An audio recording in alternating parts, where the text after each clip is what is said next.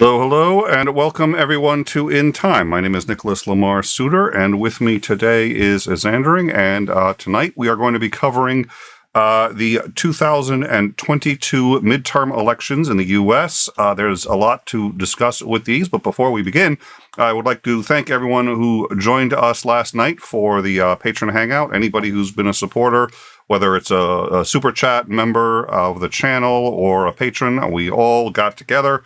It was a lot of fun. It ended abruptly when I had to go, and I said, I'm putting Xandering in charge, and everybody bailed. Yeah. Even you, by the way, Xandering. It was just like, I ain't sticking around if I'm in charge. No, you there? Speaking of people who bailed. Let me quickly just check the connection and make sure that it's not a problem on our end. So let's see. No, oh, there you are. How are you? Good. All right. I cannot hear you. Wandering the deserts of Wyoming. You're wandering the desert. Okay. No, I can hear you now. Oh, okay. All right. Like literally wandering across the desert back to my truck. Oh, okay. Well, that would maybe influence the signal some. But all right. Well, anyway, so thank you all who attended. We are community supported, and it really means a lot. So thank you all for going. We will be having another one of those next. We have them first Monday of every month at 9 p.m. Eastern Standard Time. So there's still time. You know, anybody who supports the channel, you can come on in, and sometimes we talk about the show, and sometimes we just make fun of Xandering. We make fun of Xandering. Let's be honest. I think 95% of the time it's giving Xandering a hard time. But that's what we call balanced here on In Time. Anyways, so thank you all for joining us. So we were thinking that let's get up the two of the races right here, two sets of races. We have on the left the Senate races. We're going to talk about those for a minute. In a minute, and then we have the House ones on the right. We'll also put up the governors and discuss how and why that's actually much more important than people give it credit for. Having said that, you can actually see that some of the Senate ones are already in. 2/3 of the Senate ones aren't even up for grabs. You can see those numbers are up at the top. We only elect 1/3 of our senators every 2 years. Senate is a 6-year term. However, Indiana and Kentucky, while in general they close, I think at 7 p.m., a number of their districts do close early. So they've already, Indiana and Kentucky polls in the 3rd, 5th, 6th, and 7th House districts all closed early. So some of those numbers are already coming in. And we have a number of ballot initiatives that we're going to talk about. Abortion has become a serious issue. One of the biggies that we also need to consider is Republicans have said they're going to do two things if they get elected. First, they've said universally, and all of them have different agendas, but two agendas they appear to have. The first is cutting funding dramatically for Ukraine if they get in. The U.S. today reiterated its commitment to supporting Ukraine, but that commitment only goes so far as Congress will allow. So we'll have to see what happens and if the either of the houses flip. The other thing that they've said is that they are going to start an immediate investigation of Hunter Biden. And I was curious, as entering your thoughts, and they seem pretty serious of, if they get control of the House, they want to immediately start investigating Hunter Biden. What are your thoughts on that, Xander? I'm a little mixed on that one, because on the one hand, we should absolutely know if there's malfeasance going on. And on the other hand, I'm sure that there's a pretty large political ploy in there, political machinations going on to try and appease their base and play some games. So I don't know yet. We'll see. I suspect there's more to the Hunter Biden thing than most Democrats admit. So let's start off with that. I suspect there's more there. Having said that, unless there's any evidence that his father has intervened on his behalf, which I haven't even heard the accusation, let alone evidence, and unless there's any evidence that it has somehow influenced the president of the United States, it's not the business of Congress what his son has done. The Justice Department should absolutely pursue it to the fullest extent. But it seems to me that, yeah, I tend to concur. I think it's just they're pissed that about January 6th. So they're like, well, we'll see how you feel about being investigated. And it's like, well, okay, except Hunter Biden doesn't work for the U.S. government and wasn't involved in insurrection. And not to say one is even better or worse, in terms of what Hunter Biden's been accused of, but a whole congressional, it's punitive from what I can tell. And then we've got this question, and I think that is the question: is the U.S. still going to support Ukraine after the elections? That's a very good question. If the Republicans flip either the House or the Senate, most likely the House, the likelihood is the U.S. support will drop. By how much depends on by how much they flip it by, and by how much they actually mean it when they say they want to pull funding. I suspect they mean it. I think they're being honest. I think it's more than just campaign rhetoric. It might just be that they actually fully support. Republicans of the past, in my view, would have fully supported Ukraine, especially against Russia, that have had no problems with this. They didn't have any problems with us going into Afghanistan exclusively for that reason. You disagree? No, I don't disagree. That's what I was going to say. I was like, it actually kind of surprises me that they're somehow against, helping Ukraine out. That does surprise me. Well, my hope is that it's just campaign rhetoric. I just don't think it is. I'm trying to give them the benefit of the doubt and say, look, they're just saying this to get elected, so we don't know.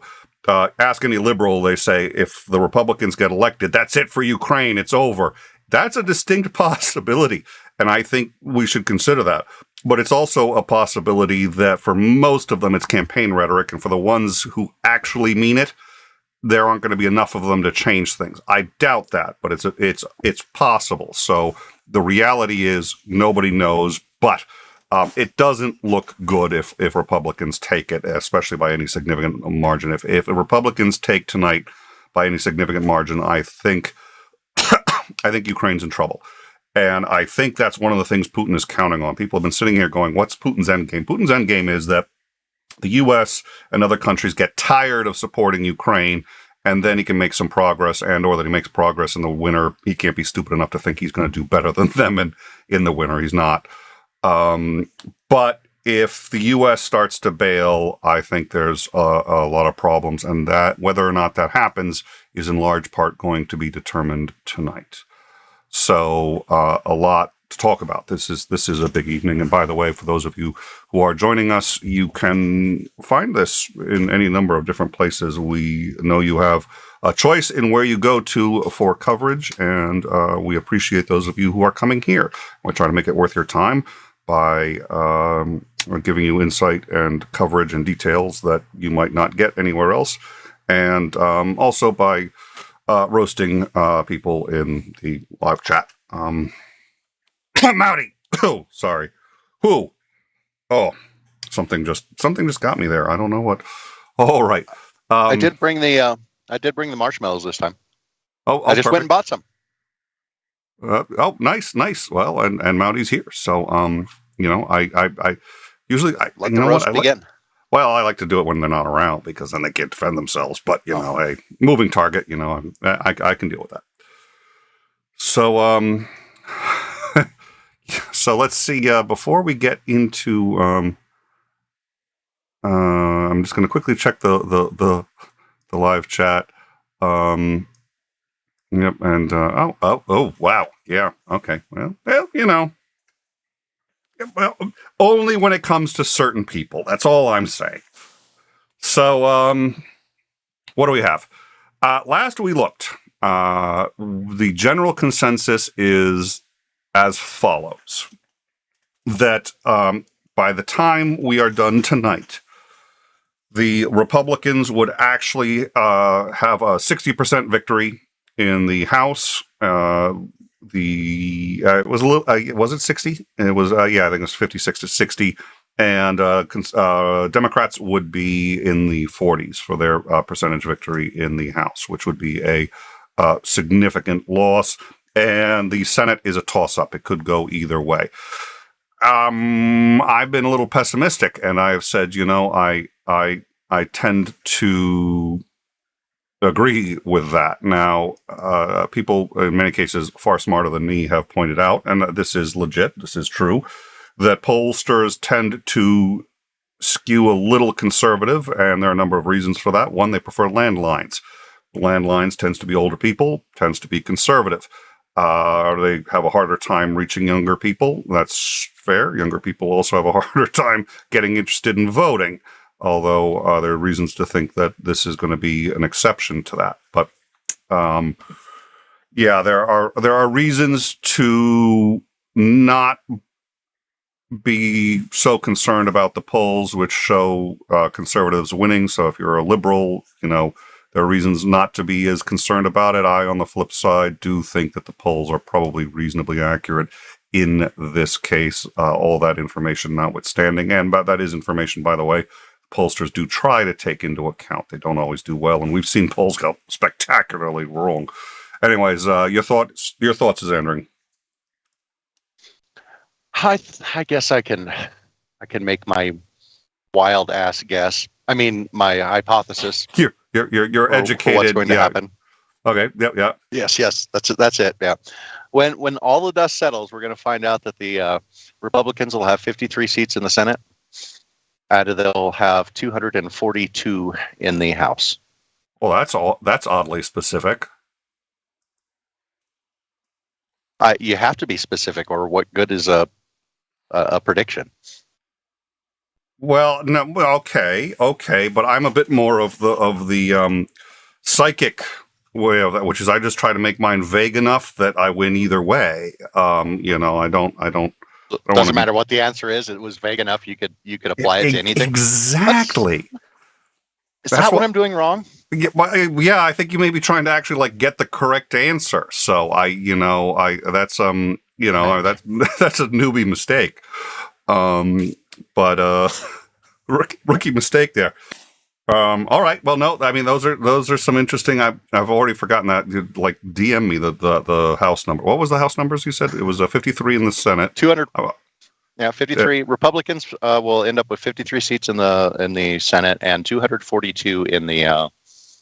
I'm gonna write that one down. I'm gonna forget it. All right. Well, 53.5. Mouty, how are they going to get half a cent? Well, I guess if it's Dr. Oz, you have half a human being. I mean, he's got half a lobe operating on, so maybe he counts as half. I don't know. So you're predicting Dr. Oz wins, and he counts as the 53.5.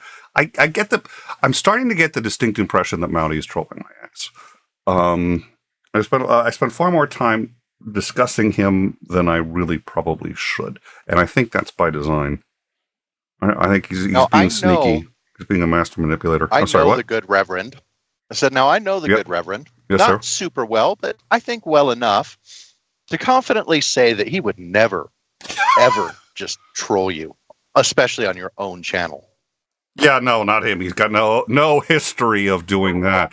Yeah, you know what? If we just put lemon bars on stream, that's it. That's like kryptonite. He's gone. You're not going to see his ass back here again. So, all right. So we already have, as I said, a couple of results in on the Senate, but we're expecting a number coming up in about 10 minutes. I also want to talk about the governors, and we'll alternate probably the right window there that you see. We'll be alternating that one with the governors.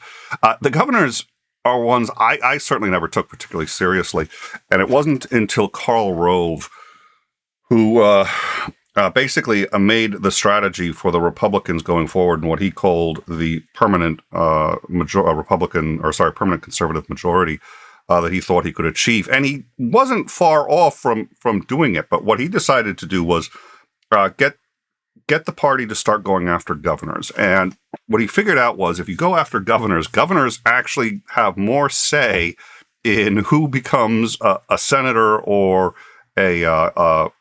specifically who goes into the House, actually, than just about anybody else in the state. And the reason is because they usually have control over districting.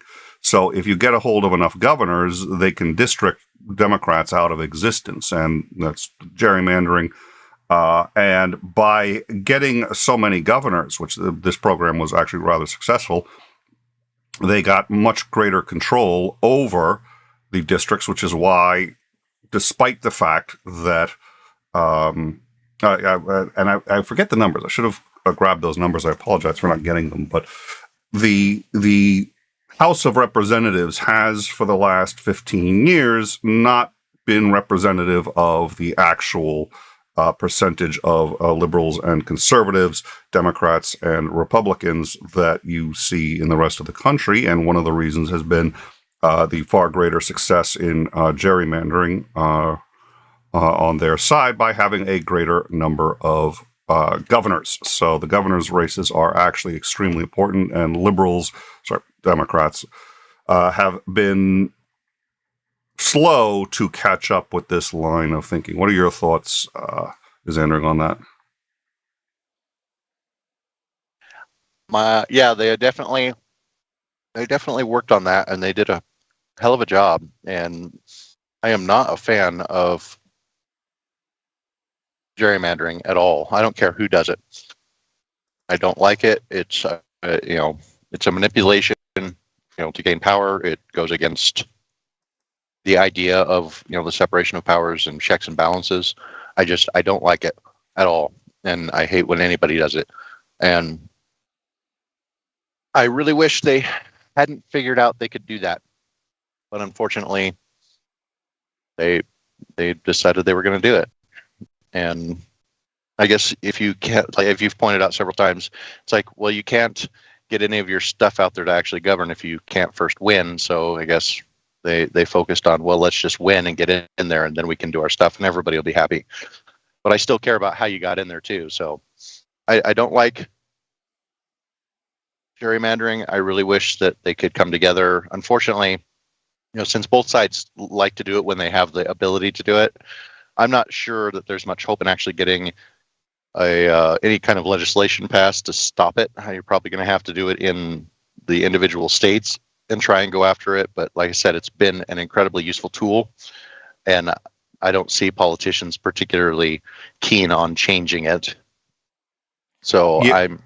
I don't think we're going to have that's going to really shift very much until we have enough, ground support, people demanding, no, we need to stop this, and we need to actually, regularize districts so that you're actually representative of the area that you're supposedly representing, instead of looking like a damn headless snake twitched out on the lawn.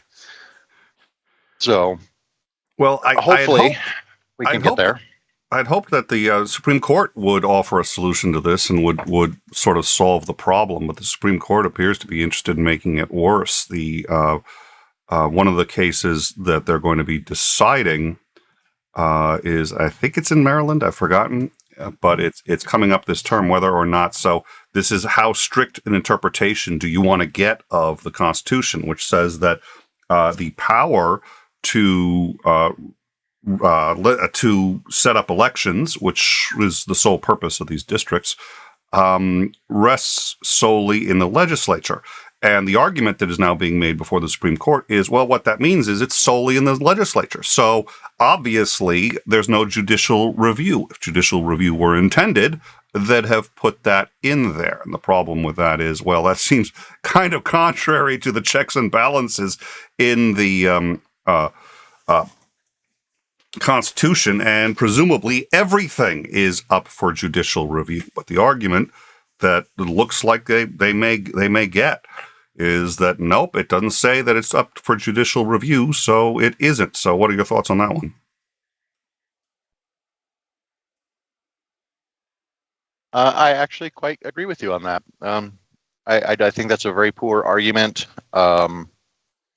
because there's several powers that are delegated by the Constitution, and yet none of those powers, not one of them, is universal and unquestioning and unchecked. It's like anything the legislature does is open to judicial review. mean, that's the way the entire system was set up. So I happen to agree that, I think it's a weak argument, but let's see where it goes. I guess it's kind of hard because, I do. Go ahead. This court has been interpreting things so narrowly. I mean, the most narrow interpretation of absolutely everything. It's terrifying to see this in their hands because this. I agree with what you said. I think you hit the nail on the head. You're not going to get politicians to fix the gerrymandering problem, but it is absolutely in the power of the Supreme Court to fix that. That's what they're facing now, but it looks like instead they may just go the other way, which is my mind is so blown at this point by what they're willing to do and how narrow they've been interested in interpreting the Constitution. I mean, we're going back all the way through every single piece of liberal legislation except Loving. Nobody's going to touch Loving, Thomas. Don't worry, sir. Your rights are intact. We're taking everybody else's but yours. I wouldn't want Justice Thomas to think that anybody's going to make him play by the same rules as everyone else. Anyways, everything short of Loving is on the table. Yeah, that's wow. All right. I'm torn on these a lot of these topics too, because I do believe that when the judicial review of laws occurs, that the law must be taken as it was written, when it was written, and that's the end of the story. It's not up to the judiciary to decide whether or not this is a good law or a bad law. The judiciary is there to decide whether this is a legal law. Do you have the authority to make this law and enforce it? And have it enforced. And if you don't like the law, then you need to have. That's what the legislature's for, to overturn it. The people need to tell the representatives, "No, this is a bad law. We need to fix it." That's how everything is supposed to work. And I realize that because of all of the different political machinations that have gone on, plus just how everything has evolved through time, the granting of extra powers that I don't see warrant for in like the Constitution, that we have apparently had no problem with say like the legislature doing or the executive doing. It's like we've kind of let it go and said, look, you guys just, you guys govern us, make sure our lives are okay, and if they're not, we'll be mad and we'll vote a different president next time. If we like you and things seem to be going okay, then we'll vote for you again. We seem to the citizens have really kind of abdicated their responsibility to maintain the ultimate control over their elected representatives. And our lives are busy. I kind of understand there's so many things out there that you have to try and become an expert on to make really good informed decisions. And the point of a representative is like, look, you're supposed to know these things. That's why you're running for this job. You can dedicate your time to looking into all of these things. And if you don't specifically know, okay, you'll hire some, experts in different fields, and then we'll trust that you will exercise your better judgment. But then we just kind of completely lost the ball on that. It's like we went from, okay, we'll trust you to make these decisions, but we're going to keep an eye on things, to, well, if my life isn't going good, then, it's Congress's fault. Or if this outrage thing that I don't agree with has happening and I think it should be banned or it should not be banned, well, we need to get the Congress to pass a law instead of, it's like we've completely gone away from trying to do things on the state level. And I understand why. It's really hard because there's 50 of them, where you can get one law passed at the federal level and it applies to everyone. Whereas, if you try and go on the state level, you have to go to all 50 of the states and try and make the argument in all 50 states if it's a nationwide group. But it just makes things a little bit more difficult for me because I still believe that laws should absolutely be applied as they're written when they were written. In other words, word uses change over time, and so you need to look at when was this written and what did the words mean when they were written, and that's what the law means. And if you don't like it, then you need to go through the process. We have a complete process to overturn that law, repeal the law, change the law, etc., including all the way up to the Constitution. It's just a hell of a lot harder, and I think that we need to start figuring out how we can get more people together to start really focusing on, hey, especially if the judiciary is going to start interpreting things incredibly narrowly, like strictly just what the exact words say, and not giving any kind of, well, we can kind of know what they meant, by all of the surrounding documentation around, like, for instance, the Constitution. Then we need to start getting people together and say, okay, well, we need to start passing some, constitutional amendments. It's like, if you want to start doing some of this stuff, then start passing some constitutional amendments, and let's get the absolute authority together to actually do those things. And then you can't really question it too much. Pass a constitutional amendment that says, hey, abortion is healthcare and is, I just suddenly thought, why do I hate when I do that? Is a bodily rights issue. That the mother's bodily autonomy trumps the child's, the baby's, then we can codify that in a constitutional amendment. Well, people will probably still argue about it, but now we have a constitutional amendment. It's not like they can do legal challenges to it anymore. So I think we need to get back into, look, there's a process here, and we really need to start using this process. We keep trying to shortchange things and getting mad, and we're getting divided. And I'm not sure that any of those things are going to be a good thing. There is a process, and I think that we really need to focus on trying to stick to the process. All right. I'm sure that's going to come back up. And in fact, we're going to talk about abortion in just a minute, because that is a ballot measure. And that was the other thing I failed to mention, is we're going to discuss a few ballot measures. There's some interesting ones pertaining to abortion that are coming up. So we'll talk about those. I think 6 states have significant ones that are coming up. So let's talk about that. Those should be decided today. I also want to talk about Trump, who did something rather interesting yesterday. It's just oh dear Lord, I swear he's 12 years old. He is 12 years old. But we have a $5 super chat from the Sinister Porpoise. Let me get that up here. So thank you so much, Sinister. Let me, there we go. So thank you so much for your continued support. We really appreciate that. So thank you. 70% of this is for Xandering's college fund, so that he can be a gender studies major. Yes, that decision was also made last night at the Patron meeting, was that we are, In Time is now fully dedicated to making sure that Xandering gets his PhD in gender studies. That is going to be, I think, a long-term goal here. So congratulations. So Sinister has now started us out. I'm sure you're thrilled. So thank you so much, Sinister, for your continued support. And that'll be that's got to cover at least the pencil for me to start trying to take notes. Not quite enough to buy a pen, but I think I can get a pencil for that. This is a long-term goal. I'm sure we're going to end up sending you to a state college. I'm sure. But I will find one that's got a PhD. Why go that high? Let's not shoot that high. Let's start at like a backwater community college, because that's the best bargain buck right there. We'll start there, and then we can start looking at where the best deal is to try and get the gender studies PhD. Perfect. I'm all for that plan. So now we should have a few coming in. I'm getting CNN faster than I'm getting AP.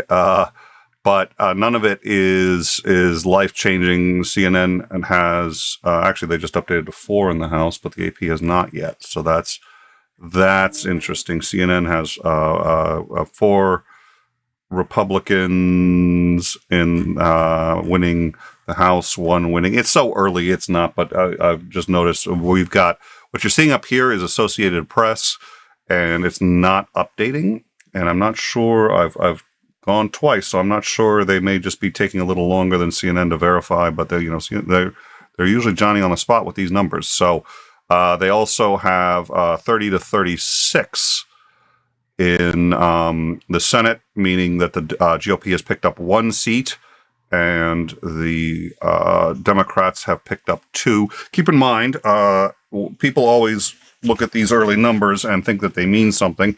They do, but only in the context of right now you're getting the East Coast coming in, and the East Coast tends to be more liberal than what you find in the Midwest, which, because of time zones, takes at least another hour to come in. So we're going to see liberals doing very well early on, and then we're going to see conservatives catch up as the Midwest closes their polls. So how well liberals do might be able to tell you something once you accept and realize that you are expecting them to do better. So, yeah, I'm a little. Oh, yeah, there we go. Associated Press is kicking up now, so they've given on the House side, they've given 2 to the Republicans. So, in the U.S., I mentioned this earlier, and I just want to make this clear. And I know 90% of our audience is American, but we don't assume they're all American. In the U.S., 2 branches or 2 houses of Congress. First is the House. And in the House, everybody is up for re-election every 2 years. There's over 400 of them. Every single 2 years, they're up for re-election. In the Senate, only a third of them every 2 years. It's a 6-year term, and they alternate. So there's already a huge number already decided. That's why, let's see, those numbers right there, so many are already filled in. It's because they're not changing. They weren't actually up for election this year. But you can see we are getting some numbers in. We all want to see if Dr. Oz wins. If Dr. Oz wins, I think we're going to call it. Civilization is over. If you're the U.S. had a great run, but I'm not, and I'm only how much I haven't figured out how much I'm kidding about that. That's if Dr. Oz wins. Oh boy, yeah. Yeah, I don't know that. I hate to. Yep. I realize that Dr. Oz winning is a kind of a canary in a coal mine as to the health of our actual republic. However, it's a trailing indicator because Pennsylvania made some really weird kinds of stops. So we may not get whether he actually wins tonight or not. It may take a little while. And they've admitted now it really is a toss-up. The fact that it's even a toss-up, the fact that he's really in the running, he's not from there. He's from out of town, which I wasn't a big fan when Hillary Clinton did that in New York. I mean, Hillary Clinton moved to New York so that she could be a senator there. It's like, okay, come on. Having said that, there's so much else wrong with the guy. I can't but Trump's. This is going to be seen in large part as a referendum on how much pull does Trump still have. He's endorsed a lot of these candidates. He made sure that he mentioned a lot of them again yesterday.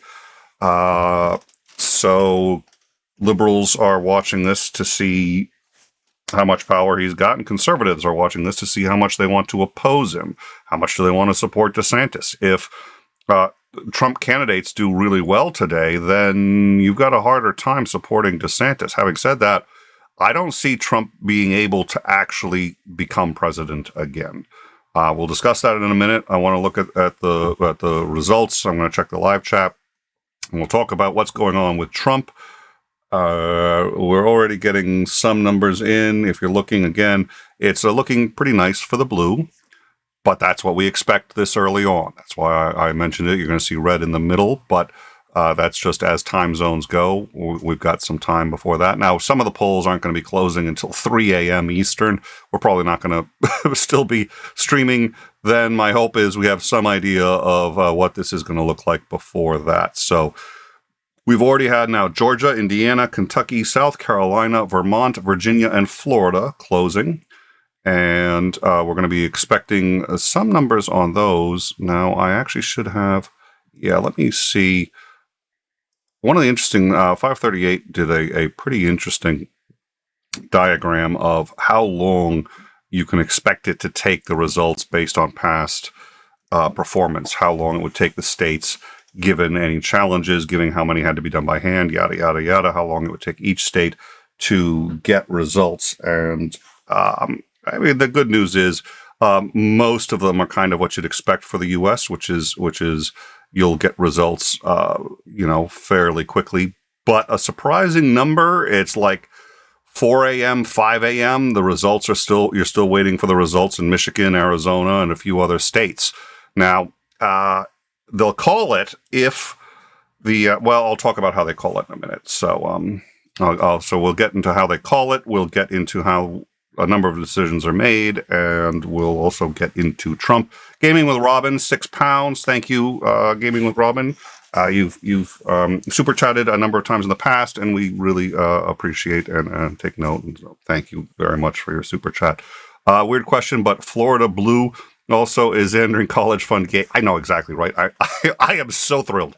We're actually trying to turn him into a socialist, and we figure the first way to do that is you send him off to college, and his professors will just brainwash him, and it'll be great. We're working on it.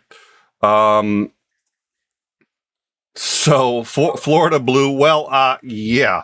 Let's see. We're also wait before you get to Florida Blue. We're also going to document the whole process as a study to find out just how we can influence other young. Well, I guess I'm not so young. Influence other people. So we're doing a whole study. Yeah, I think it's a great plan. Clockwork Orange, I think, is what we decided to call the study.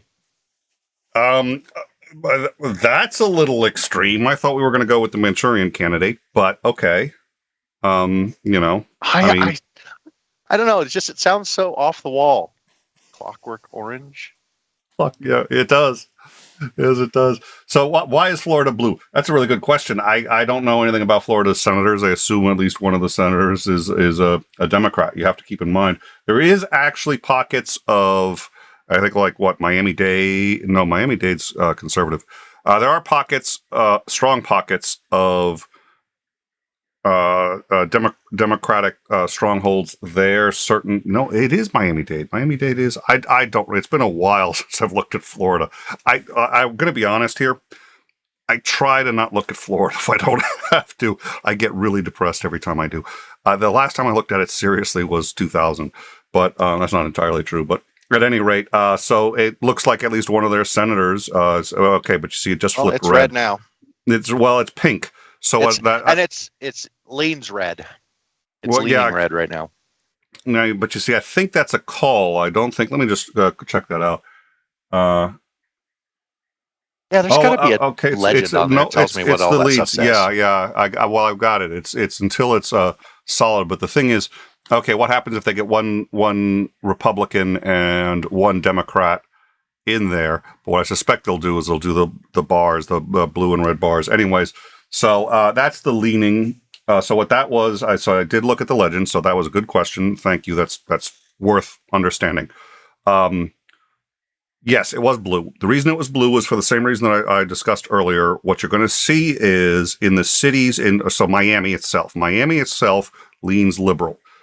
Miami is going to get their numbers back faster. They have more money to spend on voting machines. Most of those machines are connected. They're all going to be electronic. They're not going to have to do any hand counting, and they're going to get their results very, very quickly. In the more rural areas, it's going to take longer. Democrats tend to do well in the cities. The suburbs and the rural areas tend to vote conservative. So you get blue often first in most of these states. So they were reporting the blue. It's red now, and Florida's not as conservative as people like to think it is. But we'll see. It may flip a lot back and forth, but again, we're going to see a lot more blue early on, and then it's going to go to red. And we're going to talk about a bit more about some of how these numbers are calculated, because that's worth understanding.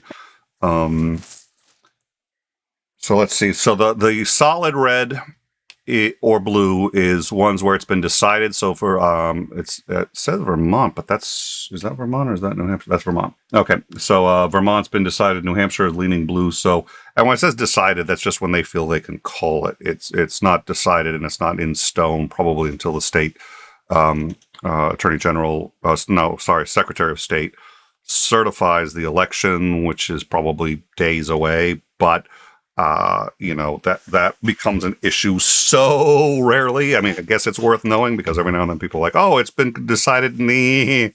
No, but for most intents and purposes, yeah, it has. Christie's ahead of DeSantis now. Okay, we'll get into that. So, yeah, basically they're going by precincts reporting. So how are these numbers calculated? It's a good question. And again, it's actually really worth knowing. A lot of it is by exit polling data. Now, that data is usually reasonably reliable. People who leave are often willing to say how they voted. They don't have to, and they don't often, and on occasion they probably lie, but for the most part, it's actually rather reliable. What they do is they go by the exit polls, they poll people as they're coming out, and they say, how'd you vote? They get enough of that data, and they're not 100% sure, because it's not binding. Again, they might have lied, but the more data they get, the more sure they are that they know what the results are. Past a certain point, they're willing to call it. Have they been wrong? On occasion, but you can usually judge the quality of a news organization by how often it gets it right, how often they end up having to issue a correction, or they just say something that's dead wrong. Everybody wants this as fast as possible. You're watching in time right now. I would like us to get you that information as fast as possible so you can go and say, oh, you were watching CNN. You know who had it before CNN? In time.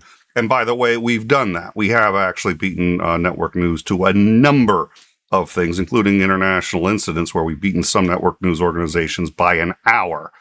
At any rate, having said that, we also want to get it right. Getting it right is really important. There's a tension there, because there is a very strong urge to get it right, to get it first or get it as quickly as possible. But it really doesn't count if you get it wrong. So I'm looking at several different news sources. You are seeing up here the ones I find most reliable, which is Associated Press. They tend to take a little longer than CNN and others. They usually, sometimes they beat CNN for speed, not always. Again, there's a tension between speed and accuracy. So you can go, when you've got polling data, the exit polls on 10% of a county. You could go with that. That's unwise. They each have their own standards for when they call it. If you really wanted to be a wonk about it, you could get into the standards, and a lot of them publish their standards. They say, okay, this is how much of the polling data has to get in. This is how much it has to concord with previous expectations, yada, yada, yada. It's statistics. It's cray-cray. It's get into it if you want. We're not going to get into that right now. But that's how it's figured out. So it's figured out by exit polls and going with historical polls. And some of these are pretty easy. It's you're not going to see, whoever's, I forget who's running in Massachusetts against McGovern, but nobody's going to beat McGovern in Massachusetts. It's not going to happen, at least not in this election cycle. So that's how they go with these numbers. And now, rather than just go with, okay, we're predicting the results, they give you the light blue, light red as an indicator of how they see it going at any given point. They're not ready to call it, but they're showing you which way it's leaning. So that's what it means. And most of it is not based on the official numbers. Sometimes they'll have it come in on the official numbers. Sometimes they'll wait until they get the official number. Until a state official tells them. It's not the official numbers until it's been certified. But again, that only matters in elections. The only time I've ever really seen that matter is when a president is running for re-election and he decides he's going to try to steal the election by getting certified votes thrown out. I've only ever seen that happen once, and to the best of my knowledge, that has only once ever happened in U.S. history. That aside, any thoughts, Andrew, before I go on? And then I'm going to talk about said individual in just a minute. But any thoughts before I do that? Yeah, I have an upset prediction.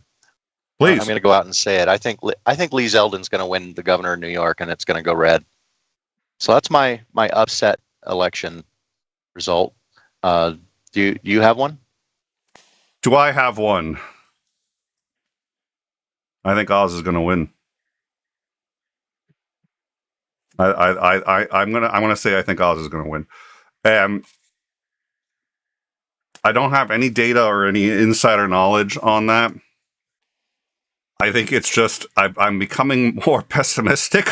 So I'm just sitting there going the fact that it's close, the fact that it's as close as it is, I think Oz is going to win because we just seem to have that kind of of it's been that kind of 2 years. It's been that kind of 4 years. I think he's going to win. I think he's going to win. I hope he doesn't. But that's it. Yeah, sorry. Yeah, I shouldn't even speak it. I know. Yeah, I know. Sorry. They call it an upset prediction because it upsets a lot of people. I don't even, I said it and I could feel like a micro stroke coming on just by saying it. I'm not, I'm not pleased. But all right. So, yeah, there you go. That's my upsetting, prediction. Trump. Speaking of 12-year-old children, and by the way, I was really thrilled. Okay, so I have 2 BAs, psychology and philosophy, because I said to myself, I really want to be unemployable, and the psychology one with a BA in psychology, all you can do is go on to get like more advanced training in psychology. Then you can do something. With a BA in philosophy, there's nothing you could do. You can. The best thing you could get a PhD in philosophy if you want to, but what that prepares you for is to be able to say to people that you meet every day, would you like fries with that? That's what you can do with a PhD in philosophy and teach. Anyways, so, Dick, good to see you, Dick. Thank you so much for coming. Thank you so much, Dick. It's good to see you. So, I looked at now. I also have a degree in education, so I'm a certified teacher, and you make certain kinds of psychological assessments on children. And I looked at Trump, and this was not. I wasn't like this wasn't me being pissy or anything like that. I just said, okay, psychologically, he bats in at about 12, based on my sort of understanding of human psychology. Psychologically, he speaks at about the age, as you would expect a 12-year-old to speak. He puts thoughts together roughly at a 12-year-old, and his emotional responses are very similar to a 12-year-old's emotional response. That's just the way it is. And I was just thrilled that like a PhD came out and said, yeah, we've analyzed him and put him down at about 12. I was like, yes. So, there's nothing to be proud of, I suppose. It's just the whole U.S. suffers on that one. But yeah, he's psychologically, he's 12, and it's one of the few things I'm actually qualified to say. So I'll say that. He's been wanting to announce his reelection his reelection. He has been wanting to announce that for a while too, but he's been wanting to announce that he's running for president for a very long time. He's wanted to do it at least since January. And he's been chomping at the bit, and he almost nearly did it. The reason he didn't was because the Republicans desperately didn't want him to. He's so unpopular and he's so polarizing. They knew if he ran, it would damage their chances in the midterm elections. So they said, you have to wait till the midterms. They can't make him wait. They can't make anybody wait. Nobody's going to make Trump wait. So they threatened the shit out of him. And I mean, they really threatened him, and it was bold. It was public. Wow. And what they did was they basically said to him, they said, okay, look, the RNC are paying your legal bills, which they are. They had a fund to pay. I think they contributed about $100 million to Donald Trump's legal bills. $100 million. And what they said was, here's the problem. If you're running, we can't pay your legal bills because we have to seem impartial. And we'd love to see you win, and we all love you, but we have to at least appear impartial, which means we're not going to pay your legal bills if you announce. That's it. That's what they said to him. And it worked. He chose not to announce. Now, what I find interesting is they will still pay those bills if he announces after the midterms. He just has to wait for the midterms. How that affects fairness, I don't know. Except that really this was code for you're not going to announce until after the midterms so that we have a chance of winning them. Yesterday, one day before the midterms, this is where the 12-year-old psychology comes out. Just like, oh, tell me you're a 12-year-old without saying you're a 12-year-old. Yesterday, he says, okay, these are the candidates that I endorsed for the midterms. Just a reminder for everyone. And right after the midterms, I'm going to have a big big announcement. I'm making a big announcement. And he all but announced. Everybody carrying it was just like he essentially announced without announcing. He can't wait. He cannot wait. So he is going to be announcing very, very soon after this. I'm surprised. I'm not kidding. I'm surprised he didn't wait until 1 hour after the midterms. Which begs one other thing I forgot to say, but let me hit the live chat real quick. I know somebody's got a PhD in philosophy. They're a math teacher, yeah. And I kid. And sometimes I do regret not getting into philosophy more. I always really enjoyed that. And I actually had, almost had a paper out on my freshman year. So, listening while at work, need a drink. Don't we all, yeah, I need one too. All right. So, what was I going to say? I did mention one other thing. It's illegal for any news organization to release the exit poll data and make official projections before the polls close. So, there are states here that we already know are blue or red. We know it is not up for debate. It's going to end that way.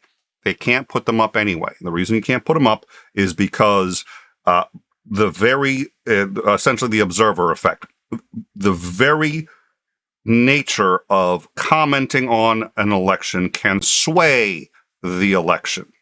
So people don't want to vote for a candidate who's going to lose. If you know he's going to lose, people are less inclined to vote for him. So they don't allow people to come out and say what the projections are and to make any official projection until after the polls close and nobody else can put their ballots. Then you can say, yeah, this person's going to win or that person's going to win in whatever given state. Obama was always going to win Massachusetts. Everybody knew that. Everybody knew there was a whole bunch of states he was going to win. Still not allowed to turn those blue until polls close. The second polls close, even with no polling data, they just turn it blue. They're like, boom, he won. End of discussion. And they've never really had issues with that in decades of doing this kind of work for every election from governor to president of the United States. So that's roughly how it works. And that's just to give everybody sort of an idea of how and why. Sometimes you'll see these turn blue. Sometimes they'll be colored, light colors, dark colors, whatever. So now let's just see here. I've got one or two things going on. So do you have any thoughts, Elon Musk? Yeah, I'm going to make it to him in a minute too. But do you have any thoughts, Zandering, before we continue on here? I think you should be very careful about talking about what you're qualified to actually opine on, because we don't want to start listing what qualifies us to actually opine on any of this stuff, or I might as well just go home. Well, I say you're qualified to opine on this stuff, so we're good. I'm just giving opinion. It's just my opinion. Yep. Well, exactly. Well, no, I'm as a teacher, I'm actually qualified to opine on the. Now, technically, it's supposed to be the mental age and capacity of students, and Trump has never been a student of anything, to the best of my knowledge. But yeah, I still get to say he's 12 years old, emotionally and intellect. There are different ages there, and there are different kinds of, and he's 12 all around the board. We are probably going to discuss Ukraine in just a minute as well. So it was Ukraine, and okay, so what's on the ballots? A number of states also put things on the ballot every 2 years. There's an election, so some states just allow people to put what they want on the ballot. You get a certain number of signatures, boom, it's on the ballot. In some cases, the people can't do it. You need to go through various legislative steps. In fact, actually, one of the states is trying to change that and make it so that they can do referendums just from the public. It turns out, if you're in the UK, you had this thing that most people haven't heard of called Brexit, which is a very good reason why you want to be a little careful what you let people vote on. But That's for Dick. All that notwithstanding, no states are having on, to the best of my knowledge, any ballot initiatives that would ban abortion. 2 states, and I'll get which 2, I've forgotten which 2 they are, but it's 2 of them, do have. Oh, yes. I'm sorry. I got distracted. This is a good one. As a substitute teacher, I'm qualified to run the VCR and the projector. Yeah.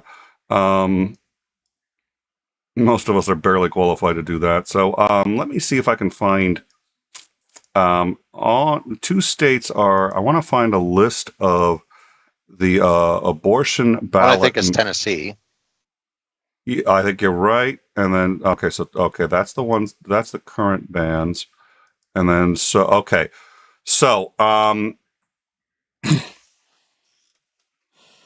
Kansas. Kansas has a measure up that would amend the Kansas state constitution to say that the Constitution declares a right to an abortion, and the government cannot. The state legislature does not have the power to pass laws regarding abortion, or to say that nothing in the state constitution grants a right to is it either or on that same amendment? That doesn't sound. Amend the Kansas Constitution to state that nothing in the state constitution creates a right to abortion, or to declare that the state legislature. Oh no! So it's my apologies. I read that wrong. So let me rephrase that. So no, it's not either or. So no, what this is this would explicitly say that abortion is not protected in the Kansas state constitution, and that the state has the power to regulate abortion. Now, this would not make abortions illegal. This would not actually regulate abortions. This would simply say that they are not a constitutional right in the Kansas Constitution, and that the legislature can legislate them. In California, the opposite is happening. In California, there is an amendment up to the state constitution that says that the state, quote, cannot deny or interfere with an individual's reproductive freedom in their most intimate decisions, and that would be including decisions to have an abortion or to choose or refuse contraceptives. Kentucky is doing the same thing as Kansas, which is basically just saying that we are amending the Constitution to declare explicitly that the Constitution does not create a right to abortion, and that it does not require government funding of abortions. Michigan and Vermont are both have on their ballots constitutional amendments that would guarantee a right to reproductive autonomy. That would be both Michigan and Vermont, and they've labeled it as, quote, reproductive freedom or reproductive autonomy. And Montana. Now this one I've seen before, and I'm a little confused as to the nuance of, but here's essentially what the breakdown is. Quote, provide in state law that infants born alive at any stage of development are legal persons.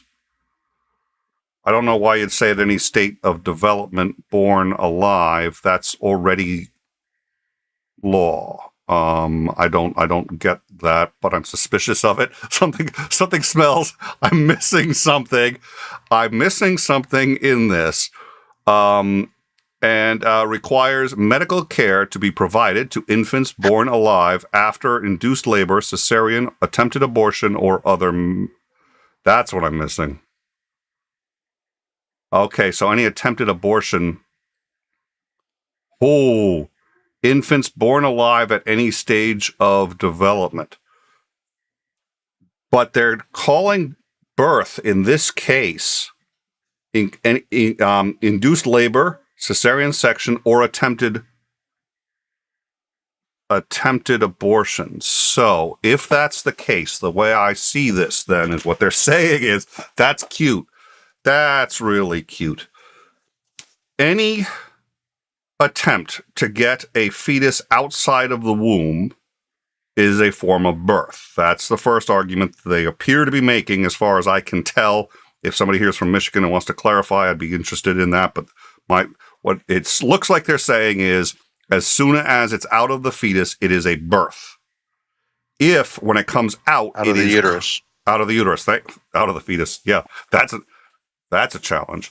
That would be a miracle. Okay, if it comes out of the uterus, thank you, alive, it is a form of birth, and the state is required to A, treat it as a citizen, and B, provide it medical care. This, oh, wow, that's tricky. So that looks like an attempted end run to block abortions, but it doesn't look, it's not 100%. That's cute. That's cute.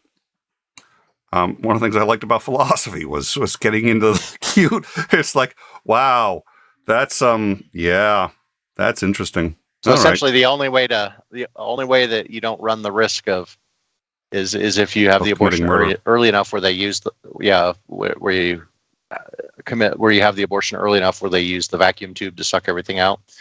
That if you have to try and induce labor or remove it by cesarean section or any of that kind of stuff, and as soon as it comes out of the uterus is technically alive at that point, you have to do everything you can do to save it, or you could be charged with murder, I guess.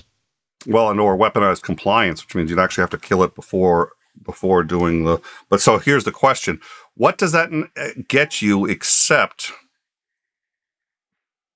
the possibility of a doctor performing an abortion? But let's just say, okay, so no, let's say, okay, so let's assume that you take a pill or something that causes you to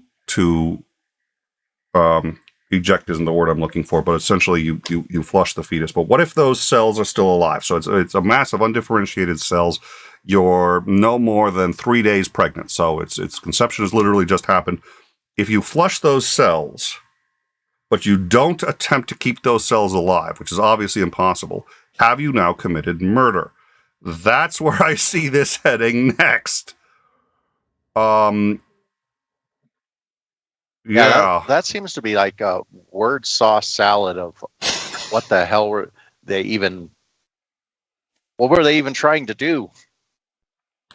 I think that's where they're trying to go with it. The thing is, they're not quite there because you're not actually culpable until it leaves. But as soon as it leaves, you are. But if it's a mass of cells that can't possibly survive on its own, the only next logical legal step would be, because you're the one who put it in that situation, even though it wasn't alive at the time, because it's only alive after. Wow. That's a lot of lawyers are going to have there are lawyers who are going to get rich off of that one. Wow. Huh. All right. Let me, wow. Yeah. So that's it. There's 6 states that have it up. 2 of them, it looks like, 2 are explicitly saying that they would have no state protection for for reproductive rights. So that's 2 states. Again, you have to be aware of the fact that they're not banning abortion. They're just saying that there is no protection of abortion. Presumably that's so they can ban it, but that's okay. So 2 states saying no protections of abortion, 1 state saying something. I have no idea what Michigan is saying, although I'm pretty sure it's it's not pro-choice. I'm really quite sure it's not pro-choice. Pretty sure that was Montana, not Michigan. Oh, Michigan. You're right. It was Montana. Thank you. I closed that out. That was Montana. Thank you. I appreciate the correction. So yeah, but I'm going to stand by. That's not pro-choice. And let's see. What was the? Okay, let me actually hold on a sec. Sorry, I get a little. I just had a notification come up, and I just checked it, and then I lost my train of thought. So I do apologize. Okay, so that's essentially where we stand on abortion. We're going to do a recap of that, some of the figures that we have coming in. And are you able to make heads or tails of that word salad? I think you got it right. It's just words. I don't. No, I've got no idea what they're trying to do. And and it's like, and I have family that live in Montana. I live close to Montana. You'd think I would have a little bit better idea of. No, I don't have any idea what they're even trying to accomplish. I don't even know what they're trying to say. It doesn't sound, and whenever that happens, it's like, okay, well, this is very poorly thought out. If people can't even figure out what the hell you're talking about. Well, and I always get suspicious. I don't get it. I'm sure you get even more suspicious of, it's like when they do that, it's sort of like I feel like somebody's about to try to pull the wool over my eyes when I don't understand what they're saying, and I certainly don't understand the intent behind what they're saying. I get suspicious. That's one of the most fucked up laws I've ever heard of. Wow. I'm going to have to talk to somebody from Montana and figure out what the hell that's supposed to mean. I don't think the people of Montana even know what that's going to mean. I think you're... I mean, Montana is not known for its halls of academia. Go Grizz, I guess. Who in the hell is even going to be able to figure out what that even means to vote on it in any kind of informed way? I don't know. I do want to see what that comes in, though. I want to see that vote. I want to see what that comes in on. So we're gonna deal with the So for those of you just joining us, what are we covering, and what's going on here? This is the midterm elections. The reason they call it the midterm elections is because we elect a new president or re-elect the old one every 4 years. That's a presidential term every 4 years. But every 2 years, we hold elections for other branches of government. Specifically, we don't elect the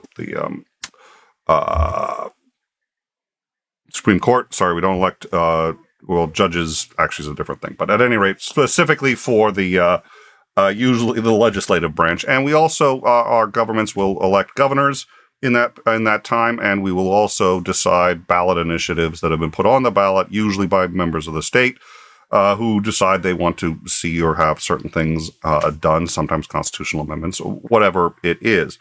Marijuana being legalized was one of the ones that became very became the cornerstone of marijuana becoming viewed as at least legal and not having the federal laws enforced by the federal government. It also was how we got gay marriage, but believe it or not, it was by the state of California banning gay marriage in a ballot initiative. California is one of the states that most likely, if you were going to say what state is going to make gay marriage legal, you'd have said California. They banned it, and they banned it in order to get that before the Supreme Court, where it worked, and it completely revolutionized our understanding of the law regarding that. But that started with a ballot initiative. So those are the ballot initiatives. So we're going to be looking at governors. Governors are more important than we've given them credit for. And they're more important because governors help determine districting. Gerrymandering has become a huge problem in the U.S. So who controls the vast majority of governors and also the agenda of the, I've forgotten what it's called, but essentially the caucus of governors.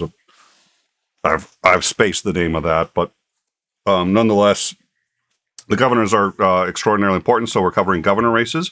We're covering races for the House, the Senate, and various ballot initiatives. Now, the House and the Senate are going to be important because it's going to determine how much of Biden's future agenda goes forward, but more importantly, it's going to determine whether or not for example, the January 6th Commission can continue its work. It's going to determine whether or not there's going to be investigations into Hunter Biden and any one of political opponents that conservatives wish to investigate. And it's going to determine whether or not the U.S. is going to continue supporting Ukraine and by how much.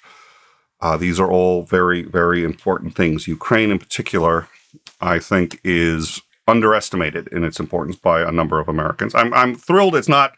There are more that take it seriously than I may give credit for, which I appreciate. But we've discussed Ukraine a good deal in time. We will, I'm sure, discuss it again. I don't want to take up too much of our time discussing that, but I do want to say that I think if you look at who Putin is and what he's been doing, it is nothing short of early 1930s Adolf Hitler. And I genuinely mean that. I'm not trying to use hyperbole. When you take a look at how many people he has killed, had killed, and his complete wanton disregard of the fact that he's committing genocide. And he's absolutely committing genocide on several fronts, and he's been doing that for quite some time now. We don't worry about that too much in the U.S., and I understand why. The U.S. is an isolated country, actually, and it's not usually our problem until it is. And Ukraine is the bleeding edge of where a Europe and a Russia that adheres to Putin's view meets the Western view. And I think the Western view has to win that one. So it's really odd to see conservatives on the other side of that. They used to be the ones who really understood Russia the best. And I don't know how or where those conservatives went. I don't know what happened, but I do know that is a huge part of what we see on the agenda and on the table tonight. As I've said before, we're going to see more blue at first than red. That's a consequence of time zones more than anything else, and the fact that you will usually find more liberals in cities and on the coasts. And the first people the polls are going to be coming in, and exit polling data is going to come from the East Coast, and that's going to be mostly liberals. We'll see red across the middle, and then a pickup of blue again as we get to the West Coast. So any thoughts, Zandering, on anything I've said so far? Yeah, the too long, didn't listen, didn't really answer the question of why we call it the midterm elections. Answer is we call it the midterm elections because it happens in the middle of presidential elections. So that's why they're called midterm. It happens in the middle of the term of the president. That was literally the first thing I Oh, dear Lord. That was literally I said the presidential election is 4 years, but we have yeah, fine. Yeah, but you didn't. You just said, but we have an election every 2 years for things like the Senate, and then you went off on ballot initiatives and governors, and I kind of lost track totally at that point. Tuned you out. Yeah, well, I was shocked to hear I'd been tuned in for at least the first couple seconds of it. That was an improvement. I'm working on it. I'm trying to get better at my listening skills. I'm sure I don't make it easy. Oh, dear Lord. All right. Well, let me go. I'm going to check the live chat here. I got to clear those. Okay, let's see. And then, okay. Session is on, yeah. I do joke about it when Texas, when Rick Perry. So, to be clear, there's a misconception, and Titan has this correct, and you know it's true because I hate saying that, so I don't say it unless I have absolutely no choice. So there's a misconception that Texas actually has the right to secede, and that there was an exception made in order for Texas to join the Union. They were given an exception. I don't know why that's not coming up. Hold on a second. There's let me just quickly clear that out and see.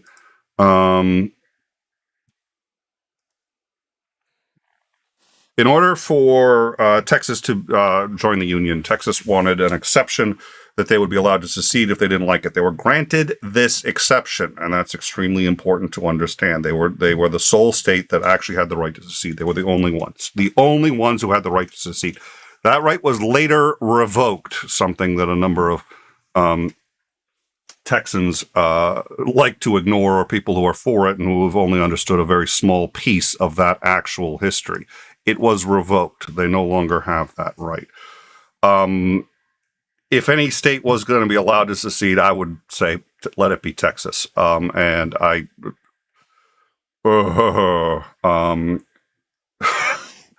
got personal issues with Texas. Texas is a trigger.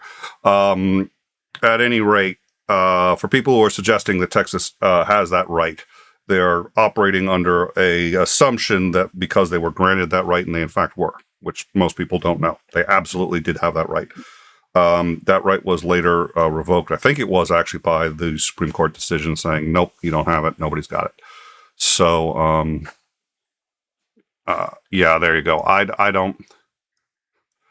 The only reason I ever thought that it would be okay if Texas seceded was because they're so smug about what would this country do without us, and we're the best, they basically think of themselves as their own country anyway, and they think they would do so well without us, and it's just like, I would kind of like to see them try. 30% of their budget comes from the federal government, and they sit there and say, well, the federal government does nothing for us. Yeah, 30% of their budget comes from the federal government. You know where it comes from? States like mine, because my state gives more money to the federal government than it gets back. Theirs takes more by a lot. But anyways, nope, that's it. I won't. They can't secede. Can they be kicked out of the union? Well, that's worth looking into. That's worth looking into if they can be kicked out. I'm sorry, what were you going to say? oh, it's kind of like that when I talked to you, talking about kind of argument fatigue, where you're like, okay, I completely disagree with your position. I've told you why I disagree with your position. You've ignored or refused to provide any evidence to counter my arguments, and I'm just getting tired of arguing with you. Fine, let's do it all your way, and then we'll see if I'm right or you're wrong. Argument fatigue. I have had that. Yeah. I've had that before, where I'm just like, okay, let's get all of the left-wing people, pick whoever it is you want to go. I almost said pick your poison, but pick who you want up there, your liberal that you want up there. Let's give them super majorities in the House and the Senate, give them the presidency, and let them institute all of the policies that they want to, and let's see if our lives get better. Incredibly dangerous thing to do, because if it all comes falling apart, which I think that a lot of things probably would come falling apart, a lot of people stand to be hurt by that. But at some point you're like, look, I've argued about why contribution to an economic system is really, really important. Why being productive in an economic system is important, because you cannot take more than an economy produces and expect it to continue to survive. It'll eventually collapse. And it's like, yeah, but it's like that. There's no but about that. That's just a solid brute fact that will happen 100% of the time. That's not even up for debate. But sometimes I get argument fatigue with people, and I'm just like, fine, let's try it your way. And hey, if it works, great. Then I don't have to worry about it anymore. My life's better off. If it all falls apart, I think I'm going to be okay-ish. It's still going to suck. It's going to suck a lot more for a whole lot of other people that you claim to care about. But let's go ahead, try it. And even without the argument fatigue, there's been several policies where I've been like, you know what, I don't think this is going to work. But go ahead and try it with or I'll support your attempts to try it under one condition. If it starts falling apart, you are willing to admit that it's not working and are willing to change immediately, so that we can avoid like a complete crash. So yeah, I've talked to a lot of people that seem to have that kind of argument fatigue, where it's like I've been making the same arguments over and over again, and it seems like we're just arguing past each other. Fine, I'm done. Just do it, and we'll see how it works. We'll certainly know for sure who's right. I think that's it. I think you're right. I think it's argument fatigue, and it's funny because I think there are serious consequences to saying that. Okay, they can secede, but I've genuinely meant it. I say it jokingly sometimes, but I've genuinely meant it, because I despise the attitude, and I despise the it's like so many. I feel like other states are working hard to pull their weight, and they're not, and they're saying that.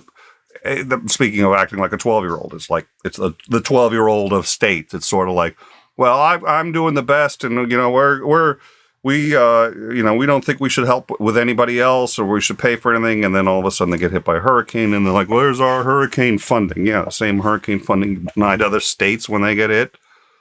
Yeah, and I shouldn't take it so personally, but I do. Sinister Porpoise, $2.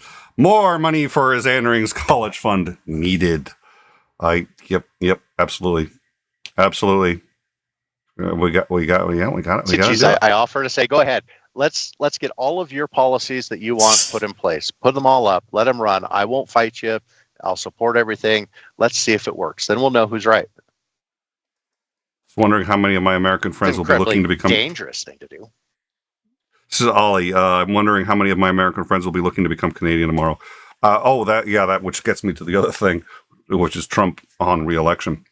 I don't think Trump can possibly win. So Trump is going to announce soon. I actually think, if I recall, he said he's going to announce on the 11th or the 12th. So he's waiting a couple of days. He has to wait until after the midterms. He has to wait because he was blackmailed by the Republican National Committee to wait. They basically said they were going to withdraw $100 million in support of his legal defense fund if he announced before the midterms. It is now after the midterms, and he already half announced last night because he was just like, he can't wait. He's chomping at the bit. I have a major announcement coming up. It's like, oh okay, down boy. So he's going to announce. I don't think he can win. It's possible I'm wrong. Technically, he can't. Technically doesn't mean what it used to in this country.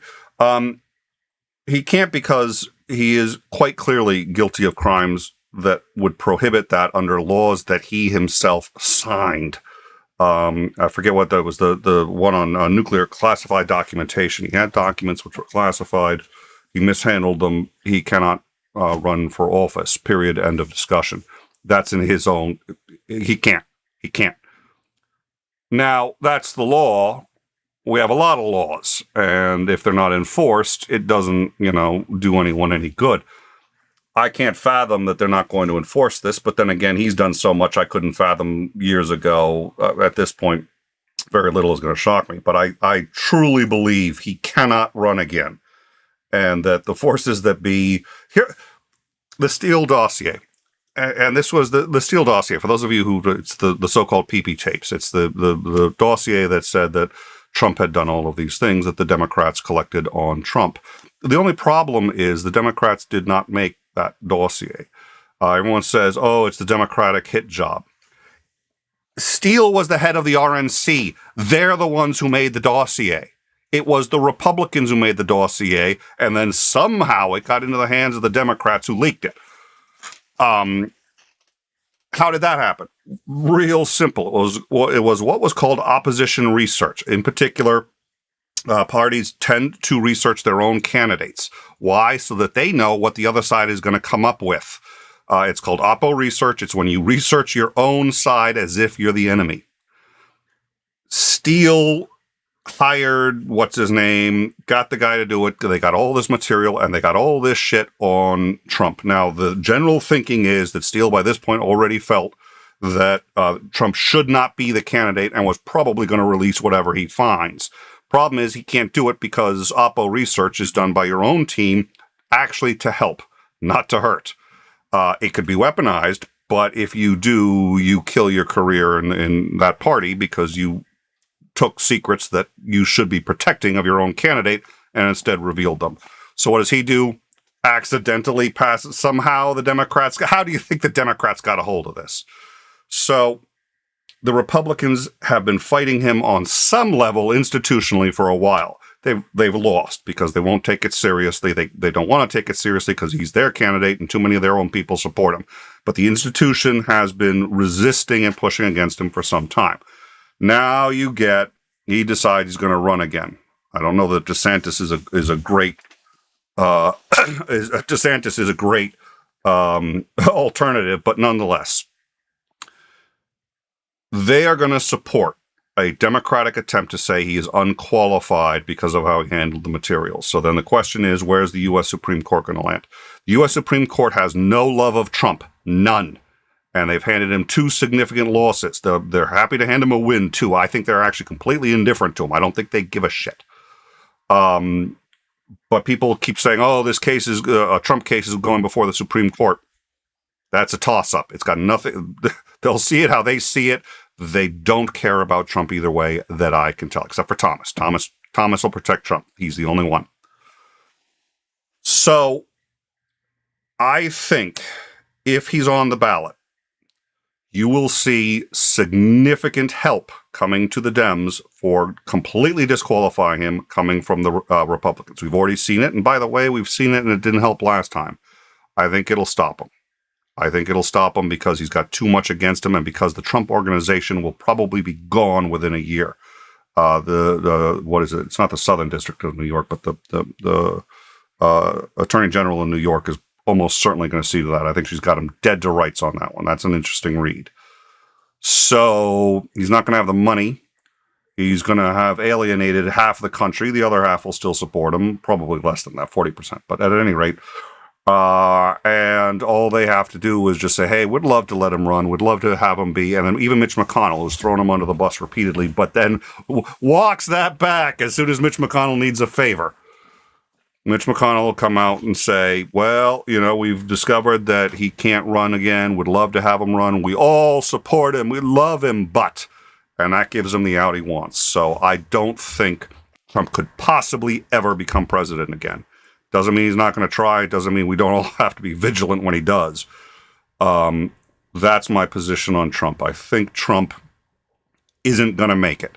I think there's enough institutionalized resistance, even from his own party, that if he won the nomination, which is possible, he would not become president. Having said that, if the Dems can't actually field someone of value, nightmare. Let's hope none of that nightmare. Thank you, Michael. Yeah, you bring up a good point. I don't know why there we go. All right. So, I don't know. Any thoughts, Zandri? Trump bad? Trump bad? Mussolini bad? Okay. Yeah. Do we have to go any farther than that? Well, there are people who are afraid that don't like Trump. I know. Oh, I did see, though, the other day, 2 days ago, I was walking through the truck stop, and somebody had a big flag. I don't know if he had it custom made, because I've not seen this flag before, or if he had it custom made, or if you can actually go buy them someplace. I'm sure you can probably buy them somewhere. But the flag said, "Don't blame me, I voted for Trump." And he had it proudly displayed. I mean, we're talking like a standard American flag size flag. It covered the entire front grille and then some of his truck, which he proudly put magnets on and pushed on the front of his truck while he was parked. And you had to walk right by this truck. He was in one of the handicap parking spots. So you had to walk right by this truck as you're going into the truck stop. And I looked at that and I'm like, well, I wasn't aware I was blaming you specifically for any of the problems that we had. And your fact that you voted for Trump means I should probably blame you for something, because that was a poor choice. All right. So I don't like Trump. I've switched there. The second window, I've switched to governors. Ron DeSantis has won Florida. In Alabama, Kay Ivey, the Republican, has won Alabama. So you can see Alabama's updated here. Florida, it's still leaning, but he's CNN is calling it for him. So I assume AP will momentarily. There's a couple of others that are still considered too close to call. Georgia is still too close to call for governor, but the Dem is ahead, but they're not calling that one. They're not calling Pennsylvania. They're not calling a number of others, and that includes also the governors and the senators. New York. I want to know about New York. Come on, Lee Zeldin. I actually likes Lee Zeldin. Rand Paul will win Kentucky. That's another one that was not a shock. They just couldn't give us that one until the polls closed. So that's we talked about how term limits. Term limits for governors is determined by the individual states. So some states have term limits or specific guidelines for who can run for governor when, but it's state by state.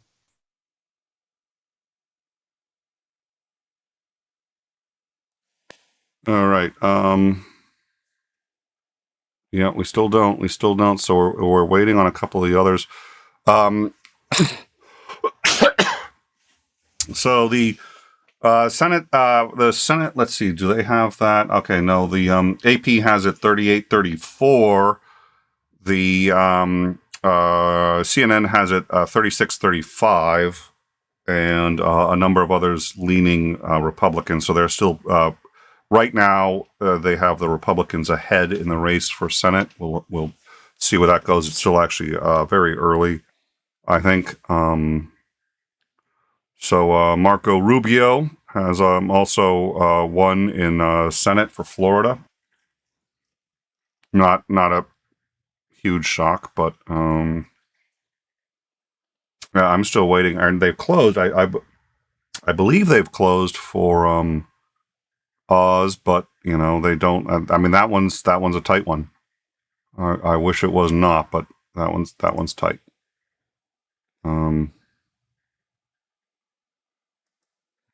See. All right.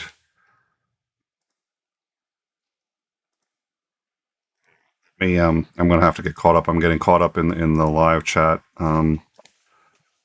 Dr. Misha Griffith has shown up, and our mods have decided that she's going to. Yep.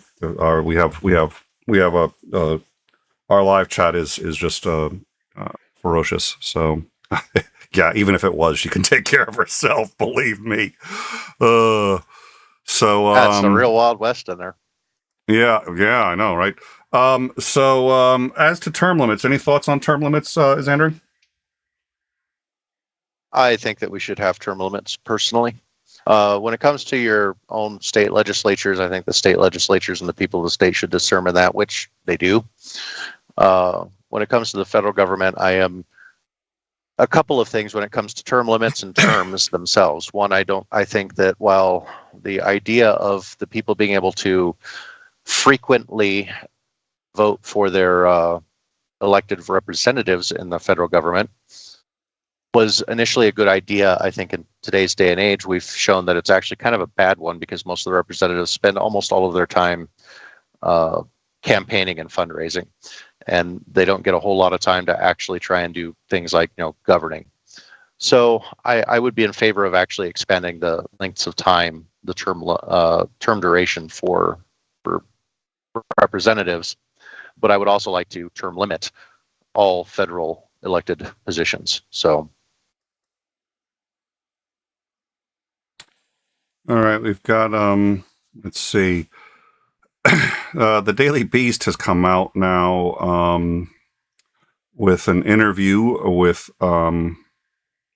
Trump where he has literally said, without a hint of irony, apparently.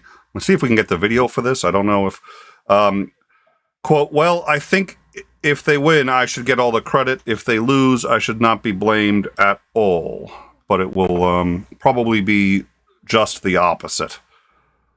He predicted that when Republicans win, he will, quote, probably be given very little credit, despite his involvement in many of the major races. Quote, if they do badly, they will blame everything on me.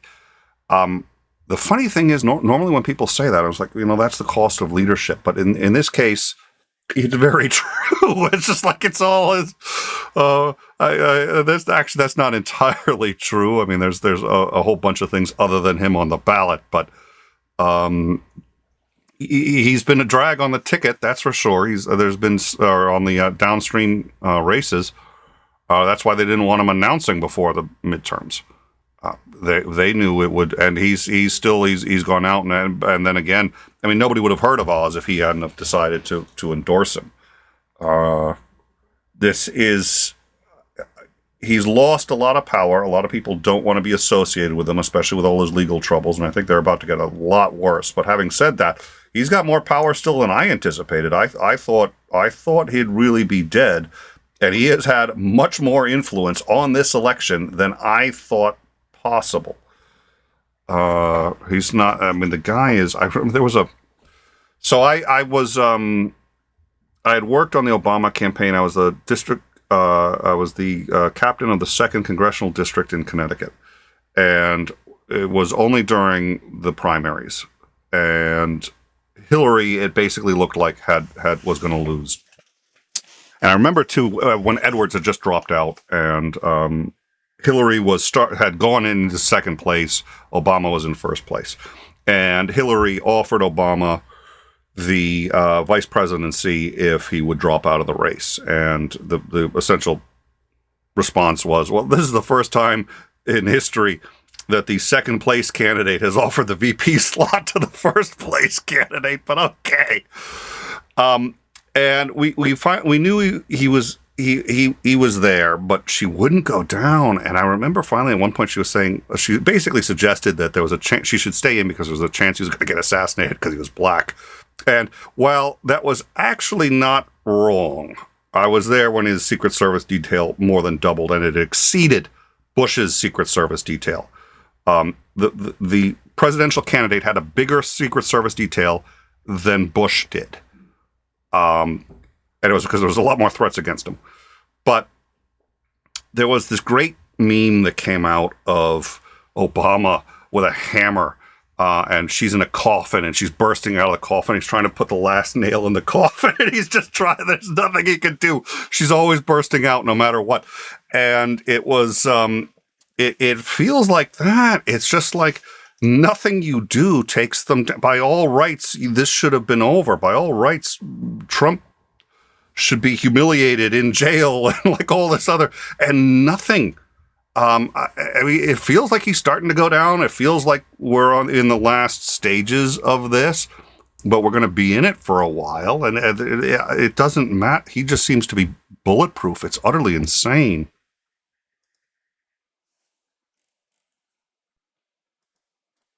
Yeah, I wish he'd go away. Just go away. You know, I think a lot of even Republicans wish he would go away, but it's just, yeah, it's not. Dear Lord. So, okay, so we've got a few more.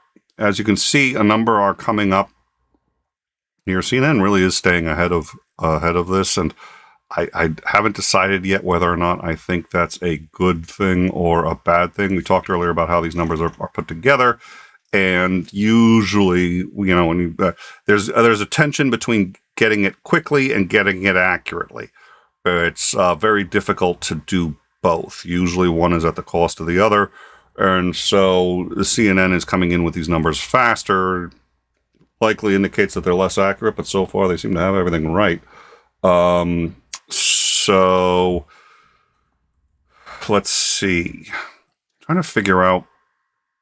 So the problem is, okay, so Trump clearly has more poll. Now we have, let's see, Alabama and Connecticut have closed. They've closed for House, Senate, Governor. We got a number of the governors coming in. In fact, that's all. Okay, the governors is what we have up there. Let's switch over to the House. So that's the House on the right. Now, we talked earlier about what's at stake here. I think we're looking at a number of things. We're looking at, and for me, the fact that they've bragged about the fact that they're going to look into Hunter Biden. I truly believe Hunter Biden has committed more shenanigans than the public is aware of. I believe that. I don't have evidence per se. I take a look at it. I say, okay, this is a guy who's felt entitled and has probably done things he should not have done. And he should be investigated as anybody else should. But he's a private citizen. Congress should not be investigating him unless there is good reason to believe that it influences his father. There's no reason to believe that. But you have to have evidence of that. You have to have evidence that his father tried to intercede in his behalf. You have to have evidence that his father did something wrong. You have to have something. Otherwise, you're talking about a private citizen who's being investigated for punitive reasons to screw with his dad. I don't think any human being should go through that. It's bad enough when you go through, he's going to have to go through all this in some public sense. Now it's going to have to be part of the congressional record. And why? Just so they can go after a political adversary. Kind of shit's happened before, but it's not a good thing. I don't think it should be permitted. There's probably very little we can do to stop it. They also said they're going to pull funding for Ukraine. How much? I don't know. Some have said they're going to pull all of it. Others have said, well, we're going to reevaluate and go over the numbers. Is the U.S. suffering? Yes. really ticks me off when people, especially on the left, sit there and say, oh, well, the U.S. has it so good. Yeah, we do have our own problems, and we got a lot of them. You know, inflation is a serious problem, and, I've been, the grocery bill, dear Lord. But having said that, we are not at war. We are not being consumed by a genocidal maniac that's threatening really to go over all of Europe. That's not inconsequential either. There has to be a balancing act, and part of that balancing act, especially if we are this, quote, greatest country in the world that we claim to be, means that we intercede, and we intercede on behalf of people who are getting murdered. And they are. That's not up for debate. So I don't know where the Republican... That used to be a Republican virtue. I don't know where that went. Trump seems to have buried that along with a whole bunch of others. So let me get caught up again with the live chat. And Sinister Porpoise, I'm going to have to put that one up. Sinister, thank you once again. Hold on, let me, well, we're talking term limits, but I think I'm on the wrong page of the chat here. Let me get caught up. There we go. All right. So, Sinister Porpoise, $2. Thank you, Porpoise, once again for your super chat. If I lose my Pennsylvania Senate bid, the election is rigged. Yep. Has CNN called PA? Not that I saw. I'll go check them out in a minute. Pennsylvania is probably not. We're probably not going to know a lot about Pennsylvania tonight. They changed a bunch of their voting laws, and now it takes longer for a lot of these things. So we may not get official numbers from Pennsylvania tonight. We might be able to figure out who won Oz or Fetterman, but I don't know. It won't be official for a while. They have some time before they have to actually put out who won. And it's close enough. That's what I can't believe. I mean, the fact is, it's that close. That's why I picked my my underdog kind of upset win as Lee Zeldin in New York, is because Lee Zeldin shouldn't be within touching range, and yet of Kathy Hochul, and yet he is. So that's why I picked him for my surprise win. Yeah, I'm trying to figure out.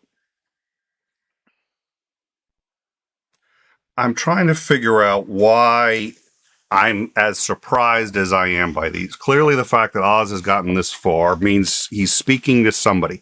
And it's a section of the population I clearly don't understand, because I thought this section of the population would see him as a shill who was just coming in to grab power. But they don't see it that way, or they don't care. Half of the reason I think Trump got elected has nothing to do with anyone thinking he was qualified. He pissed off the liberals. And I think it was Boehner's, when Boehner, I remember when Boehner, when they lost the vote when the Republicans lost the vote on Obamacare, and that's it, Obamacare passed, and Boehner was just like, hell no, you can't, which was brilliant in terms of rhetoric, because it used the campaign slogan, Obama's campaign slogan. But I was sitting there going, at first I was just like, pretty smug about it. I was like, dude, you lost, can't you? And then somebody pointed this out, and this was, of course, true, which was he wasn't talking to me, he wasn't talking to the senators, and he wasn't even talking to his constituents. He was talking to anyone who was pissed about this, which he knew there'd be a lot of them, and he wasn't that pissed about it. It didn't affect him. It didn't affect, he wasn't going to, but by getting that pissed off, he could rally people around him, and that was true. And I think that hell no you can't moment spoke to a huge portion of this country that can't, for whom things are moving too quickly. And whether it's electing a black president, letting boys kiss, that they sit there and say, it's a world that they don't understand, things are moving too quickly, and they feel like it's being forced on them whether they like it or not. How much truth there is or isn't to any of those things aside, that's the objection that they feel. And Trump spoke to that. it doesn't matter that Trump said, I'll bring back the coal jobs, when it's not possible. They're not coming back under any set of circumstances. Are the coal jobs coming back? It didn't matter. It didn't matter that they keep talking about we want an everyday man, we want an everyman, and he literally shits on a gold toilet. Literally. None of that mattered. What mattered most was that he spoke as if he understood them. And he treated them as equals. That was the first thing. Liberals don't do that. The second thing was he really pissed off liberals. Those were his two qualifications. Those were the only qualifications, and that I've found most of the people that voted for him. That's why. And they didn't care. All of the people that I've talked to. Yeah, all the people I've talked to that support Trump, and there's a disproportionate number of truckers that do support Trump, and all of the ones that I've ever talked to. The number one reason that they liked Trump over anybody else, and why Trump had their undying support, was because he actually fought and came out swinging at the Democrats. So they didn't know even what his actual policies were, and they didn't seem to care. The fact that he was willing to come out and verbally attack the libs, try and own the libs, I guess, was his sole redeeming feature. And that's all they cared about. They were angry and they just wanted to lash out. And he would do that. So that's why, that's of course, that's anecdote. That's just the people I have talked to. But by and far, that is the biggest reason people support Trump. And then, of course, when it comes to re-election, they're like, well, look at the difference. Things were going swimmingly before COVID. COVID had a problem, and now look at the shit that we're in under Biden.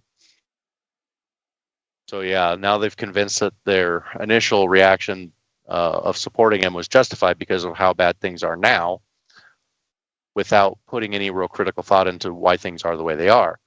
It's like I blame Biden for quite a lot of shitty things that are going on, but a lot of them aren't his fault either.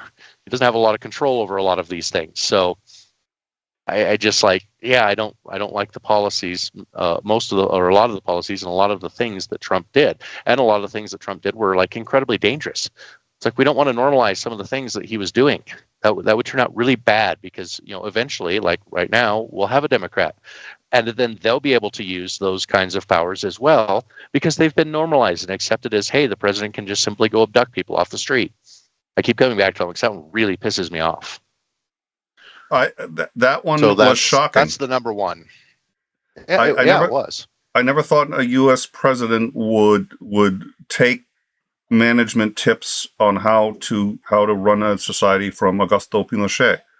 And that's what he did. It's not a joke. It's not hyperbole. That's what Augusto Pinochet did. And he started the same way Pinochet started, which was, well, we're just abducting troublemakers. And they're still facing a judge. They don't know who the judge is. They're blindfolded. They don't get to see the judge. But it's still a judge. It probably was a legit judge. But the next step is it's not going to be a legit judge. And there was no receipt, so there's no evidence. Nobody even knows where they were. There's no due process. There's no way to tell who. I mean, this is what fucking Trump was doing in Portland, Oregon. It's Pinochet level shit. And eventually it gets to, well, the only way to make sure that they don't tell anyone that they've been before a secret court is to take them for an airplane ride out over the Atlantic and open the door and toss them out. Yeah. Yeah, and it's like I try to bring up this point, touching back to argument fatigue. I try to bring up this point. It's like, and they're like, no, he's the law and order president. They support the overwhelming majority of the right wing, patriots, people who are supposed to believe in the Constitution, and one of the founding pillars of our Constitution, of our republic, is due process. And they supported stripping all due process out of this and having the federal government abduct people off of the street without any real proper notification of who they were, where they were going. There was no records of any of this stuff. And it's like the only reason that you cared about this is because they were doing it to Antifa rioters that were vandalizing and looting stores. That's the only reason that you supported it. It's like, but the problem is that sure, they're taking off people right now or doing this to people right now that you don't agree with, that you don't like and think should have this happen to them. The problem is that's how it always starts. That's how you normalize actions, is you do them against people you don't like to begin with. And then once the action itself has been normalized against those you don't like, well, now it can be spread around to, people that the authorities don't like, and it doesn't matter about you so much anymore. What happens when there's a Democratic or Democrat A Democrat in office, power, yeah. and they don't like the leader of the 3%ers, and so he just disappears one day, and you have no idea where he went, what happened to him. Some people just showed up in a mom van, threw him in, and he's now gone. Where's he at? I don't know. What's he doing? I don't know. Who arrested him? I don't know.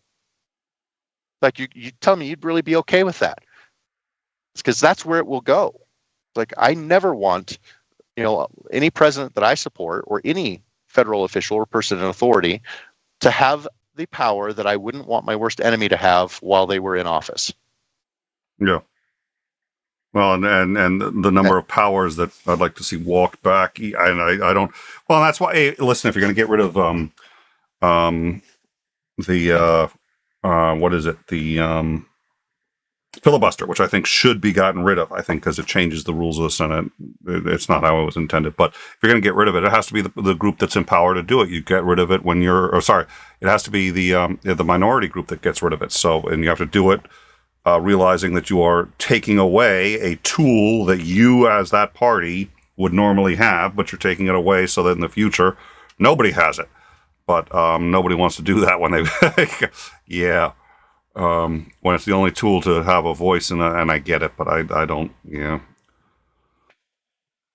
Oh, dear Lord. All right.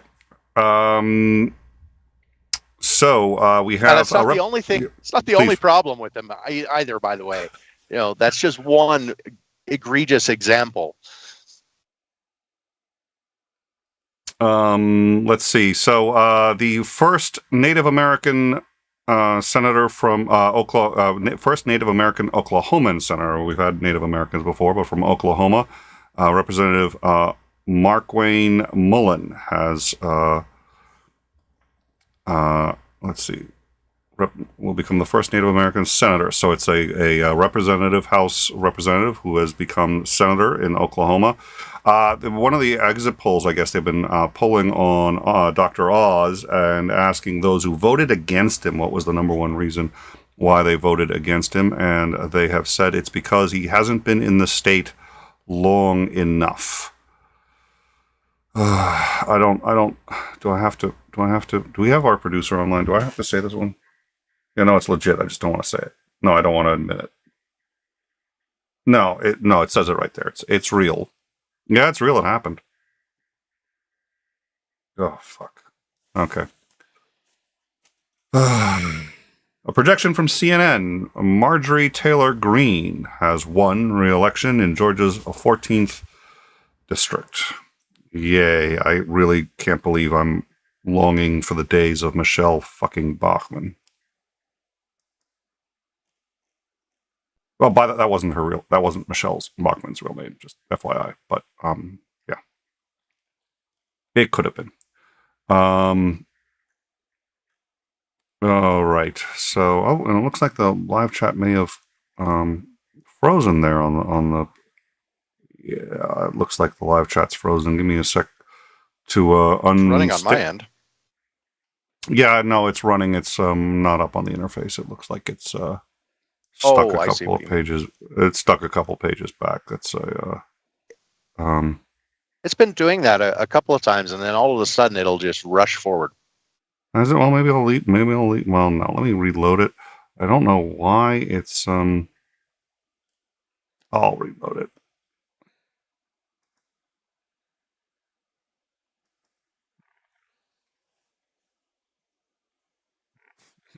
It cleared it, but that's all right.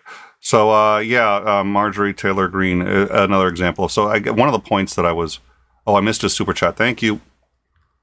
All right, let me. Thank you for that. Let me go. Oh, here. Let's go back then. and see what it's actually relevant.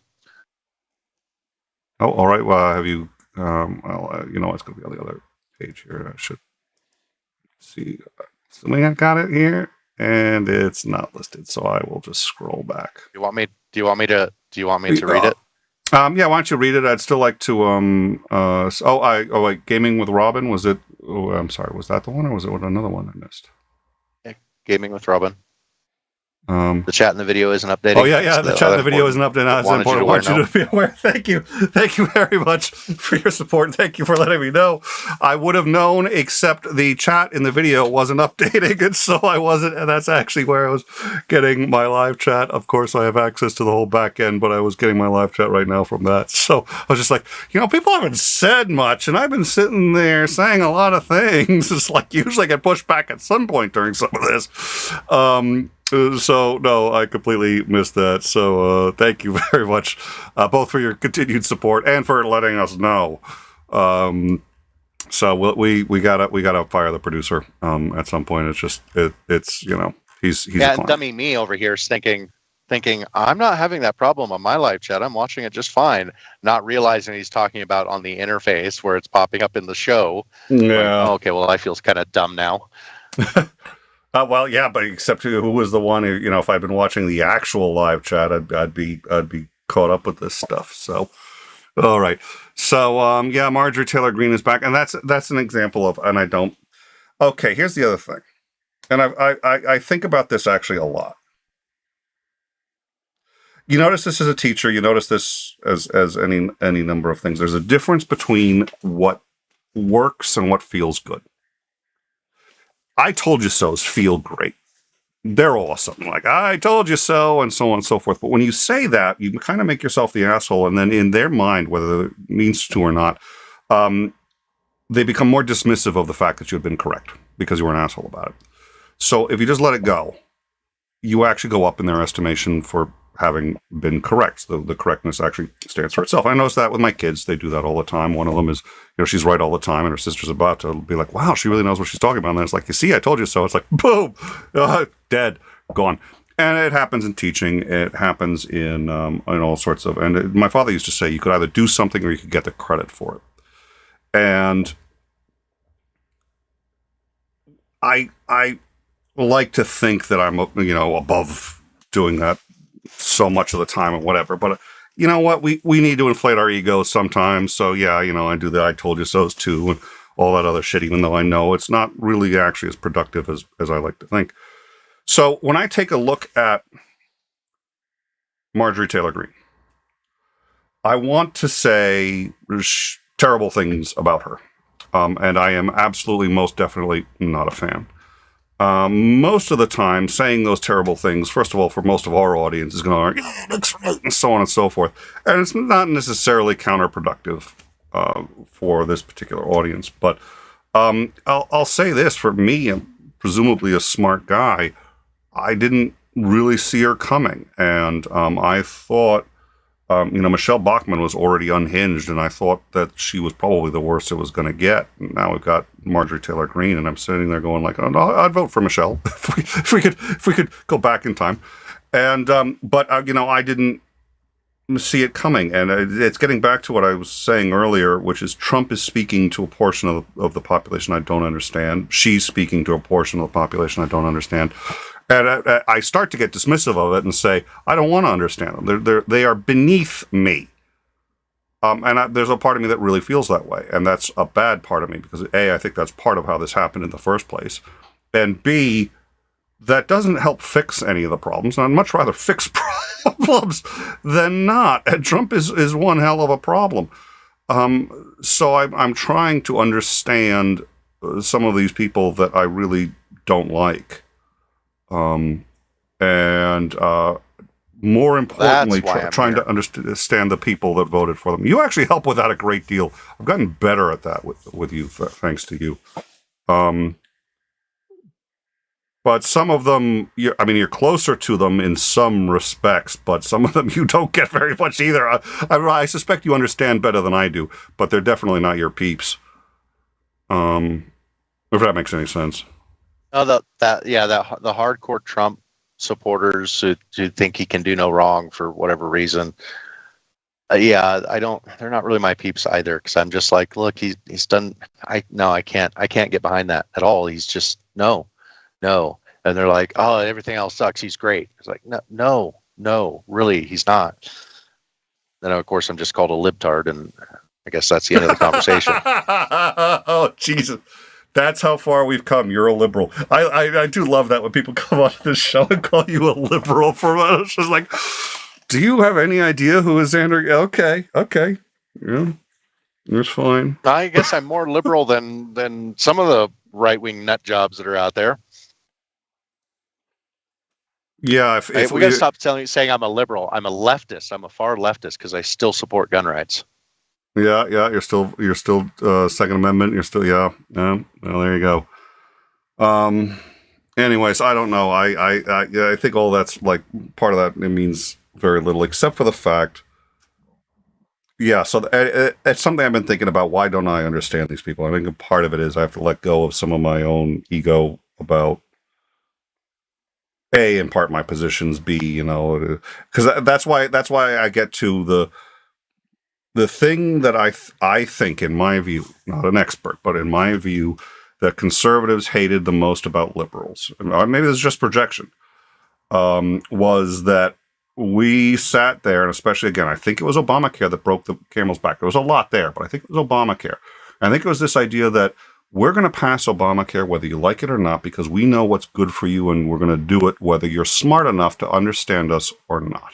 I think that's what they heard. And they heard that in part because that's what a lot of people were saying. And, yeah, that would have pissed me off too.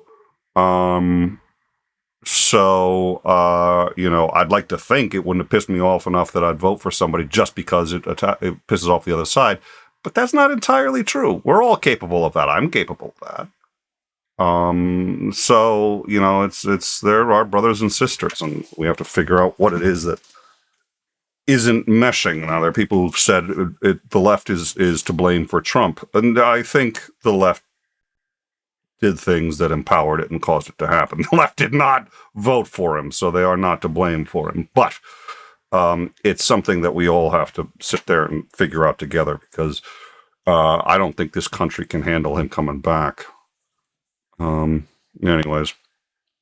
Yeah,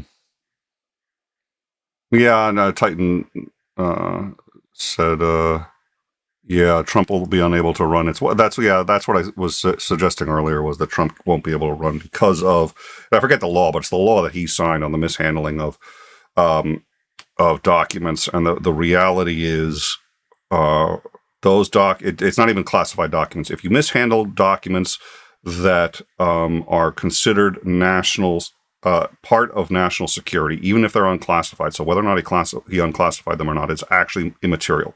He violated what's the act? Whatever it is. Jesus, I can't believe he violated it, and by a law that he himself created, he is unable to hold office. Now, I forget whether or not you even have to be convicted but the documents don't have to be classified, so that's off the table. He's already violated that law. So how quickly they expedite this, I think, depends on how quickly he runs for president and how seriously he looks like he's a contender. But I don't think it's possible. I think they'll nab him. That's my view. I've been wrong about that before too. There's Herschel Walker. There's loads of them. Congress hated Trump and wanted him gone. So did his own. I mean, I said this earlier. The Steele dossier was made by Republicans. It was the RNC's Oppo research onto Trump. They wanted him gone, so they released it to the Dems, knowing that the Dems would release it to the public. But everyone blames the Dems for. I love when, oh my God, when Republicans are just like, and they paid for that hit job, Steele dossier on. Do you know why it's called the Steele dossier? Do you know who Steele was? He was the head of the RNC and the guy who made the document. Oh, dear Lord. Yeah, there's been, it doesn't stop. All right. Oh yeah, that live chat window is just really, that's Going cray there. All right, so let's take It's a look twitchy. and see. Yeah, it's twitchy. So as we talked about, so let's do a quick sort of rundown of where we are on this. We are looking at a number of things tonight. The balance of the Senate, balance of the House of Representatives, the governors to a lesser extent, but we've discussed some of the reasons why that's important, but mostly because it determines districts and therefore actually has a huge influence on the House. That was the Rove strategy that has turned out to be brutally effective.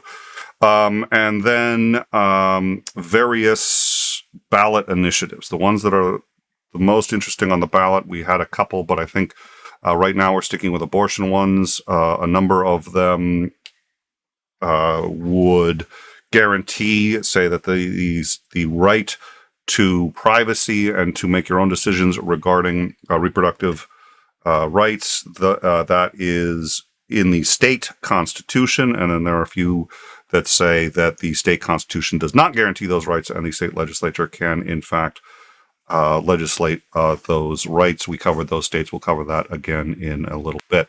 That's a few of the ones that are coming up. If they say that those are state rights and the U.S. Supreme Court decides that, in fact, and there are cases before the Supreme Court, they haven't taken any, but we covered one of them that has gone to the Supreme Court.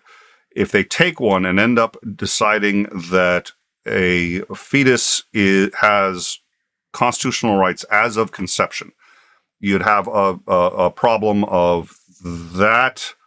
I see supremacy, I would think, would take place, but supremacy, to the best of my knowledge, talks about laws, but it would have to be the interpretation of laws. So supremacy would mean that the federal interpretation, the Supreme Court version of it would go. And it's the same, by the way.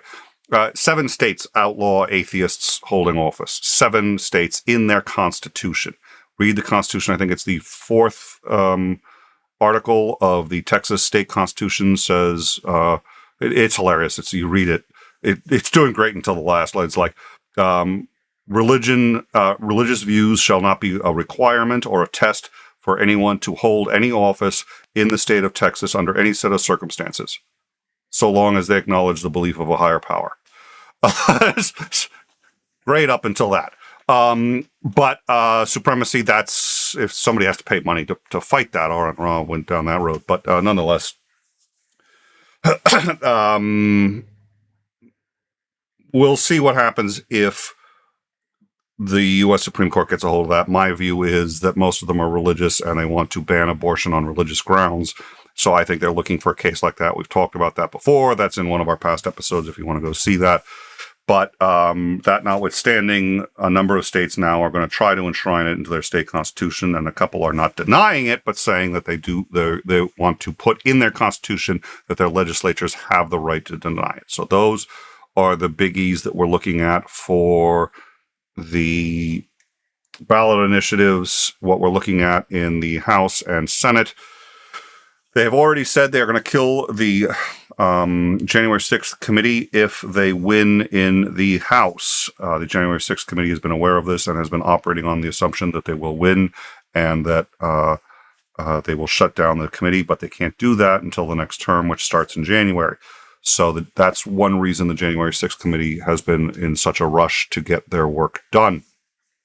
If the GOP doesn't take the House, all the better. But that notwithstanding, they've promised to do that, and that's going to get done. They've promised to investigate Hunter Biden, which I think is just a personal vendetta. And they have said that they're going to cut back on and or completely eliminate funding for Ukraine. So it looks like a bunch of red dots on the map, and we're talking about a lot of people, most of them you've never heard of, the biggies. We have DeSantis, Oz, all of these other people we've heard of. But what we are talking about is the control of vast swaths of the United States and of the United States political power, including how we interact with the rest of the world. And the pulling out of support for Ukraine is only a part of the problem. The reality is Trump pulling out of NATO, aside from being utterly staggering, I think you had said this as Andrew, and I think this is an interesting point. After the decision was made to support Trump, it's sort of like you don't want to be wrong in the decision, so people are justifying whatever craziness he does. But what that's done is that's shifted the entire political discourse further to the right, to the point where we're becoming isolationist, because I don't think he meant to be isolationist, but he ended up being isolationist. And so the idea is we don't need to be in NATO. We don't need to be. So if you get enough of these people in Congress, what the hell do you think happens?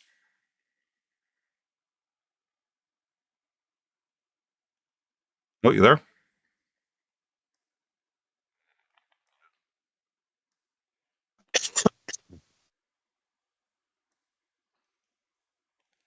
All right, I think he's gathering his thought. When I ask him, these really difficult questions, Xander likes to think about it and come up with long, well thought out answers. So, he's collecting his thoughts. And he's trying to figure out how, he's working on his thesis for his research in gender studies, and yeah, That's exactly what I'm doing. Yes, that's precisely it. that's I hit the nail on the head. Okay. Yeah, I had to swap my headsets. One died. Nope. All right. So what did you Yeah. ask me?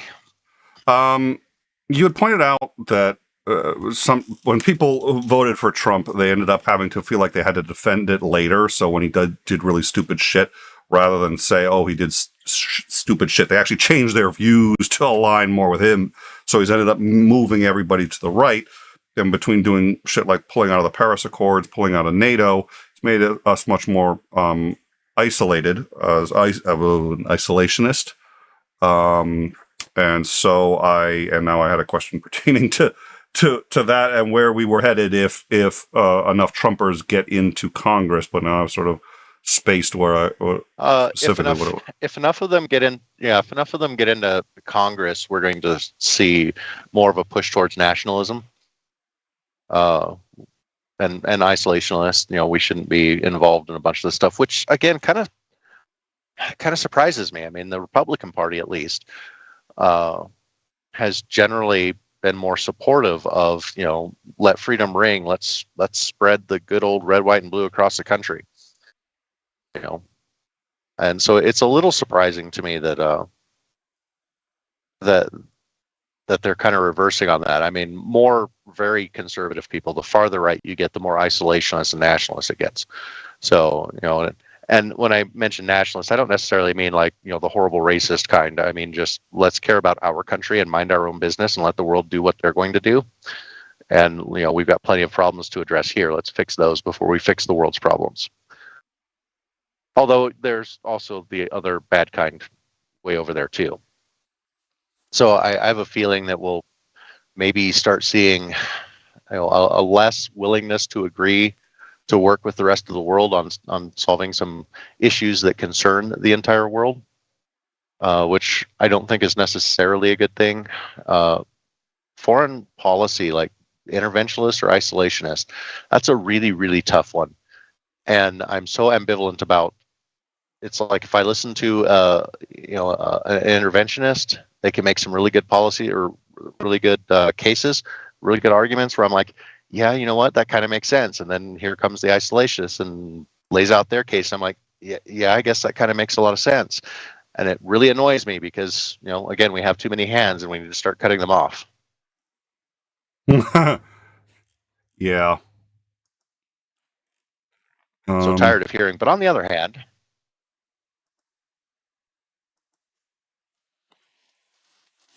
yeah, well, you can. What is it? Part of the idea of having an open mind is it's open enough that you can think of new ideas, but not so open that your brains spill out.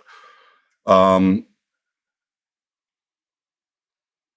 right. So when it comes to foreign Yeah, affairs, national, global foreign affairs, it becomes so complex. It's like the problems that we're facing just in the United States that are only U.S. problems, that most of the rest of the world wishes they had. They're already vastly more complicated than most people make them out to be. And certainly most of the people who are campaigning about these issues make them out to be. They're really complicated, and they can be really difficult to solve. And then you move out to the global political scheme, landscape, and it gets even worse. So that's why I have such a hard time with what should our actual foreign policy be. It's like, should we be interventionist? Should we be getting involved because it's gotten us a hell of a lot of really good, sweet deals for us here at home? Or should we mind our own business and not be the world's police and just say, look, the rest of the world can go, you go do you, we'll do us, and as long as you don't screw around with us directly, we won't screw around with you. And you'll end up with horrible regimes around the world, and you'll have some situations like with the breakup of Czechoslovakia, where they had people wishing, it's like, where's the United States here? Aren't you supposed to be the defenders of democracy and human rights around the world? Why are you letting this genocide happen? Why are you letting this, so it gets really, really complicated really fast. And trying to parse all of that stuff, it's like, I don't know what the best answer is. And it's like, I can hear something that sounds like it's a really good answer, and then the counter case also sounds like it's a really good answer. So I have a hard time when it comes, when it start getting that vast, that complex, of trying to figure out what the real right answer should be. So we start withdrawing from the world stage. I don't necessarily think that that's a good thing, because there's plenty of actors out there that want to that would have zero problems replacing us on the world stage as the world's influencer, I guess you'd call us. So, whether China's you like actively, the U.S. getting in the, please, sorry, China's one of them. Russia would like to do that. A coalition of countries would really like to be able to step up and do that.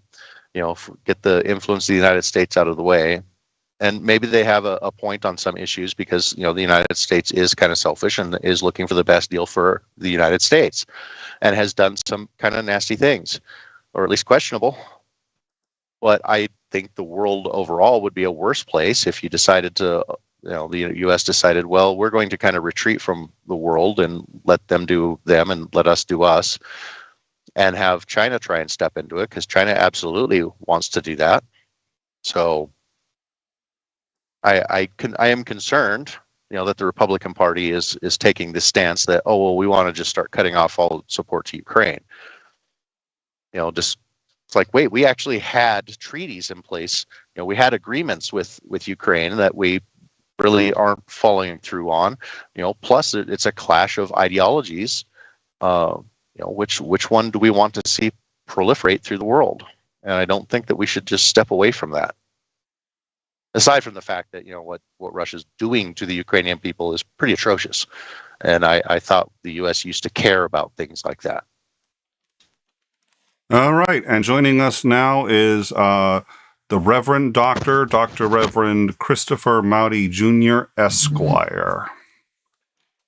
Ladies, gentlemen, other children of all ages,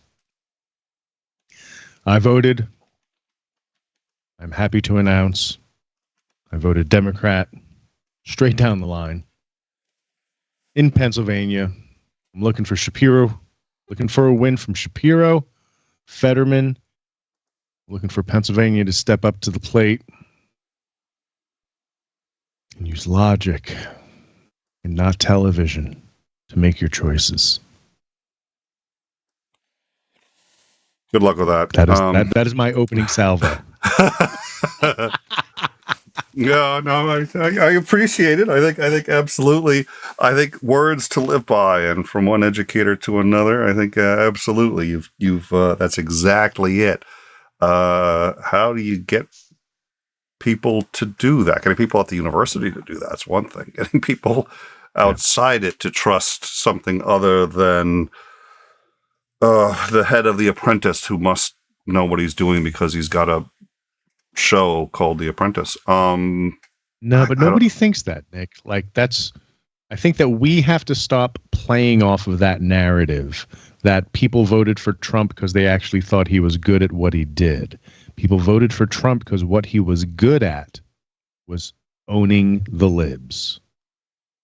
Yes. In their eyes. Yeah. So, like, his competency had nothing to do with that he was born with a silver spoon in his mouth, that he shit away his inheritance that would have been way bigger if he just never touched it. All of that doesn't matter. It's just how good he is at straight talking which is bullshitting,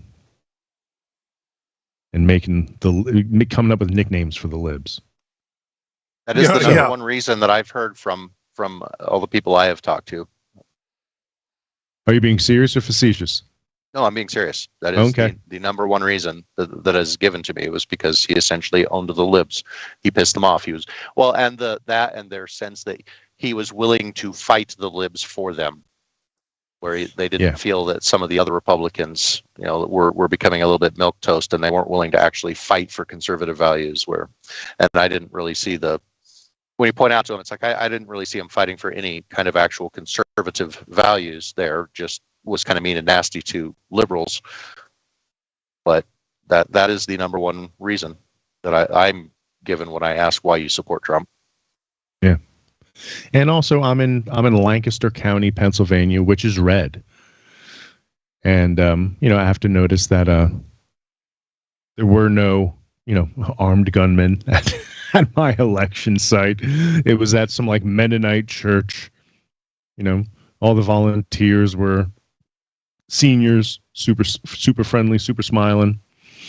But things went well. Things aren't controversial around here, but there's lots of lawn signs for Mastriano and Oz. Oh yeah, it's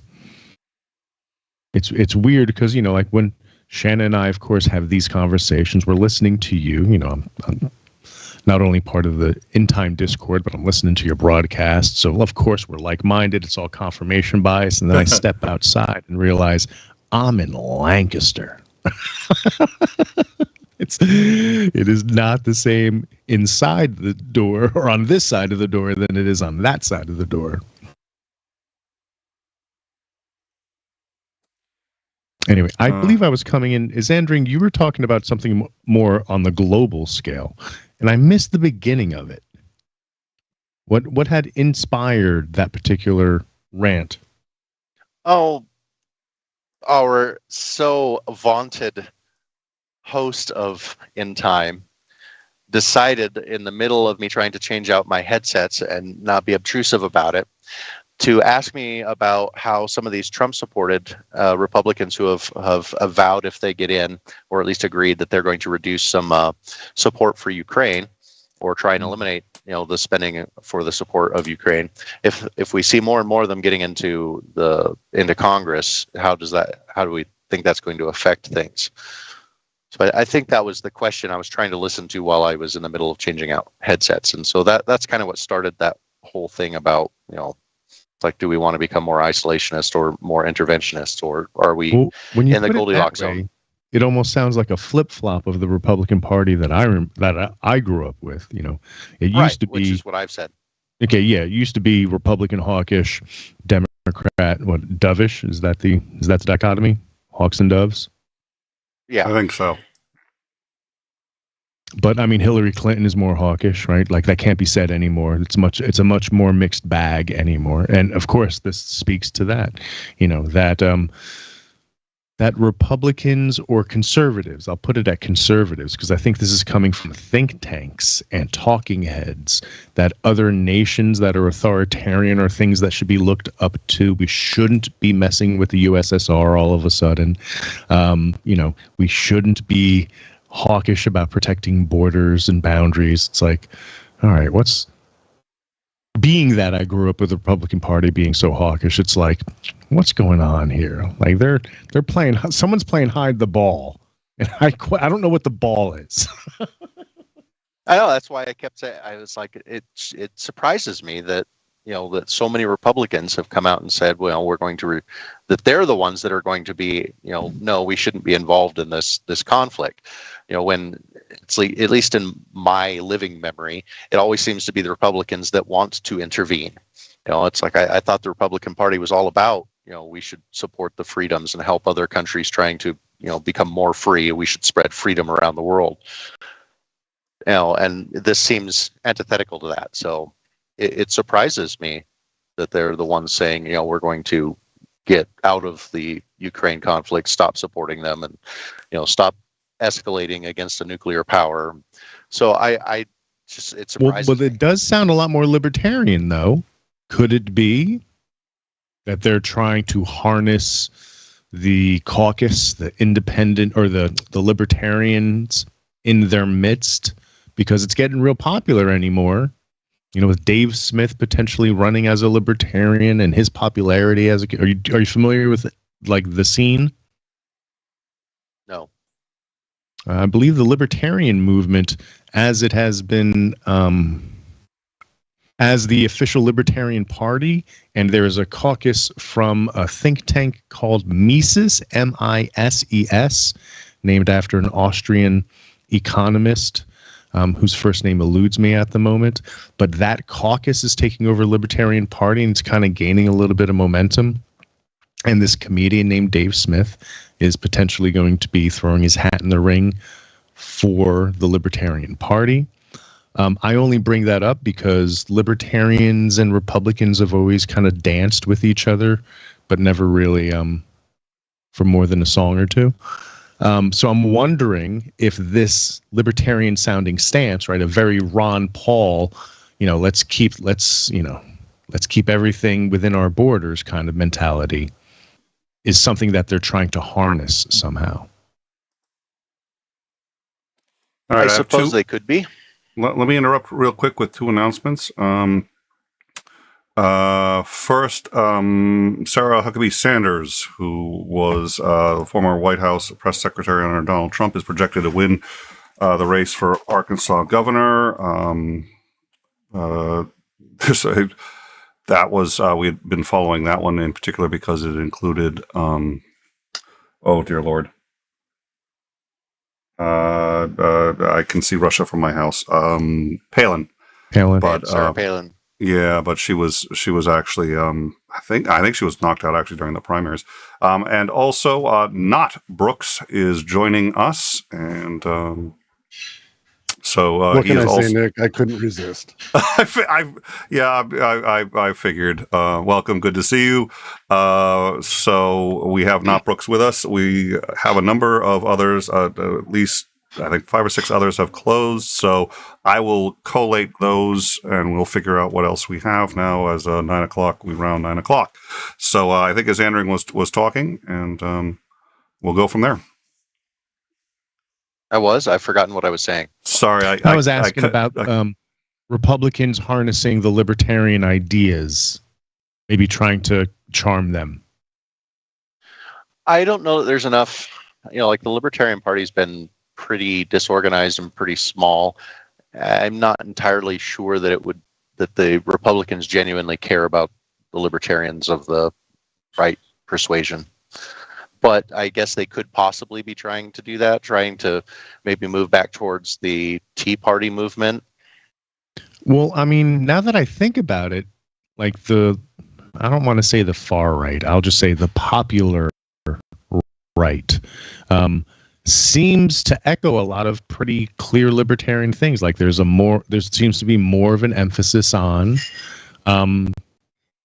like free speech, and especially with this Twitter thing and Elon Musk, the free speech advocates are leaning right, and that seems to be a libertarian kind of vibe that's been taken up more so on the right.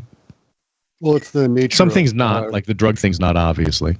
Well, it's the nature of fascism to always utilize populist concerns into rhetoric in order to gain strength and political power as they make their way in. It's the beauty of libertarianism itself sort of extends that, how the right co-opted it, even though it's a distinctly left-wing category, and they've pulled that over. And now you have the Republicans who flatly don't care about free speech or anything, but they use these terms and they adore it in order to sort of drive that sort of larger conversation, while not actually discussing the actual policies behind it. It's really fascinating.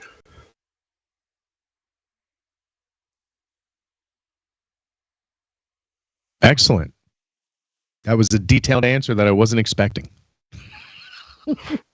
And I think that's why I liked it as much as I did. Yeah, it's a fascinating politics in America. Is things are. Well, hold on a second. I want to have questions. I have follow-up questions. Hold on. Of course, that's not Brooks. You equivocated. And that sounds accusatory. When you were talking, you made it sound like a big brunt of libertarianism is the populist flavor. Maybe I didn't say that right. the attraction of libertarianism is its populism. Maybe is a better way of paraphrasing what you said. Absolutely. Yes. Unpack that a little bit for me. Well, I know what I know, but I don't know a lot. Well, so libertarianism comes from the socialist tradition of pushing for liberty first, with the idea that man should be free and what liberty means and how liberty works and all of these things. The way it's been co-opted over time is able to utilize the rhetoric. So you have libertarians saying things like, we should be free to speak, you shouldn't be able to stop me, which is flat populism. You should have freedom to do all sorts of things. The government should never stop you from doing something. No, the man should not be on your neck. The bank shouldn't be controlling you. These very specific, highly populist, very popular core sayings are very attributed to the Libertarian Party. As someone who worked on Ron Paul's campaign once upon a time and has made my way, we'll just say, distinctly further left since then, the rhetoric absolutely attracts that type of thing. And you can sit and have discussions all day with lots of people who believe the rhetoric. Very few people are going to say, no, actually, I don't believe in free speech. They'll have a more nuanced take, but people generally believe in free speech. They believe in these things, but the policies behind them are where you actually denote the difference between right and leftist policies. Leftist policies being those that necessarily weaken the state, rightist policies that actually build generalized cultural and structural hegemony within the system that we're in. The way that the Republicans utilize them, Twitter being a phenomenal example, and cancel culture in general, is the right is actually the ones who are most known for cancel culture, but it's things that we literally can't say. There are no laws in this country, as far as I'm aware, that outright say you can be fired from your job for simply not necessarily believing in being transgender. But if I refuse to sign a thing saying that I will never go for the BDS movement and I won't fight Israel, for example, there's multiple states where I will not get a job, government level job. So there's actual laws that they're happy to put on the books that serve the power structures. And that's the nature of the beast. Again, they yell about cancel culture. They don't really care. Underneath all of it, it's a power push as they sort of make their ways in, as it is. And again, the Democrats, as Nick will tell you, I'm not exactly a fan. They are fascist light very often, especially the last 40 years.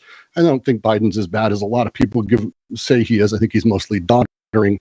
But the sort of nature overall is rhetoric has taken over politics so much I can't actually have a discussion politically with people anymore because the words are broken. You can't have we're in Washington, great example. Ranked choice voting is flatly democratic. It's one of the most absolutely powerful things we can do to change a two-party system and to build things out. So you have Trump and the libertarians and all these people on the right who scream about how we have a corrupt system and how we have only two parties, blah, blah, blah. But they're putting money and people behind fighting ranked choice voting. Why would that be the case? Well, it's because they don't actually believe in policies that'll change it. They just want that rhetoric in order to build the sort of sexual tension that drives people to go vote for them. Sorry for the ramble. And you're muted, I think, unless I'm muted on my side. Nick? What did you mean by sexual tension? Oh, everything's sexual. That's a whole other thing. But it's people forget. Listen, Freud. Well, it's Deleuze actually. People forget that what drives politics is not the boring shit, it's the fire, the passions.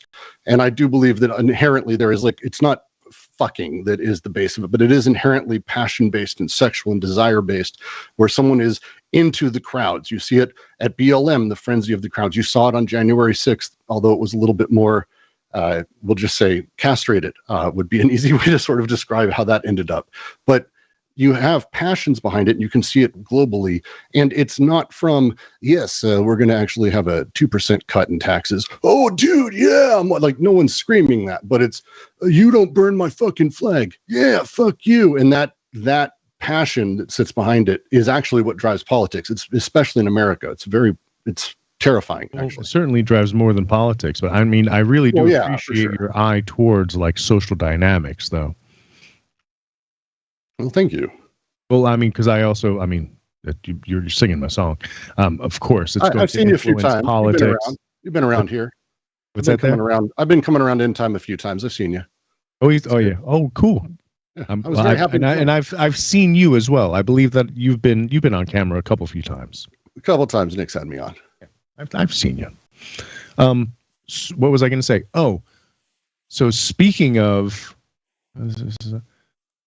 passion driving politics, I don't think it just drives politics. I think it drives society. And if politics is kind of trying to harness the power of society, it has to use the lowest hanging fruit, which is the things that outrage people.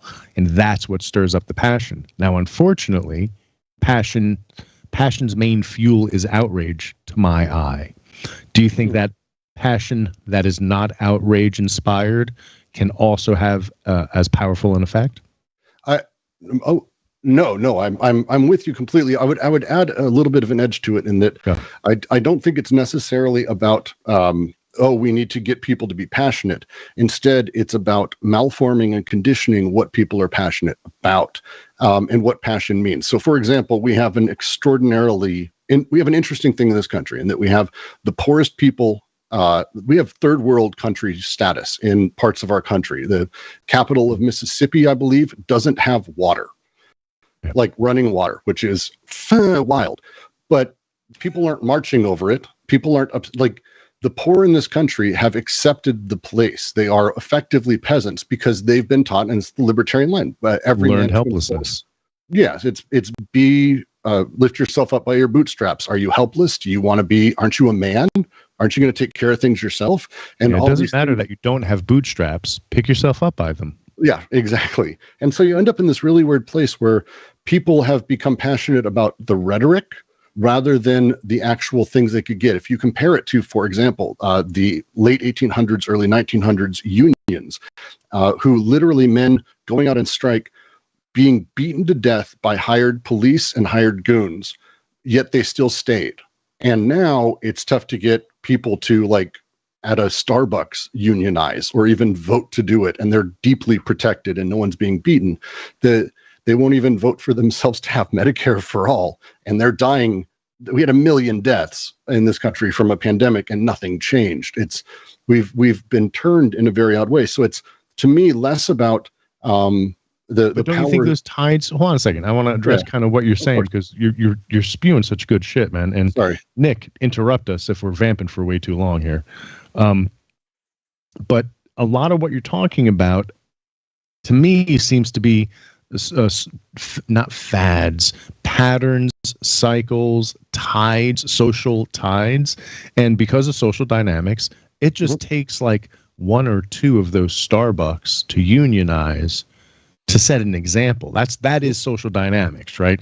It takes one person to start dancing at a party to get everybody to start dancing, right? Yeah, it requires things to become normative, someone to break the mold, and someone to shatter the meta. Yes, exactly. And it's a cascading effect that, you know, the bubble gets burst by one person, and everybody reaps from the benefits of what comes out, right? Yes, there's a side to that I think is where the difficulty comes, though, because on the one side, joining a union, it makes complete sense to a lot of these people. The side of that is, you could say, their class interest, where they believe they sit in society. They're able to sort of rationally think, oh, I know this makes sense. But again, with that passion, where is their actual personal investment in things? The great example and great phrase I've always loved people to say is that Americans don't consider themselves poor. They consider themselves temporarily embarrassed billionaires. And it's a great line, because I think underneath it, when someone, hey, I'm going to change the system, I'm going to, let's talk about run as a Democrat or even a Republican. I've seen this happen in both parties, and libertarian parties and green parties. What they end up doing is their passion puts them there. That's great. But really what they're actually invested in is a handful of structures that they really want to just recreate in their own image. And so it's more like pink washing is a term for it, greenwashing, the same stuff. It's like, oh no, we're totally going to change everything, but mostly it's going to be exactly the same, but at least I have money now, kind of thing. That it's not so much about corruption, but it's about this odd mismatch and really having sort of these really odd goals built in that we are unaware of when we start. So why do you hate Andrew Yang so much? Oh, because he's like symbolic of it. It sounds like you're describing Andrew Yang personally, dude. I find Andrew Yang himself to be deeply troubling. Aside from the fact Peter Thiel's put money behind him, which I think should make anyone generally worried, he doesn't actually believe in anything. And it was really frustrating to watch him go from someone. Tulsi did the same thing to me. It was right away. It was like, oh, cool, good words. Oh, shit, what are you saying now? Kind of moment. Tulsi smells more griftery to me. Tulsi's way more griftery. I just think Andrew is a normal tech bro guy who just sort of is up for whatever and doesn't really give a shit. Unfortunately, that's what he's behind. Whatever. Yeah. And when he tries to articulate it, that's what it sounds like. Yeah, he's behind forward. Okay. Which is like, what do you want? Oh, backwards? Man. Who was it? Joe Acosta? Who was it that interviewed him and just was nailing him? So what are your stance on abortion? What's the forward stance on abortion? Look, we just want to do common sense policies. So what's the common sense policy? Well, it's whatever we decide. Magic. But that impotent, and I actually think he's symbolic. I used the term earlier, castrated, for the January 6th. Only in this country do we have a coup where people stayed inside of velvet ropes, and the worst thing that happened is breaking a few windows and shitting on a desk and then leaving the place in a state where they were actually able to completely conduct business that night. Look around any other coup. Well, let's not normalize. I mean, I'm not normalizing. Wicked shit happened beyond going over velvet ropes. On desks. Nick, and I think both the guys here will say I'm deeply against normalizing it, but I do think it's important to sort of put it against when you actually look at real coups. I think it is a sign of American politics that the angriest people have gotten in this way sort of stopped at this odd point. Again, 100% a coup. Fuck all of them. Put them in jail. I actually have stronger opinions than that. Things to do. But that's the punchline to us liberals, right? It was like, man, it was like a bunch of doughy people from the Midwest standing around thinking that they were reliving, they were LARPing, 1776. Meanwhile, behind the scenes, there were people that were using those as useful idiots that had like stockpiles of weapons stored, 100%. Were waiting for the word to do real damage. But this is kind of my underlying point is that I tend to believe this is actually what most coups are. Most violent insurrections are a handful of people who know kind of what they're doing and are able to get people incensed. But we live in a really weird time where that's the best they could do in terms of the people. The guys if they had run into a handful of congressmen or women, terrible shit would have happened. I have zero doubt about that. They would have done awful shit, and bloodlust may have even taken over and helped sort of push everything over the line. But the really fascinating thing is that it didn't lead to more because they didn't really know what to do. Because I think this general American sort of political status is posting on Twitter at best, and that we kind of don't have anything else. We're kind of an impotent group overall with a handful of people who, like always, try to manipulate, do their best, and really did a lot of shit this time around. That's fucking wild. But I just found it very odd. And again, you compare it to BLM, everyone talks about the police station burning down in comparison to that. That was actually a right-wing agitator. He was convicted. He was convicted and confessed. The guy who burned down the police station was a right-winger. And they convicted him. He talked about it. He confessed. We have proof. And so, again, you have this really strange, this is on this side, this is on that. The actual violence is a handful of psychotics. And a lot of people who are following these very strange things to almost impotent ends. It doesn't bode well for an American populace and people. I very much worry about where we're at politically versus where we were 50 or 100 years ago. What is your stance on civil war? The potential for one? I don't foresee that. I get the idea, and I get a lot of people have fantasies about it, but I have enough family and people in the military that I would actually be surprised if the military decided that they weren't going to take the side of America. And the side of America being the one that the military took during the last coup attempt against Trump in a lot of different ways. And we've heard tons of those guys talking about such things. We see a lot of that stuff happening in other countries as well. There's a continuity that the military is more responsible for than anything else. And so really it comes down to, for the time being, is the continuity, the current sort of neoliberal order, Or at some point, does the continuity feel like, and that's all it takes, to switch over to Trumpism and fascism? I mean, I don't think it's soon, but it doesn't take a lot. Interesting. All right. I'm going to have to hand it over to Nick real quick because I have an old man I could seriously bladder talk that to I you need for to have forever. to. Sorry if I'm monopolizing the conversation. Oh, no. I love everything. I wish I could sit and listen more, but I have to empty my bladder. I'm going to come back and listen some more when I'm done. So, no, this is actually perfect. I mean, as Andrew and I have been vamping for a little while, this is one of those things where we've talked about it before. We talked a bit about how these work, and it ends up being, every hour, maybe every half hour, you get a whole bunch of data. Some of it's on, and we're airing worldwide, really. We don't necessarily have a worldwide audience or following, but so there are people who could be watching this from any of these states, and they want to hear about their senators. So I do for some of the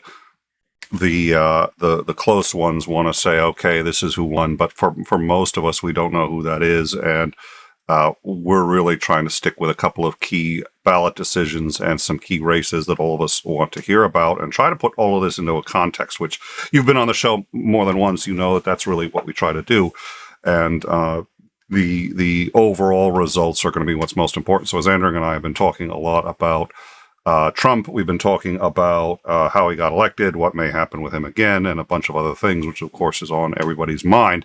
And I was nice to have a change of topics. So we've had a couple of other numbers come in, but they've either been put in the live chat, and Sarah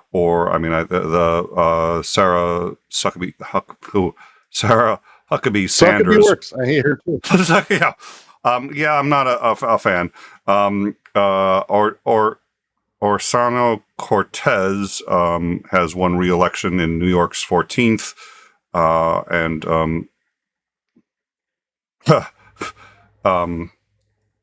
Georgia election officials have said that, quote, there have not been any major election night issues on reporting issues yet. So, yay. This idea that there's mass problems and you have to, no, there haven't been any major problems. We saw aside from the candidate. Yeah. Yes, aside from the obvious, there was a did anyone? I have friends in Georgia. I don't. None of them, and they're like good old boys. I come from a good white trash line. They are not voting for him. Like I don't know how anyone could stomach to vote for Herschel Walker. I genuinely don't. It's insane. Well, Herschel Walker is currently ahead with 55% of the precincts reporting. He leads in Georgia 49.3 to Warnock's 48.9%. Now it's 55%, so it can change.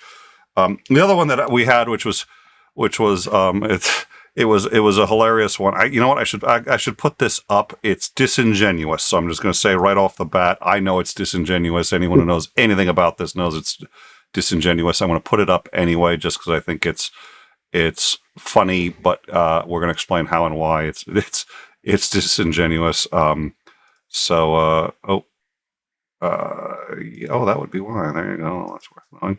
And here we go. And the caption with that was this came out. Aaron Rupert published this on Twitter saying, quote, Oz is about as popular as the Dallas Cowboys in Philadelphia. But it's worth knowing that while those numbers look great, we've already discussed this. It's 11%. These numbers are absolutely meaningless at 11%. It's a funny meme, but at 11%, the numbers are absolutely meaningless. If they could call it, I have a question for you and Azandering, because I've been watching. Yeah. Are any numbers worth looking at over the last 2 weeks? I have been looking at poll numbers, and they basically are as useful as a coin flip, and I wonder if it's just me.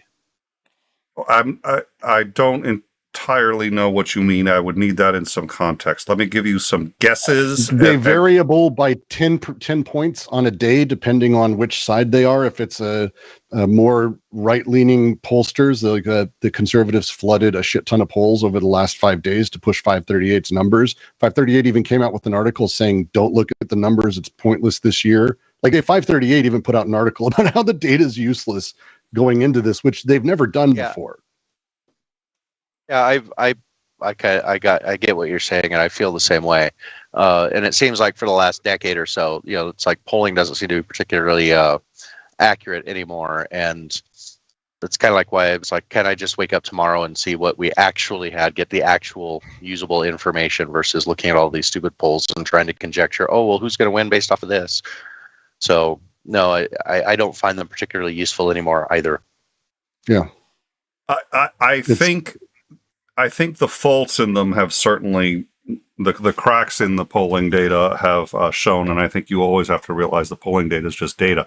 Is just that. It's just the polling data. The reality is, if I was about to smack you. The polling data, it's just data. It's just data. What? Yes. Yeah. Who needs data for anything? Who needs? But it's if it were the results, we'd just go by the polling data and say this is who won. But it is very useful. First of all, as someone who's worked on a campaign before, worked on a couple, it's very useful in knowing how and where to steer your resources. On election day, when we're sitting here talking about it, watching it go, I mean, Xander in particular has a point, and it pains me to say that. But it's like we can look at who's ahead right now, Oz or what's his name? Fetterman. Yeah, thank you. And we can sit there and look at that, but realistically speaking, we're going to know who won. It may take as much as 8 hours just because it's close enough, and that's what they've been projecting, is that's how long it'll take. But does it help now? No, except you can pore over all of this stuff later and try to figure out what people found important and what they didn't, and it isn't going to guarantee anybody a election. But if you don't look at this data, I can guarantee you're going to lose. It helps, and it helps to know how and what. Yeah, there is another real usefulness for it. It gives people things to talk about, to speculate about, and it can also be used to try and push people into action. Whether they're accurate or not, it's still being used for all of those things. I mean, I don't know how many times in the last 2 weeks I have heard about, the polls this, the polls that, the polls this. Everybody is talking about it. So it gives you something to talk about, and at least a launching point to say, hey, we need to do this, or maybe this is why the polls seem to be inaccurate, or why I think they're inaccurate, or why they're accurate, or I mean, there's just so many subjects that are brought up around all of the polling data. I've just, over the last 10 years, I have not seen it to be as accurate as it used to be. It's gotten way worse. I remember in the 2000s, and I know you and I are in different places politically, both sides was trustable.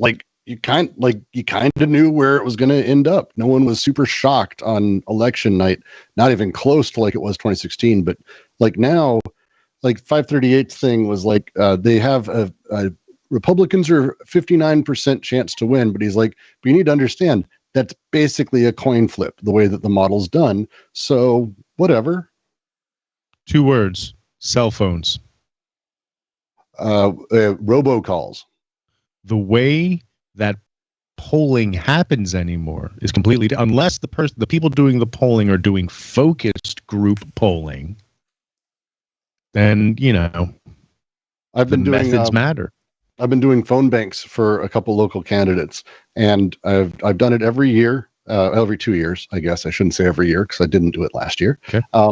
But it's been really weird, and I'm not the only person who's noticed it. I've been doing phone banks since I was 16, and you always getting a fuck you all the time, or I'm not interested, or whatever, is one thing. I did 2 hours of phone banking 2 days in a row that I didn't get a person. like at all. Not like it was straight because of robocalls, because the system that does robocalls is the same system that does polling calls. It's the same system that does call banking. It's all the same underlying thing, and all the numbers are blocked or going straight to these weird robocalls. And I'm not the only person, to the point where the local Senate campaign, I'm in Washington State, we have Perez versus Kent, and it's a horrifying race here. But Perez, the last few days, actually, we stopped doing phone banking at all and instead just called volunteers because no one was getting through to anybody. And that is insane in comparison to 15 or 20 years ago, where phone banking was like the single most efficient way to do any campaign outreach. So it's kind of wild. Yeah, you have technology too, like RoboKiller. I have RoboKiller on my phone. So I love listening to some of the calls from RoboKiller. It's hilarious. You might have one from me in there. I'm like, hi, I'm Brooks with Marie. I'm gonna have to go. I'll have to go look. So we're in the same state, so maybe it's possible. Yeah. So it's and a lot of people have things like that. They're setting up call blockers. I know a lot of people, like, and myself included. Well, I think pretty much everybody that I know, they don't answer the phone if they don't recognize the phone number. It's like, if you're not in my contacts list, I'm not going to answer the phone, period. It's like, you can leave a message. Saying. The methods by which you do the polling matter. So if you're still doing phone banks, you're going to get a very self-selected group of people that are open to receiving those kinds of cold calls. Old people. Yeah. And where do they lean? Text message. I know. I'm just serious. A lot of text messages too. No, you're right. The text messages aren't working anymore either because people are reporting them as junk, and Verizon and AT&T have a collective junk email list that automatically kicks them out too. So politics is weird now. Everything is weird now. Yeah, it's not just politics. I'm getting some pushback over there with Maya. Maya's saying, wait a second, did I mute myself? No, good. Maya Atkinson, who is a cult member, so I don't know why she would be disagreeing with me in public, but I don't buy the landline argument. Pollsters don't just call at random. They look for different demographics to get a well-rounded sample. So Maya might know a lot more about this than me, but pollsters, it does seem like things have the landscape has changed, and maybe not ways that are different that make a difference. You're talking about for example, my call list when I'm doing my robocalls, it's the same thing. It's we're calling an X demographic because people signed up for Thing, and when people sign up for Thing, we have a little bit of information. They live in this county, they're in this area, they're male, they're this age, they identify like this, they're this race. Like, you have all that information. If you get a good source, at least. But even that, people just don't answer. Like, it was 2 hours of straight to voicemail or robokiller, or it was surreal. I've never had not getting a person. And I wasn't alone. It was a few other people who had the same thing happen, and then the next week it was even more. It's very strange. That sums up the last 5 years. Yeah. Pretty much. It's very, if you had to explain it in just 3 words, it's very strange. That's fair. You don't pick up unless you're old. That hurt. That really hurt. I'm just saying, I gotta tell you. I'm not denying that. I'm just saying, because it's for me, it's the cell phone culture really is different. And it's funny, I forget, there was a great Phineas and Ferb, which I love that show. My kids would watch it. But there was the bully on there he's just heard from his dad, and he's talking to his buddy. He goes, yeah, he says that it used to be you could only talk to a phone if it was plugged into a wall, and then you had to actually find these little booths that you'd walk into out on the middle of the sidewalk, and you could go into it, and it was plugged into the booth, and you could make calls. But I'm calling bullshit, because I don't think that's the way it used to be. And but yeah, you'd always pick up the phone because you didn't know who was on the. Yeah, it's an actual can with a string attached to it. Pull it nice and tight. If you've ever said to yourself, I wonder who that is, if that's what you say to yourself now, you're old. Yeah. 'Cause Yeah. that's like, no one does that anymore. No one wonders who it is. We know it's nobody. Well, I got and nine I calls lament- today from Florida. Like, what? No. I lament my childhood a little bit because I grew up in Lander, Wyoming, so they were kind of already a decade behind the rest of the country mostly. So I remember the phone ringing. I mean, we put the little super extra long cord on it so that we could like walk around and do things while on I the remember phone. those. Did you Oh, get the yeah. attachment that would prevent it from tangling up? oh yeah, that On would the- it on would the bottom rotate. part. It would. Yeah. Little Yeah, plug thing. we got one eventually, Would and spin. we thought we were going high tech when we got that thing. No, for most of my childhood, it was the tangled up one that you constantly were trying to untangle. But I remember it's like I was excited to go answer the phone. That phone rang because ours didn't ring very often. But when it rang and you had no idea, of course, who was on the other end, you were very excited to go answer it. I always wanted to do that. And now I find myself, it's like, if you're not in my phone book thingy, or if you're not in my contacts list in my phone, I'm not answering the phone for you because I get so many different calls that's like, I don't really want to talk to you. I don't want to deal with you. It's just like, go away, leave me alone. That's why I got RoboKiller. I have something like, better I only than want to talk to the RoboKiller. people I want to talk to. I love my phone number. I will never change it. The reason is I got my cell phone when I was in California. I lived in California. It's a California number, and I've kept it. San Diego number. It's a San Diego number. So what happens is all the robocalls, they want to seem local, so they call me from San Diego. I haven't lived in California for like 10, 15 years. It's the same number, but I haven't lived there that long. So when I can tell the difference between a local number and a non-local number, and all robocalls are always from San Diego. I don't know anyone in San Diego anymore, so I don't. If it's from San Diego, I don't touch it.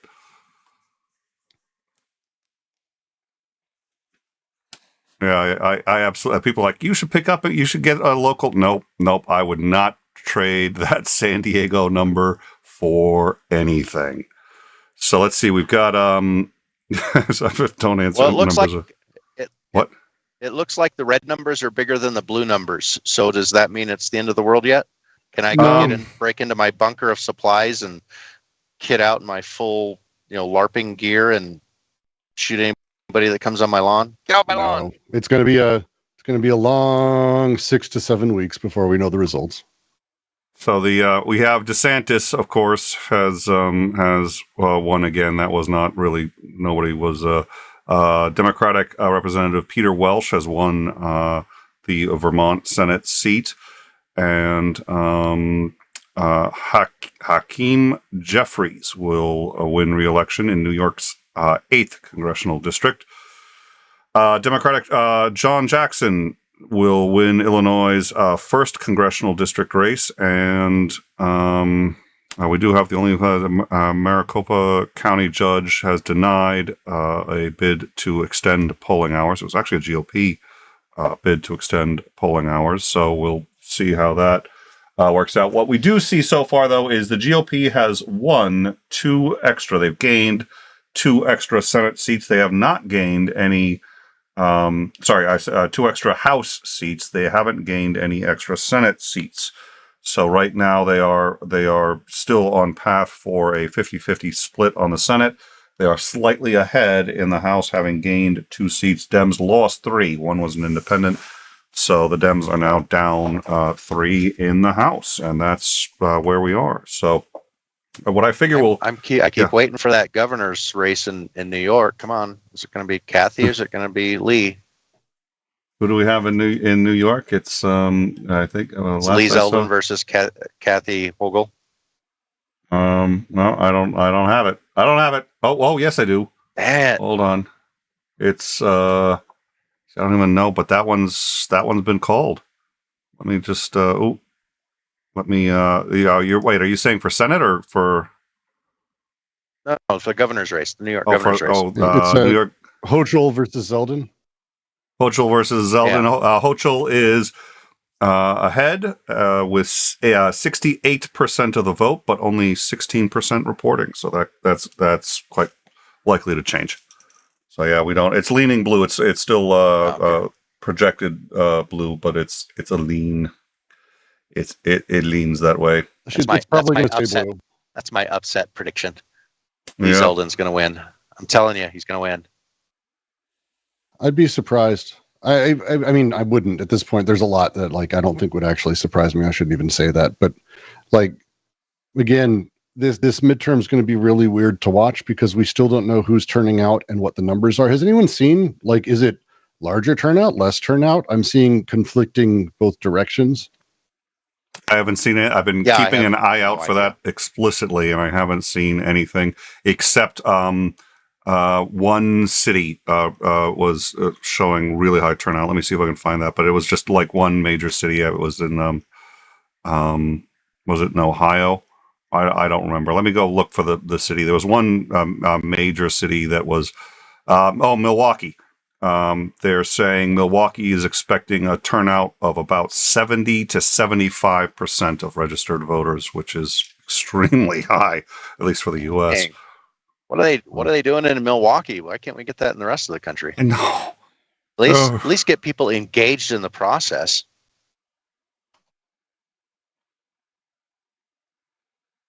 Isn't Wisconsin isn't democracy literally on the ballot or some shit? Like the way they vote and all that stuff? Wisconsin may have been one of the ones. There was a ballot initiative that was, I think, on how to make more ballot initiatives, whether or not they could actually do it directly through a, what's it called? A petition? Not a petition, but you get the right idea. Now, there are two ways to bring a ballot measure, and they were looking but you know what? I can find it. I know where it is. So let me go look up so it's 2022 ballot initiatives. It's a state initiative process. 4 states will decide on proposals to change citizen-initiated ballot measures. So that's that says okay. Yeah, here's one. So Alabama, Louisiana, Oregon, and Tennessee and Vermont are looking to repeal languages in their state constitutions that allow for slavery as the payment of debts, damages, or fines. It includes slavery or indentured servitude. So they're looking to remove those, specifically that language, from the state's constitutions. But the legislature, so my brain's not. 4 states will decide on legislative. Better late than never. I know, right? That's like forgiving Galileo. It's one of those things that past a certain point, you're like, it really should have been done a while ago. I mean, I'm great. Good on you for doing that. Can't believe you still have that in your constitution, but I mean, good on you for getting rid of it. What is it? It's not a referendum. I can't believe. I forget what it is when it comes directly from the citizens, but they allow it in California, which is why California just has so many votes. It's California goes crazy with that. Nope. So short answer, Chris, I don't know. I'd like to find it, but I think it's Michigan. Did he say Michigan? Was that what he voting policies in? Wisconsin. I don't have it. Because you were talking about Milwaukee, right? Milwaukee's voting. Yep, I don't have it. I don't have it. I got a list of ballot initiatives here, but I don't see it. Yeah, we were wondering why Milwaukee had such a high turnout and why, if we could apply that to everything else. And let me see if I can find. Was wondering if they were voting for democracy itself is why people were like, hey, maybe we should get out and actually vote for this so we don't lose it. Yeah, let me find more how democracy itself ended up on the ballot in Wisconsin. That's where I heard it from. Oh, perfect. So this is the Daily, which is the New York Times podcast. Let me see what kind of details they have for this. Over the last decade, Wisconsin has become an extreme experiment in single-party rule. Thank you. Republican officials have redrawn the state's election districts and rewritten laws to ensure their domination of the state's legislature. In today's election, those officials are asking voters for the final lever of power, control over the entire system of voting. So that's a thing. Dun. So I'm wondering if it's tied to the what is it? Is it the 14th? I think it's the 14th Amendment that it can't have been the 14th Amendment. Which amendment is it that gives the state legislature control over? Yeah, it is the 14th. So in Wisconsin, a 50-50 battleground state, Republicans are close to capturing supermajorities in the state legislature that would render the Democratic governor irrelevant, even if he wins re-election. Yeah, you see, that's the kind of shit really shouldn't be permitted, and that's what the gerrymandering does. My suspicion is it's got to be based on gerrymandering, and what they're asking for is for permission to allow the legislature without oversight to draw districts, which is the case that's going before the Supreme Court. I'm curious what state did that, though. I don't think it was. I'll have to look into that. So any idea? So anyway, that could be accounting for the high voting rate in the metropolitan area of Wisconsin, right? Or high voter turnout. Yeah, I would imagine that would inspire people to vote. Yeah.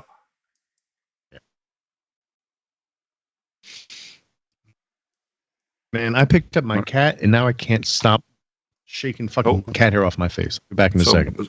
All right, Brooks, you got your camera on, so with your permission, I'm going to put you up on camera. I didn't know it was off before. I apologize. Oh, no worries. I was putting you up, and then I didn't bother doing it, but and everyone got to see. Oh, you're already on NDI 4, so why are you not? I don't know. So many cameras. So you're such a complex setup, my friend. Yeah, I know. Oh, well, there you go. So I will put you up. Oh, you know why? Because I turned the NDI off because I'm a silly goof.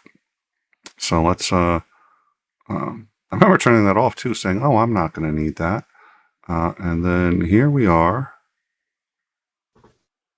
Let me, yeah.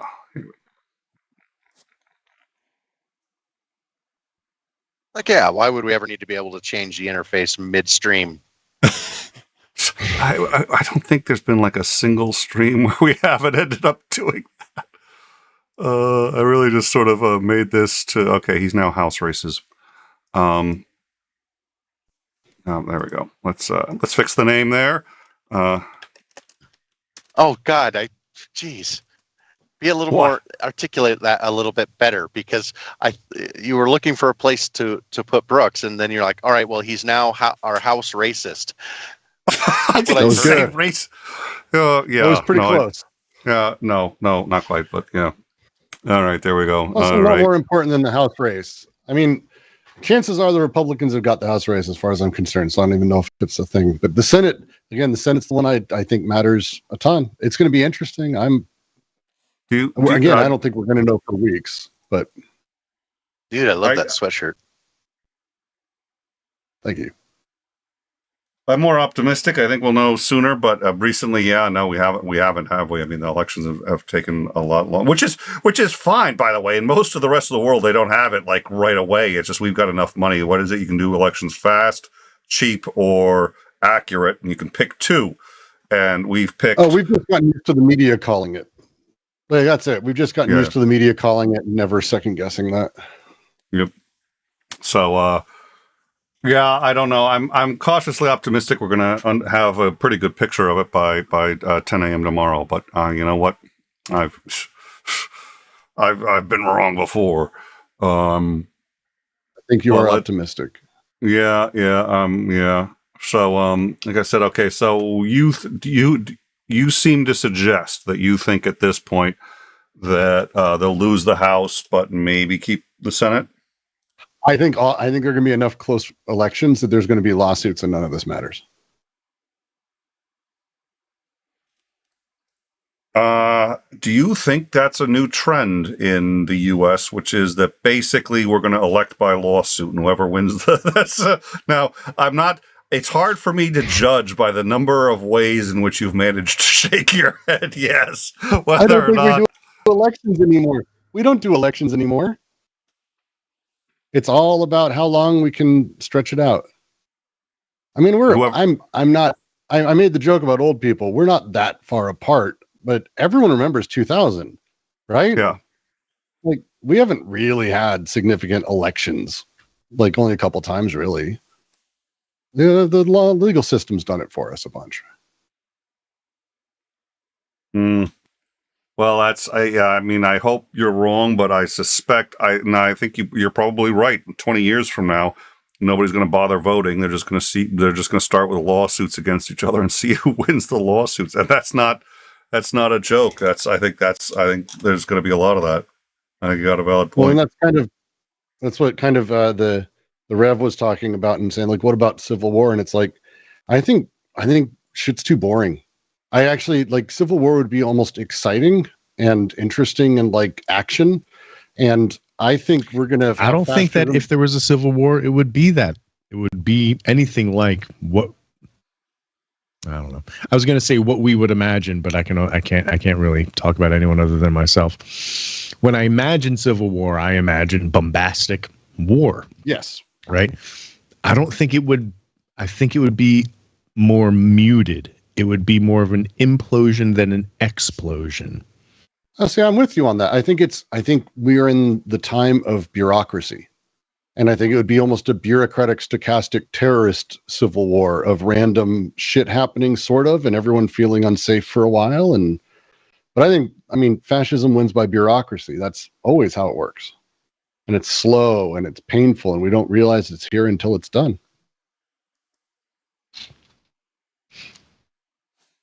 I was going to plug a book. I am convinced. But, yeah. I am convinced that at least on the right-wing side of the spectrum that I've sampled and seen and talked to, I'm pretty sure that Civil War is not going to work out the way they think it's going to work out. No, everyone thinks Civil War. They think of the stuff they learned in junior high, and that wasn't even really the Civil War. Well, and they also envision themselves standing up as patriots to take back the country and restore the republic. And it's like, dude, you can't stand up to go to the end of your driveway to check your mail. What the hell makes you think you're going to stand up to any other kind of fighting force? It's like you have a phobia of exercise. It's clear. Watch the videos that you post. It's like I'm worried when you put on that plate carrier, you're going to keel over dead. It's like, no, this is not going to work out the way that you think that it is. And your mind of glorifying, some sort of Call of Duty battle scene in your head, it's like, no, that's not the way that this works. No. And you're certainly not going to enjoy it. Like you seem to think that, you're, I don't know. I get really annoyed at those people because it just seems like they're lusting after something that they don't have the first clue what it's really like. They're lusting after the legend and story that is written, but they don't want to think about the event that those legend and stories are written about. Or the suffering that they had to go through. Exactly, the reality. Yeah. I've seen so many people that, especially in like the prepper sphere, that I swear to God, that they're actually lusting after a collapse of the United States. They want that super EMP to go off, or they want the total collapse of the economy. Well, they're invested, but I mean, I can easily see how they're so invested in the prep thing that it's like, all right, if in my lifetime I don't end up using this, then what am I doing? The problem is, though, is that the majority of the people talking about it aren't as prepared as they think they are, and they have to know that. I mean, you still go to the store, right? Because you still need to get things like every day. Like, I don't think you quite understand what society is going to look like if a month of no electricity nationwide. How do you think that this is going to be good at all, or something that you dream about? It's like this is going to be miserable. I have a crystallized moment of exactly what we're talking about when I saw a magazine called Prepper in line at my grocery store. Right? So let's just unpack that for a hot second. I wanted to buy it, but my wife wouldn't let me. I wanted to take a picture of it, but my wife wouldn't let me because she's like, why? I don't want to be next to you while you're taking a picture of a goddamn magazine. You should have bought it and read some of them. I've You know read what I'm a couple talking of those. about. Yes, I know the exact magazine you're talking about. I've read some of the issues, and oh my God, it's like if you have the patience and at least somewhat, I guess, rational mind, you can pick through a lot of the stuff and say, yeah, some of these things are actually pretty good ideas. Some of these are just bats not But crazy, every article is alarmist. Oh yes, exactly. What, it's called who's doomer porn. protecting your child? Yeah, it's doomer like, porn. What? Against what? Against them. Yeah.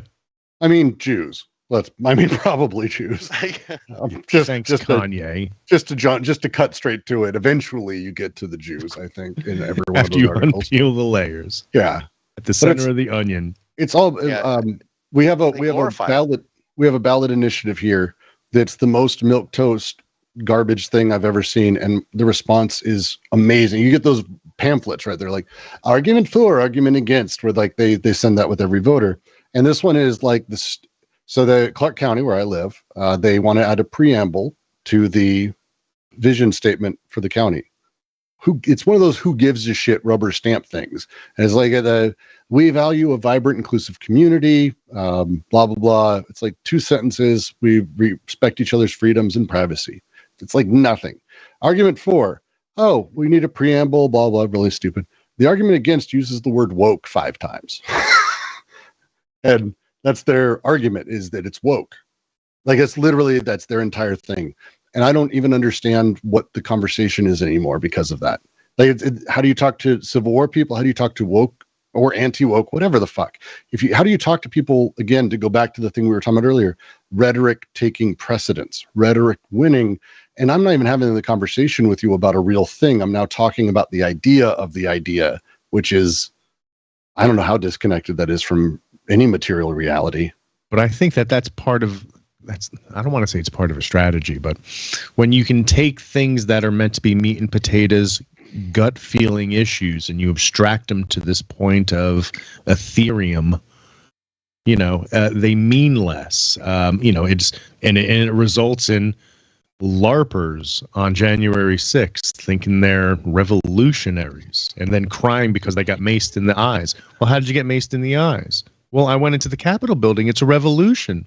But they maced me. That's my favorite freaking clip. It's a revolution. The one guy screaming "Call 911" after the woman got shot, I thought was pretty much, as far as insane shit goes, that was like my favorite moment. I've never seen anything. The guy screaming, I watched it. It was live. They were live streaming that woman's death. It was one of the more shocking things. Not really. I've had a weird life. It was up there. But you could see the guy with the gun screaming, "Don't come in here. Don't come in here. I'll shoot you. I'll shoot you," yelling this. And then she goes through, she gets shot, she falls, and the guy, "Call 911." And it's like, do you know what you're doing? Like, in this very moment, do you know where you are in the world? You're storming the Capitol. It was insane. Yeah, I don't think that I don't think it's things like that. I've been banned from several prepper like Facebook groups. Imagine that. I know. You of all people, Xandri. How could you ban me from? Come on, I am the radical right-wing extremist. Why wouldn't you welcome me into your group when you post anonymous videos about how we're running out of diesel engine oil lubrication, so your trucking's going to shut down? And I happen to know at least trucking? little something about trucking. Maybe just a tiny portion. And I'm like, yeah, you're full of shit. This is insane. Why are you spreading this around? And it was like, oh, you can no longer post in this group. Can't even find the dang thing anymore. It's ridiculous. I would love to be a fly on the wall with the conversations you have in a goddamn prepper group. Lately, they haven't been very nice, and I had one person, he hasn't banned me from the group, but he did ask me, why are you even in this group? It's like, well, because I'm hoping that maybe there's a rationale behind, because I grew up a Boy Scout, be prepared is our motto. I believe in that motto. It's a good one. I think everybody should be prepared for the unexpected things in life. Sounds like a really good idea. It's like, but you've taken this to such an extreme that it's not even realistic.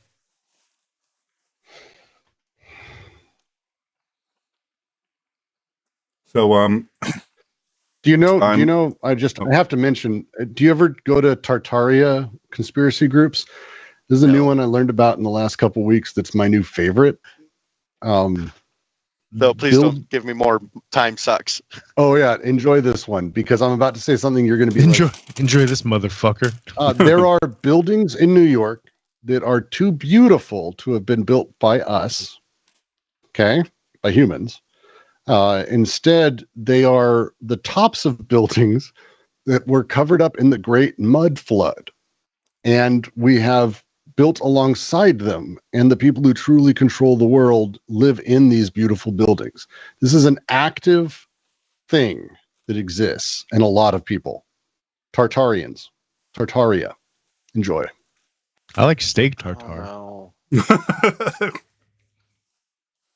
I've never had steak tartare, though I would try it. It's something. So, I am elevating. I am taking the prerogative as host and producer. I am elevating a regular chat to super chat. $2. Why not? From Titan Uranus, $2. Thank you, Titan, for your $2. Quote, Isandering will be a progressive liberal voting for the Communist Party by 2024. Fuck will that make me? I'm working and I won't have moved. Yeah. yeah, you'll still be on the exact, all your positions will be identical. Oh. That's how screwy our politics are, dear Lord. It's fantastic. Right. You'll be a completely different affiliation for the exact same reasons. Exactly. Walker, I don't get it. Walker has taken the lead 49.1% to 49%, which is going to be hilarious for 6 or 7 weeks. That's how close that's going to be. If they don't cross 50%, it goes to runoff election, which is even better. Why does that make it better? Yeah, do you just love chaos, or is there a strategy behind this? Because I just am fascinated by how we are again owned by bureaucracy. I'm being deeply sarcastic. Deeply sarcastic. This is horrifying to me that Walker. Yeah, that's all you have to say. Literally nothing about him is good. Yeah, and he's just the dumbest person. Football. Just say football. Done. But he'll put his resume up against President Obama's anytime, which is the best line I've ever heard. The President Obama. I'll put my resume against his anytime. Hey, but I have this badge right here. Oh, but he played football, man. Well, again, but he does what a lot of these people do. He exposes the lie. Now, no one believes abortion is murder, because again, if I believed that Joe Biden had hired someone to shoot a baby in the head, and then he was like, "Hey, I realized that was a mistake," he's still not getting my vote. That's not happening. Yeah, but you're holding a Washington State view to a Georgia State phenomenon, and I'm not even playing with that. Apparently, Herschel Walker has almost a godlike status walking among mortals in Georgia. Or is it that a walking closed head injury can actually just be in place of any candidate and they'll just vote for whoever's there? That might be the case. See, I'm trying not to feed into my confirmation bias. Thank you.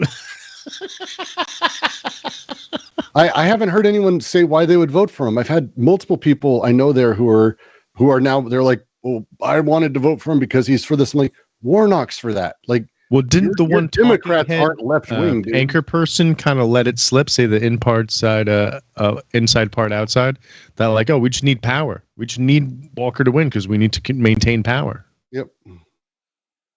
Or control, or we need to gain control, or something to that effect. I'm paraphrasing.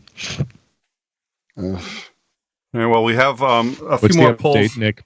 Not a whole heck of a lot. There's Democrat Wes Moore is going to be the first black governor of Maryland, so that's interesting. And Senator John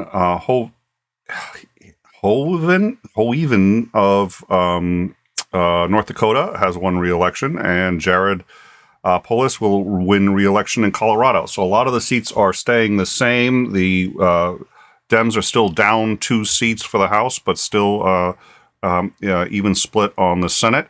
Mark Reed gave us a $5 super. 3. Who is? Fetterman is up 3 percentage points. That's good. I'm going to take a look at that as soon as I read this super chat. Mark Reed, $5 super chat. Thank you, Mark, so much for your support. We really appreciate it. Thank you for having this conversation. You should get a decent electoral system. Have $5 dues. Oh, it was 5 Australian. All right. Thank you so much for that. Yeah. So let me. Thank you for that $1.50. Might be able I'm to get busted. I'm busted. now. I know Mark, so I'm not being. I know Mark. I know Mark too. He's I'm Mark's up to a pencil and a notebook now. Yep. So this is all going to. So you may not know this, Chris, but we've decided that a percentage of all incoming super chats is going to sending Isandering to a liberal college to study get his PhD in gender studies. So that was Porpoise's idea, and I think that's I absolutely. It would be fun if you wanted. I would love to with Isandering actually do a discussion on gender. I'd love to do that. That'd be fun. Because I don't think actually we disagree greatly. I know I've talked to you a few times and I know where you stand on stuff. I don't think we disagree greatly. I think most people just get backwards and fucked up because of all the shitty Twitter people, honestly. Twitter people suck. They're not the real thing. Yeah, I don't think you're my arch nemesis, and and we live in the same damn state. Well, I use the term live because I actually live in this truck. But my address and my wife all live in Washington, though not as close to you. Well, here's come by and say hi. We'll grab a beer. I would love to do that. Here's what the two of you. Virginia 7th just went Democrat. It looks like. Virginia. Oh, I don't have Virginia 7th, 51 to 49% with 98% reporting. That's not bad. Nope. Let's see if AP doesn't have it yet, but they won't. Yeah, they're being pretty conservative tonight. Now watching you and Isandering kind of reminds me of this thing too, which is that I'm sure Marty would know that there's got to be like a psychological term for this, where basically we have so much in common, but the more comfortable we get, we make a bigger deal of the differences, whatever the differences are, whether they're psychological, physical, skin color, whatever it is. So, human beings are 99% the same. Men and women are 99% the same. But all of a sudden, it's like the differences really mean all these huge things to us, or, left, right, or whatever. And the truth is, both you and Isandering are like really good people. But you disagree on a couple of issues, and so you end up it's just you guys get along so well because you end up being able to because there's you agree on so much else that's really just sort of fundamental, that in the end those differences don't seem to mean a whole heck of a lot. So I always enjoy watching the two I'd of say you it's more because Isandering is good at suffering fools. Well, yeah, dude, he's the co-host on this show. What the hell do you think? That's his primary. Reasonably reasonable. That was the first thing on the application was, can you suffer fools? The answer is yes. You're hired. Dems. I'm saying right now, my money is the Dems retained District 7 Virginia, which is good because that was a toss-up. So that's actually by 2% that's not a small margin. Oh, yeah. So you're sending me. Wow, ABC is way ahead of AP by a Oh lot. yeah. AP's really conservative. They don't call races until like literally way at the end. Poof. Josh But they also were Shapiro's behind on killing stats and stuff, too. Mastriano right now. Really?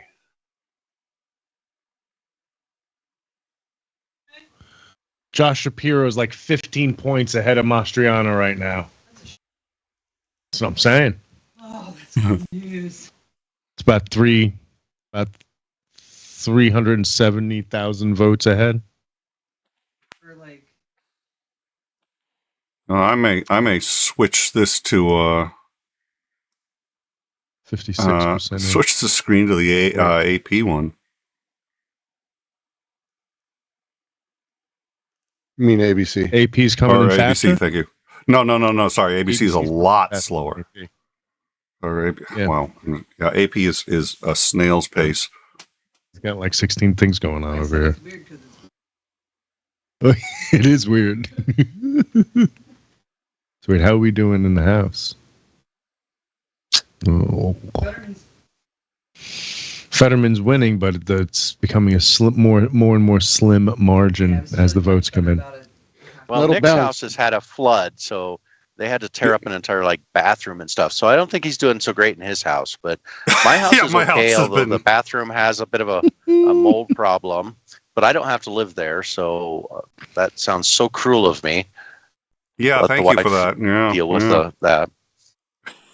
So yeah, I that's been there's fun. two of our houses that aren't doing so great. But what about your house? Is your house doing okay?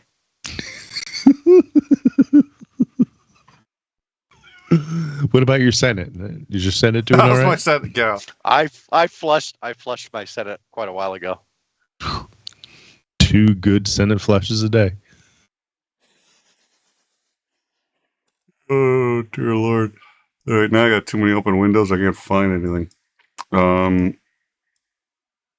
right, so I may swap out the AP. So I use AP because they're bulletproof, reliable. But we had spoken about reliability versus speed, and it may be that the speed there is just a little low for my taste.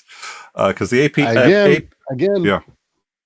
It's going to end up, it doesn't matter how fast we call it. It's just us going to bed going, oh, it's this way. We'll wake up tomorrow with it being a lot of lawsuits, and it'll be weeks until we know anything. Yeah, that's a I'm distinct betting possibility. you a good bottle of scotch, or for you, probably cough syrup. Are you doing better? Are you still hacking out a lung every few minutes? It'll be cough syrup. No, we'll do the cough syrup. Works either way. Right. Get him a one of those little what do you call it? Oh, why can't I think of the asthmatics have them? The little spritzy thingy inhaler. An inhaler. Jiminy Christmas. Bronchodilator. Yeah, get him an inhaler so that bronchodilator so that he can actually like breathe. I have thanks to breathing is COVID. good. I got COVID last week. I had to go to the hospital. It was fun. Oh, how you doing? Oh dear Lord. Well, I've got an inhaler now, so I'm doing great.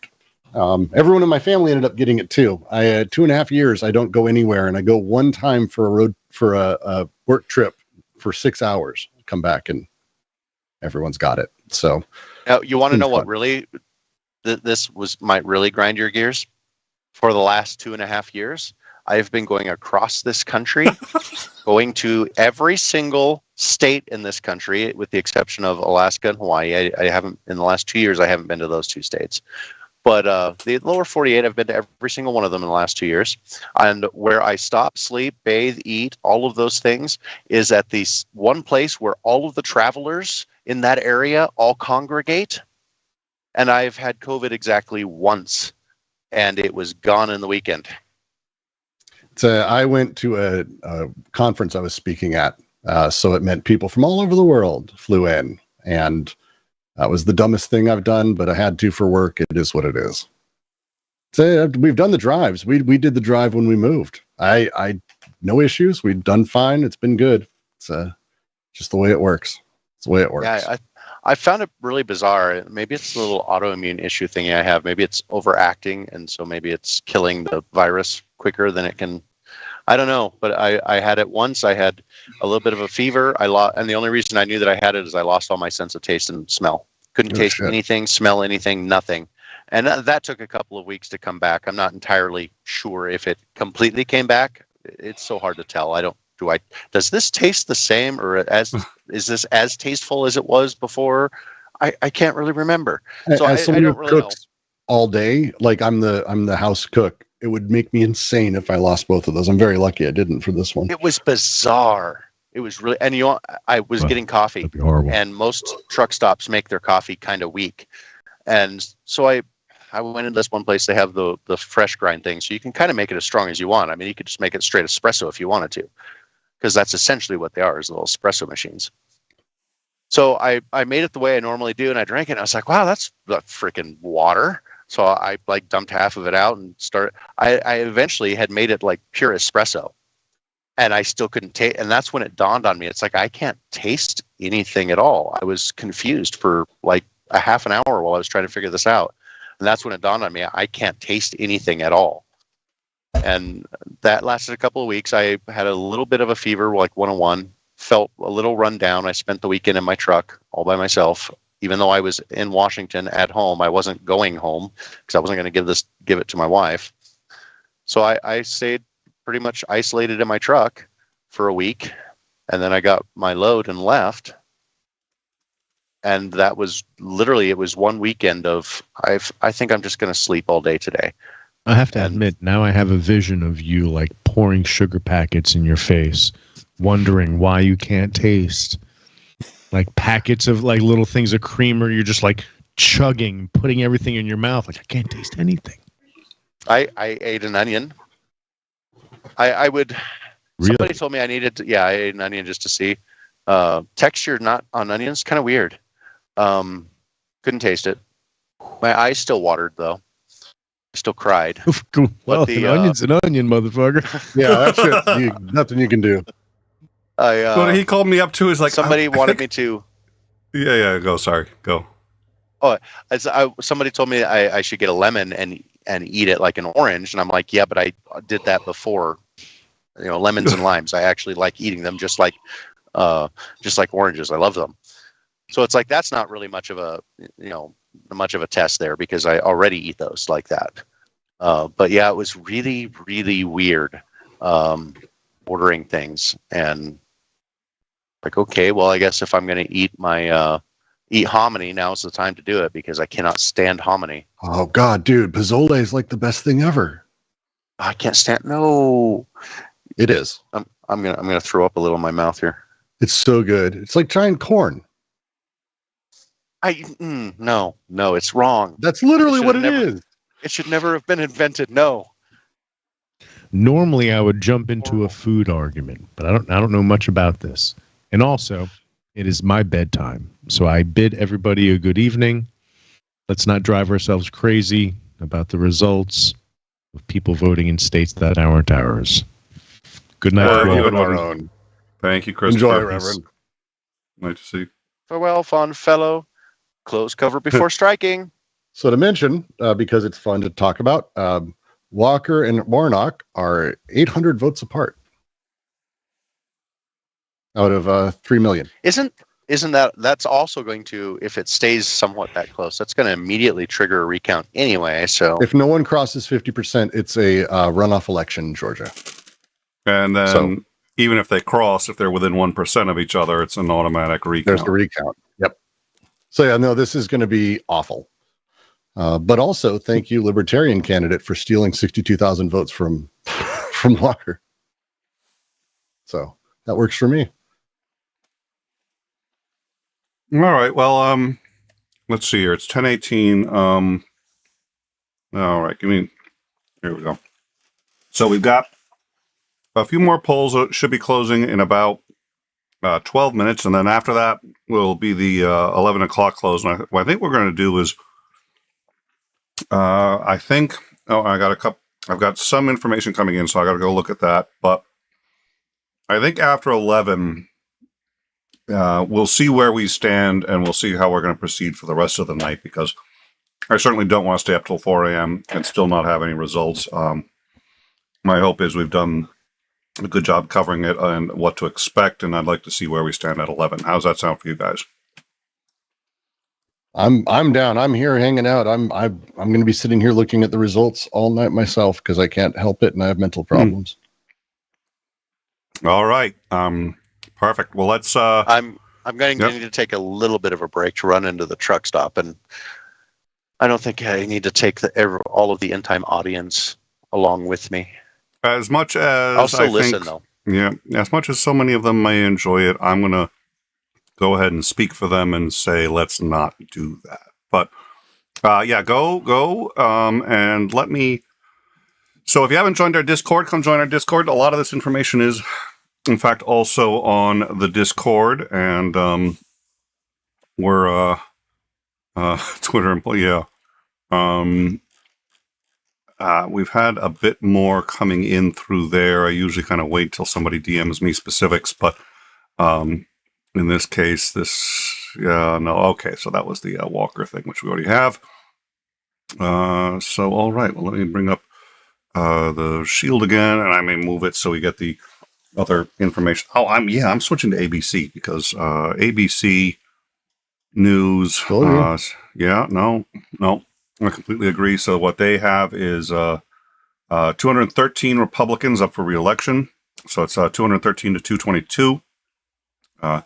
118 Republicans having won in the House. That's as opposed to AP having called only 86, and they say that they've gained 2. So 2 of the Democrats. Now, how many do they need to gain? They need to gain 9. If they gain 9, they take the House. So if the Republicans gain 9 seats, they take the House. They've taken 2 that I'm aware of from the AP side. ABC hasn't said how many they've added. Well, they may say that. Let me go down through here. They don't yet. They don't. So it's basically everyone is so far. They're just calling the ones that are kind of just the same. Oh, look, incumbent. Oh, look, incumbent. Oh, look, incumbent. I don't think there's an exception to that quite yet. Like they're being very careful. Most of the ones that are toss-ups, again, you're talking about 1% or 2% between them, which is fucked up, man. 800 votes between a pastor with a very smart, wonderful speaker who's got tons of stuff, and Herschel Walker, who's basically set up franchises of families except for the ones that he decided to close, I suppose would be a way to put it. And treats all his kids like shit. So yeah, and that's not even his worst attributes. That's just the easiest. That's the low-hanging fruit. He's not a pleasant human being that I can tell. No, didn't he threaten to kill multiple people? Hasn't he admitted to pulling a gun on someone in a traffic stop? And he's just nuts. He's a closed head injury. That's what he is. He's a football player. Yeah. Well, and I mean, one of the problems too is, I mean, the way he ran his campaign. Okay, look, I mean, there are people who are running who did bad things, and there are people who've run for office who said, I whatever it was they did. I did drugs as a kid. I dealt drugs when I was young, whatever it was. But they're open and honest about it, and they're sorry about it. And they're like, here are the circumstances under which I've done that, and why I would never do it again. And this is where I am today. And instead, he's presenting this image of, I'm all this one person, and he's not even close to that. He's not even close to that. So it's like, okay, so you're a liar to boot. All of us did fucked up shit as kids, and none of us had a good idea of what life was like when we were kids. So, I think talked about how he played Russian roulette. Oh, really? He's talked about how multiple times he's played Russian roulette. Multiple times. I'd like to know how many times he's played that, because the odds are that he can't have done it more than 3. There's a 50-50 that we wouldn't be talking to him, but okay. If you came to my home, I'm just going to quote him because he's incredible. Please. If you come to my home and you wanted to challenge me at anything, I didn't think you were worthy enough because I work out like a madman. I still work out today all the time. And I think some people don't put the time in. So I would take a bullet, put it in the cylinder, spin it, and tell you to pull it. People said, Herschel, you're nuts. They'd walk away. I'd take the gun, put it to my head, and snap it. That's how it was. I was so fired up. I could overcome anything. And that's what it was.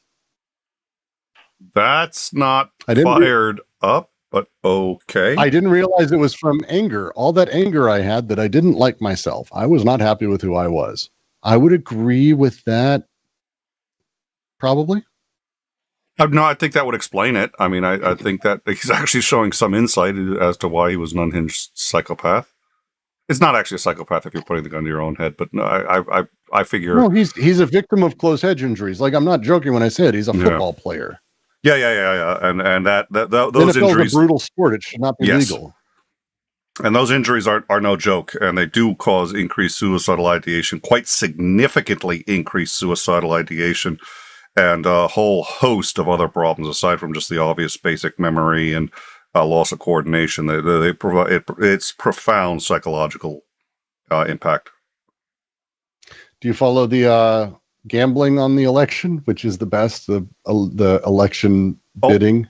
Only because I'm actually a fan of the futures market, because I think if it's the right market from the right people, it's actually a pretty good indicator of what's going to happen, because these are people who make their living by predicting what's going to happen and knowing more than I do about things. And even those don't work as well. But what? They have Dems retaining the Senate at 63%. Dems retaining. Okay, that's good. Do they have anything on the House? Losing the House. Losing the House. Losing the House. Well, that's sort of what it looks like right now. No, and there was a time I looked at the futures markets for like everything, and I would swear by it. And I realized, okay, no, it's faulty just like every other system, but it has its benefits, and it does tend to be reasonably accurate. But you have to find the right one. You have to find the one where people really are, that's where they make their money, is betting on futures. Mm-hmm. And people who survive in that have found a way to do it and know how these things work, and they're usually pretty good at it.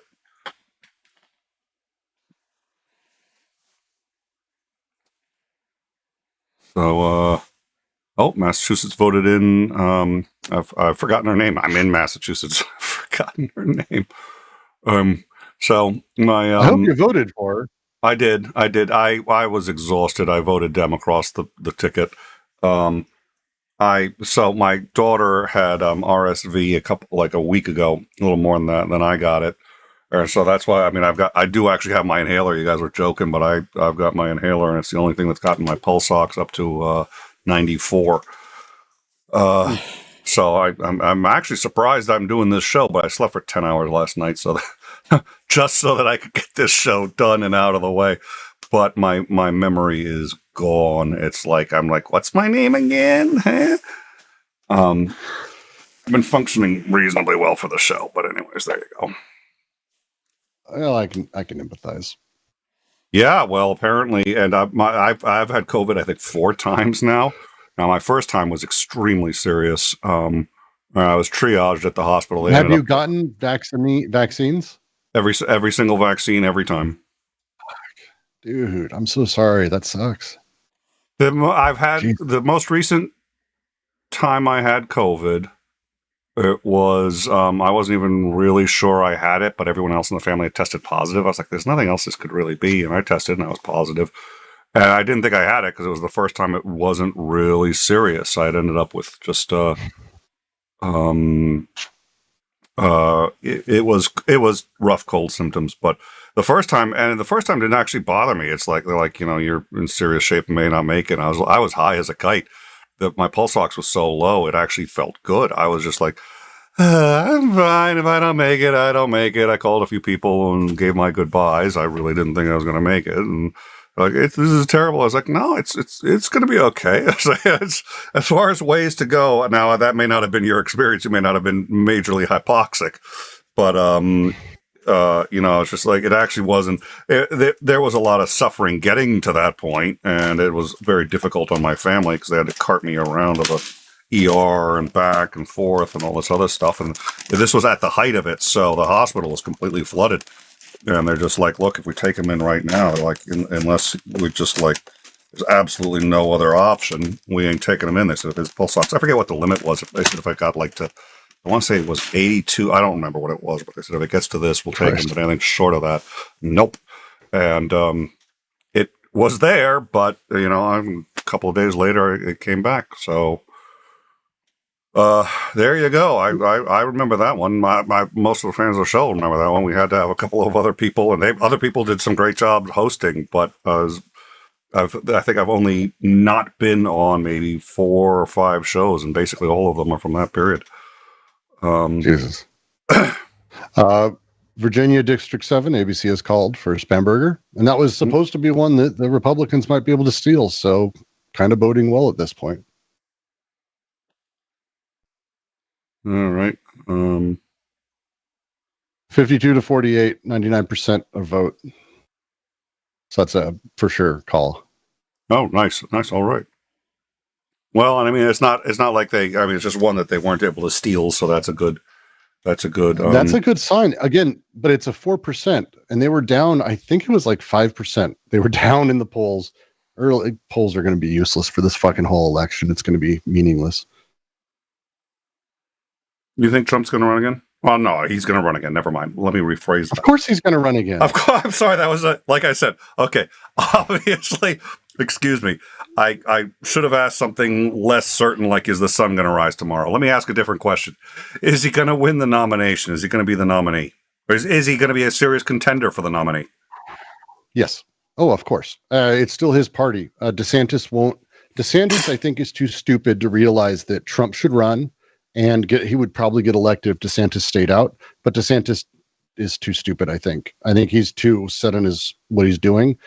Because what he should do is go in, if Trump wins or loses, whatever it may be, he comes in and picks it up after that. Because Trump won't be able to run another year if he loses another election. That's the end of that. It's a populist Sanders move, losing. So, and if he wins, he's got a term limit. So the next election, DeSantis should be able to come in and either pick up a term and pull right off and be like, I'm the spiritual successor to Donald Trump, and Donald Trump would support him, but he won't stand his place. My money is they tear each other apart, and I have no idea what happens. That's actually a really good Trump point. takes it, but I have no idea. I think it's going to be. I don't think DeSantis is ready to wait. No, DeSantis isn't that patient. No. If he was smart, he would, because I think Trump could probably win an election. Well, no, and I think you've got the right, and well, I think what he may be counting on is that Trump ends up getting himself in enough legal trouble that he's not viable, and then he wins on the rebound. He gets it, and then just gets a rebound vote. But there's no. Trump is rich. He's never doing anything again. No one. He's going to run for president. He'll be fine. No one cares. Herschel Walker. Herschel Walker. That's it. Like, what do you think? Trump can't get elected by the people who are 50% of the entire state is voting for a person who's a multiple abortionist, left his family and kids, threatened his wife with a gun, plays Russian roulette, admits that he isn't really there, lies about being name a thing. He's nuts and really stupid. They don't care. So 77% of the expected vote is in on Georgia, and they have a dead heat between Warnock and Walker. In fact, it's 49 to 49%, and it's 1,552,000 votes each. 1,552,000 votes each. They are separated. What's the percent you have? 49% each. No, of expected vote. 77. Hit refresh if you're on ABC. I can't. Titan was good enough to send me this, so I've got this from. Herschel Walker's got 50% of the vote at 1.67 million. Warnock is at 48% at 1.62 with 82%. Wow! Oh my God! That's outside of a recount margin. Yeah, but it's what is it? What's the percentage you said of expected return? 82%. Yeah, but here's the thing. Walton County hasn't finished. That's done. That's 100% going straight against Walker. That's a Warnock County. I'd bet Columbia probably also is. I think we've got another Walker County coming in that Sumter hasn't reported. That's probably red, but it's not a lot of people. I would actually say the same of Doherty too. And so at that point, you're talking about a handful of very sparsely populated red counties. Of that 18%, it's leaning Democrat. Prediction time. I'll throw my hat out there and be Mr. Predictor, but Please. being 2% ahead at 82% in what was absolutely supposed to be like, he was supposed to lose.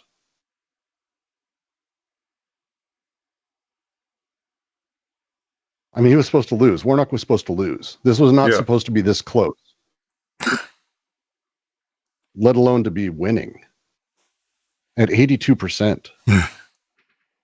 All right, what I'm going to do is, just so I can bring up another window for the results, I'm going to drop you into Xandering's window.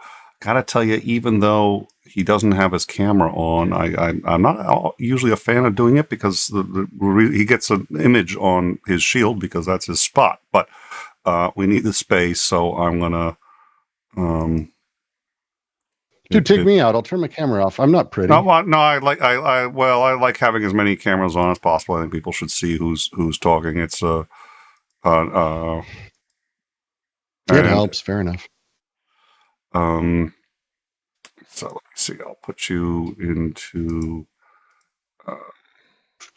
And Fetterman is still ahead, 52% of the vote only, but he's up by 4 points. 57%, it just turned over, and he's up by 3.5 points. Very nice. All right, I'm going to start looking at this in just a second. New Hampshire is leaning Dem at 46%. Connecticut who cares? Wisconsin, 50% reported, and that's a heat. Jesus Christ.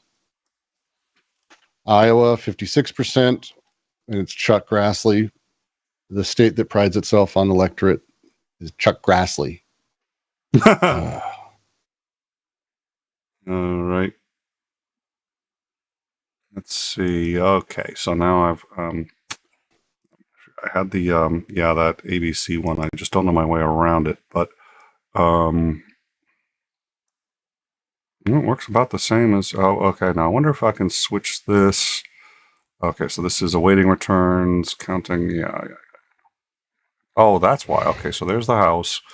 So the house is sort of where we've been expecting it. There's a couple of cautious signs for optimism. The Senate, nobody's gained or lost a seat, and we're at 41-41. So that's a good sign for the Senate. The Senate was going into this a toss-up. So with luck, I think the hope is that Dems don't lose the Senate.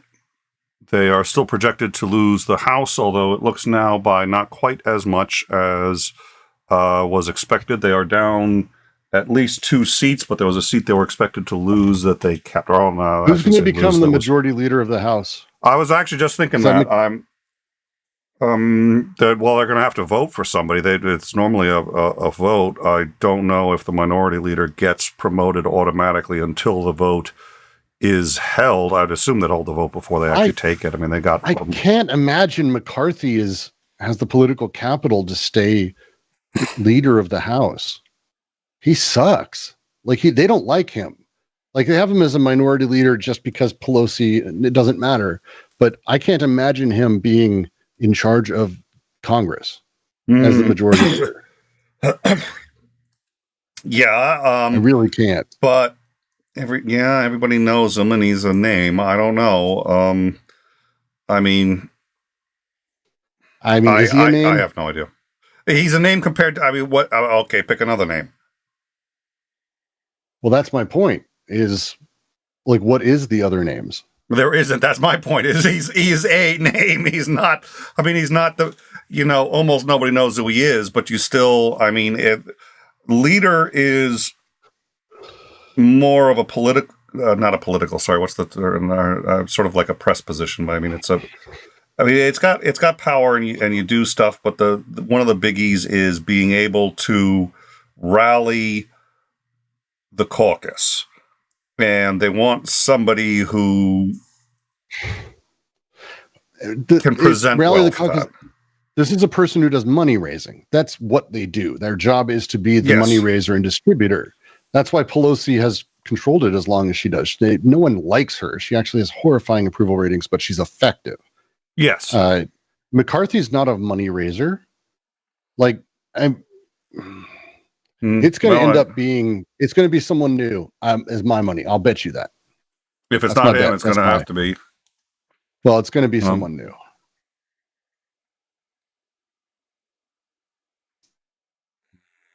Right. Let me.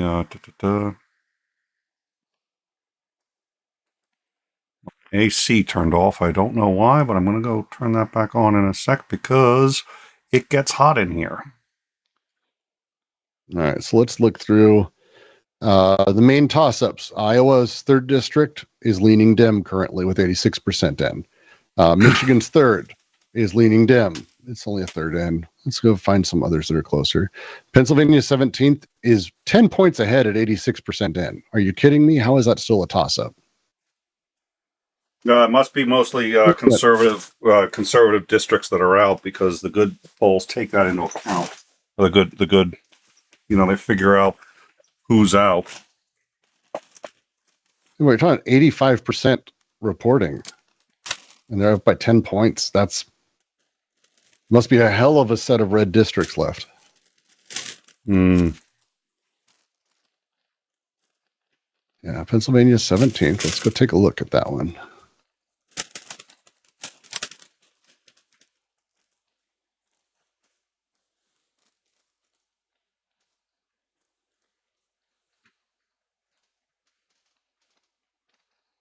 All right.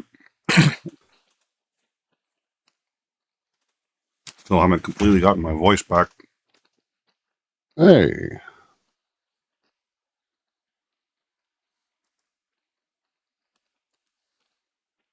It's so dumb that we do this every 2 years.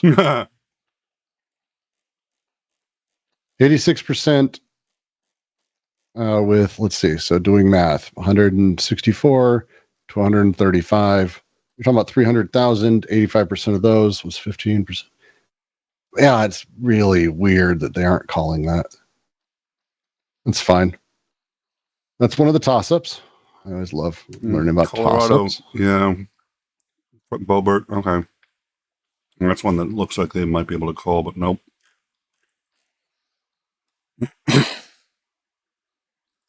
Texas's 34th district was a toss-up, and it looks like it's leaning Dem pretty heavily, which would be interesting. Where is that? Where's the 35th district? It's going to be Austin. Why am I saying Austin? I just have a feeling it's going to be Austin.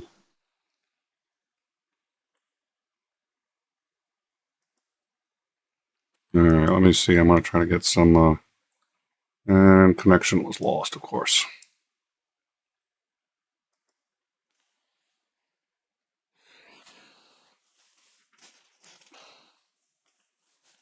Let's see what we've got for...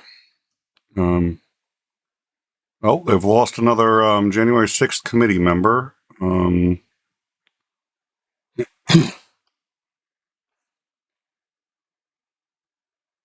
It was Elaine Lauria. She was on the January 6th committee. She has lost her seat. So, the January 6th committee is unfortunately getting hit hard. So the Republicans, any one seat will give the Republicans control of the Senate. They need 23 seats to get control of the House. But that's got to be old. The math I did, they were to 19 seats. That's got to not be including the 2 there, and then there's got to be 2 more that they lost, is what that looks like to me.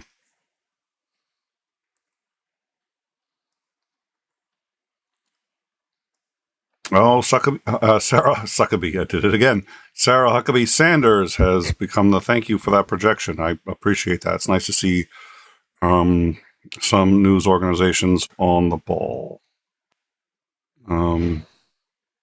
Mal Bowen has won re-election in New York's 16th district.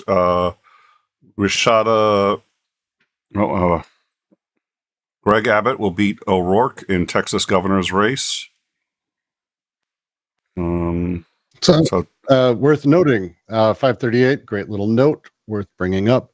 The three main House seats that have flipped, Florida's 13th, 7th, and Tennessee's 5th, flipped from Democrat to Republican severely.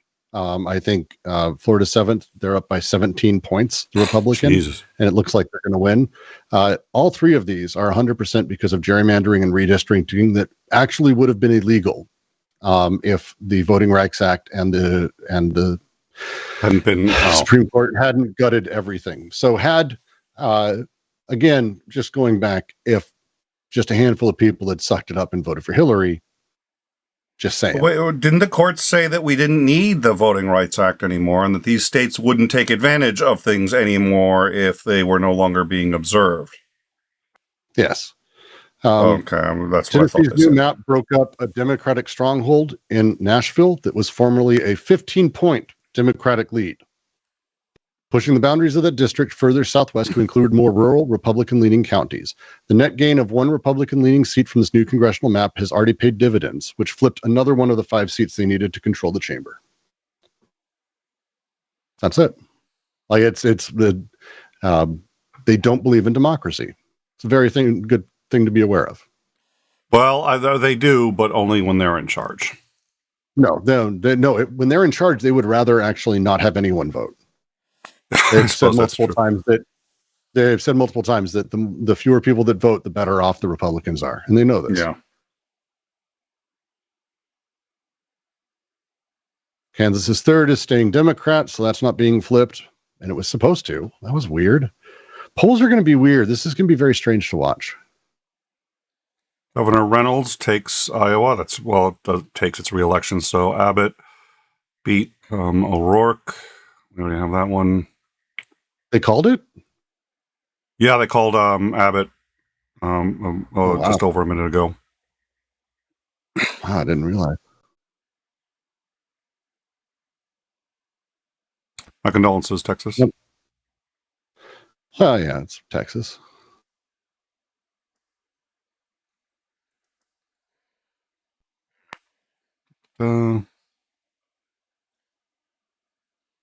Yeah, that's sorry, Bregwin.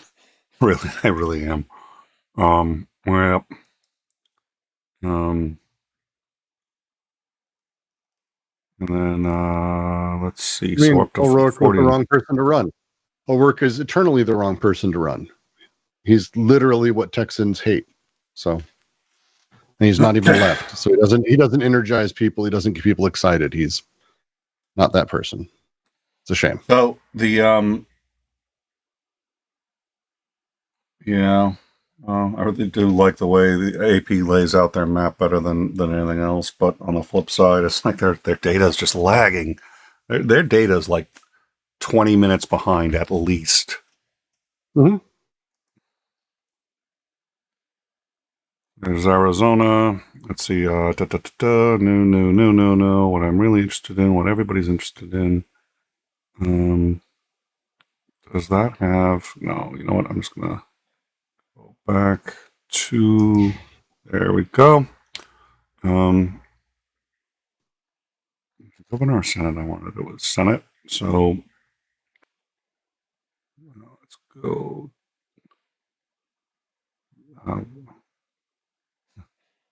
And Georgia. Yeah, okay, so Georgia, 83%. Yep, I see that. Okay. 50 to 48. Walker leading. Walker leading. That's what ABC has. Walker ahead by 20,000.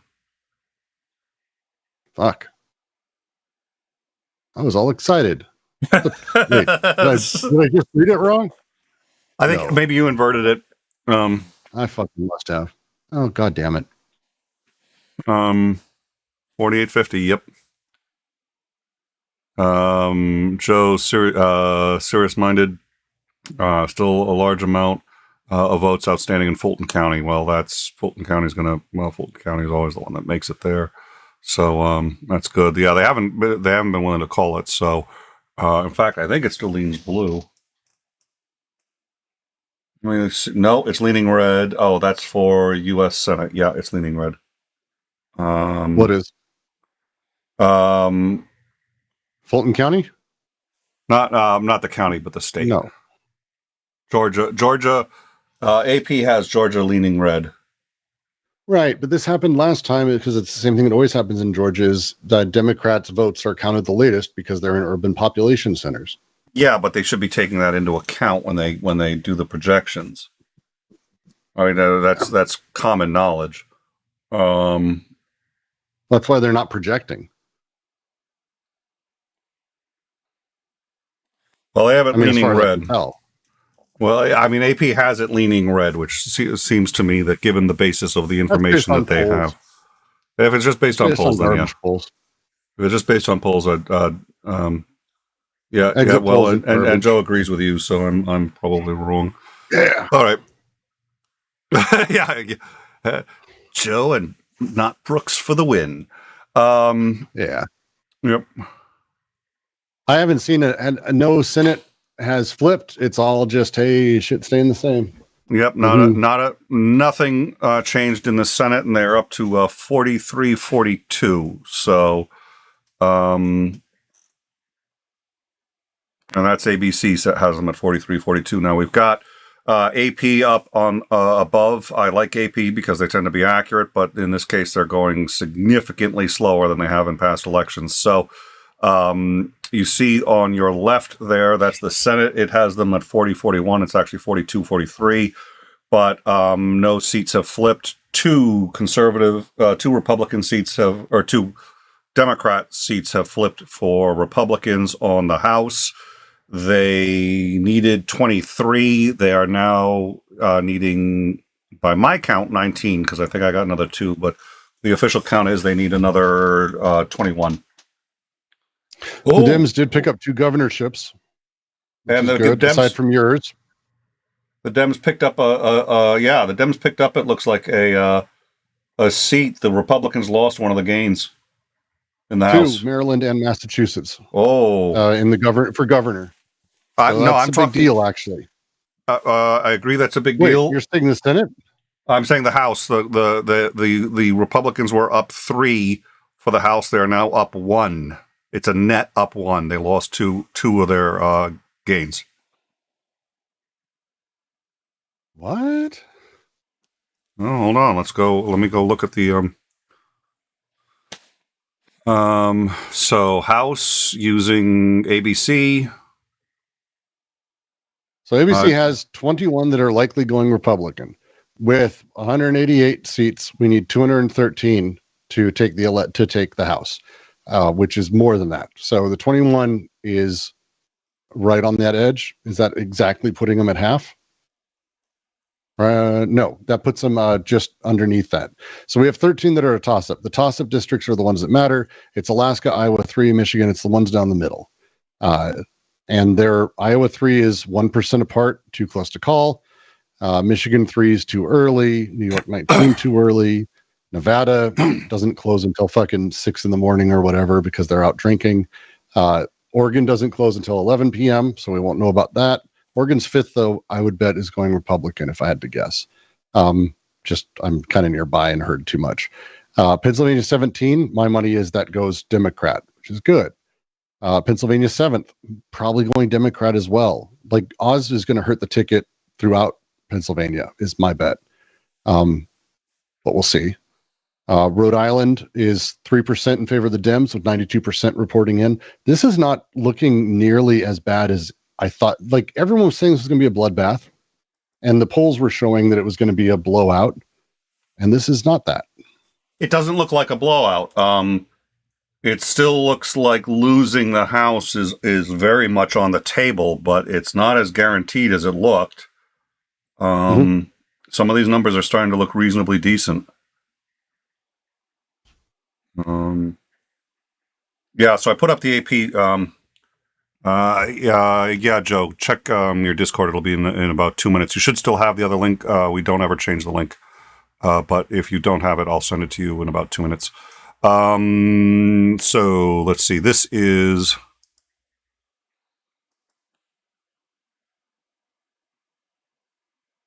Yeah, there we go. Okay, so that was so they had gained at one point they had gained 3 seats by this accounting here. They are now only gained 1.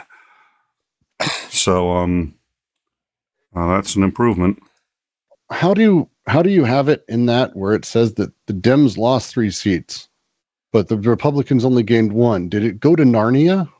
Like, what happened to those other seats? Is there an independent? That's a good one. Let me I'm going to talk to Joe, and I'm going to get Joe in here, and then I need to get a drink of water, and then I'm going to go sort that out. But let me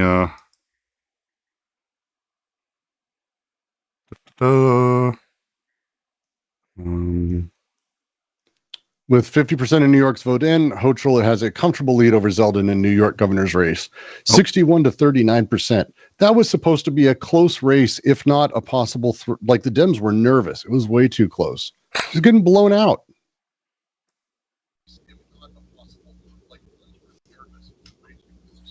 All right, Joe, welcome. How are you? How's it going, guys? Doing Hello, good, Joe. thank you. Yeah, I'm still fighting COVID, but I'll be. God damn it! I didn't Same here. realize you had it. I'm sorry to hear it. Yeah, it's been tomorrow. Well, tomorrow will be 2 weeks ago since I got infected, and I know who infected me. It was stupid. Some guy who he tested positive and then walked up to me to tell me that instead of calling me or texting me. But, Oh my God. Yeah. Today's 1 week for me. So. But yeah, first symptoms were like Saturday, a week ago Saturday. So, Glad you're okay. thank you. All right, so well, I'm putting you in Brooks's old spot, but you're not Brooks, so you can. I don't have to change the. You're also not Brooks. Definitely not. Brooks. I'm going to get some water. I'll be back in a minute, gentlemen. So, but both of you know what the hell you're doing quite a bit, so I'm feeling comfortable there. So, good luck, gentlemen. I'll be back in a minute. Yeah, I mean, Georgia should not be as close as it is. I mean, well, first off, Warnock should be totally ahead. I mean, this should be a blowout, but it's not. But, you know, Walker did well in the very red places. I mean, which isn't that much of a surprise. But the good part is, like I said, there's looking at like, you know, some of the smaller blue counties. Dougherty County is only 74%. Calhoun is only 79%. But the big one is Fulton.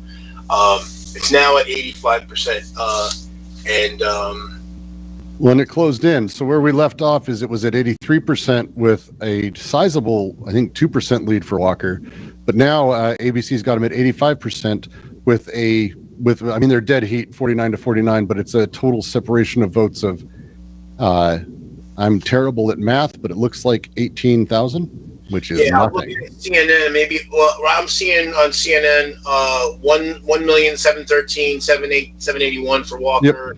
1691011. Yeah, that's the difference of 22,770. Well, that's the thing. 15. So Fulton County went from 70% to 85%, and that's where he picked up 40,000. He picked up almost 40,000 votes. He'll pick up another 15%. Like Fulton County's, there's no way that the rest of those votes are like magically going for Walker. Exactly. Now the percentage didn't get quite as good. It went down. Warnock was at 75.6, now it's 73.8. So those votes didn't lean quite as heavily, but still, he those other 15%, he should still pick up. There's enough just in Fulton County alone to put him ahead. Now, I'm looking at the other like the small. Most of the red counties are at like 95% or more. Some of them are at 88, but these are counties with like 13,000 total votes so far, and they're at, you know, so we're not talking big places. And let me see what else. Now, Newton County, that's a county, it looks like there's total of 35,000 votes so far, 36,000. They're at 82%. Warnock's at 57.7% of those. Rockdale County is another county that's got a population that looks about, they're 91%. They're at about 34,000 total votes, and there's still 9%. So again, there's some pickups to be had there. DeKalb County. DeKalb's another big county. Huge. Only at 68%. And Warnock's got 87% of the vote in that county. So so far, with a total of, for him, 192,485 votes versus Walker with 26,109. So So we're talking that's 200, almost 220,000, 218,000 votes cast so far, and they're only at 68%. So if the separation keeps even close to that, that's tens of thousands of votes there. And even the smaller Democrat counties, Clayton's got another 13% to go. That 13% is going to go 9 out of 10 votes are going to go to oh god damn it, I almost said Walker. I've had him on my mind. He's probably my favorite candidate this year, and I say that very sarcastically, but it's been really weird to watch. In Gwinnett County, only 54% of the votes in. Warnock has 61.4%, and this is out of a total of 178,000 votes. And so if they're only 54%, that means there's a metric fuck ton of more votes. There's probably another 154,000 votes or so, 160,000 votes left. And again, with Warnock 50-something%, there's a lot of votes there. So I'm going to say that barring something weird, that I think Warnock's probably going to pull it out. I'm looking at like trying to look for large red counties. There aren't that many. No, there really aren't.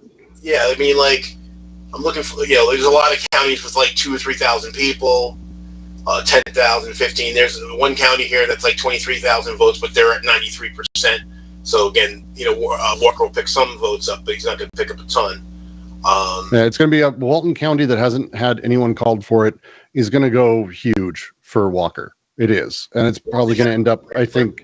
I'm not familiar with the Walton is just outside of Atlanta, east side. It's one of the few that's not counted there. It's like dead center. Yeah, they're at 25%. They actually have Warnock up, but they've only counted about 10. No, I have Walker up. What do you have? How do you have Walker up? Yeah, as I said, Walker's up. But that county went to Trump in 2020. I want to say 55,000 to 5,000. Like stomp the motherfucker. Like it's not where Democrats go. Oh, okay. So that's the one big potential place for Walker to pick up.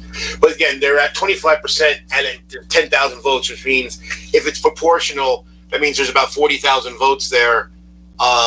So let me see. So that means Walker, the split would be 50% in his favor. So he'd pick up. That county's 3/4. 3/4 is where it went for Trump. So it's a 3/4 for that. Right. But you have to subtract when you look at the difference. You got to subtract the two. Yeah. So we're talking about net gain for Walker is about 50% of the remaining votes, which is 30,000 remaining votes. Ish. So it means a net pickup for him about 15,000, which is a lot, but it's not. It's not enough. So those other counties. No. I mean, again, urban population centers always get sort of the shaft on this and end up being surprises for everyone somehow. Yeah, Gwinnett County is only at 56%, and they're at about 100,000 votes total. Let me see where else. Cobb County. Cobb County is another big one. They're at 82%, but Warnock's at 56% of that vote. So we're talking, and there's total votes cast there, 270,000 votes roughly.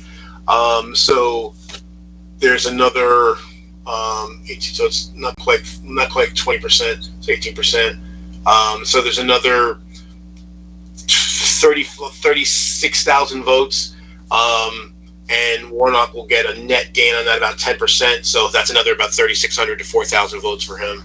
Yeah, I mean, and you're talking about Albany too, down south, Doherty County. I mean, you've talked about these, but I'm just saying, like, again, urban centers, definitely not for Walker.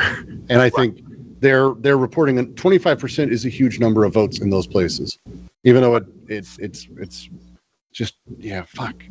Muskegon County is for Warnock, and they're still, to 12%, 15%. Macon County, now Macon's kind of small. Savannah's almost done, but even there, Warnock got 59%. There's 7% left. He's going to get 20% of the 20% of the remaining vote. Out of a total right now, there's a total of about 100,000. So we're talking. There's another not quite 10%. So there's another 8,000 votes there. Warnock will get 20% of it, so he'll get a net like 1,600 to 2,000 votes there. And my money is we're going to see the same thing happening with Fetterman. I actually think Fetterman's doing way better than I thought he would. I thought Fetterman, because of his performance and how people were sort of coming out with that, it's been really fascinating to watch. And I assumed they'd be doing better than they are. The fact that Fetterman's already ahead by 2% does not bode well for the doc. No.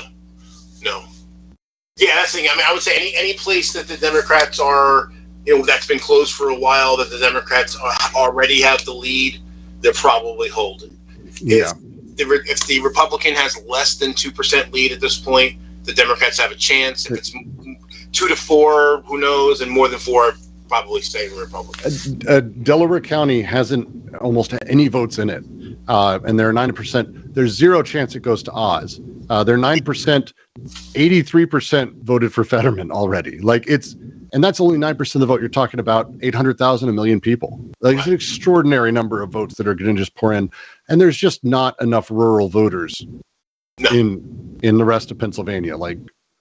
So, I think the Senate.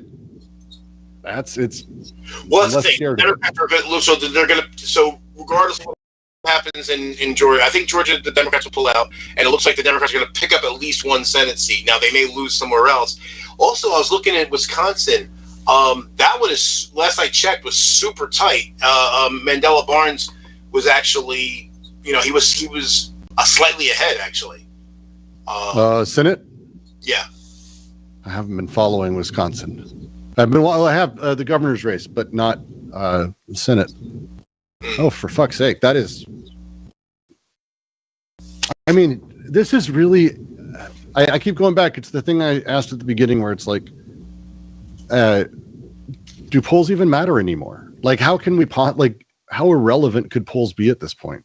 Well, part of the problem is, and this is something I've heard a few people, and this, Bo, the fifth column, talked about this, Michael Moore talked about this, that when they do the polling, when they do pre-election projections, they do it based on polls of likely voters. What happens is people who just registered are generally not included in likely voters, and people who don't vote very often are also not included in even if you tell the pollster, yeah, I'm voting, they weigh that because a lot of people who say they're going to vote don't. But if the unlikely voters show up and they tend to vote, and they tend to be more on our side because the right wingers tend to vote all the time, regardless. That's the old joke. Just more votes means more Democrats. That's just exactly the way it works. Which is the reason why they try. The right wing tries to suppress the votes, and that's the thing that some people on the left will say stuff like, oh, voting, it doesn't matter. Voting doesn't matter.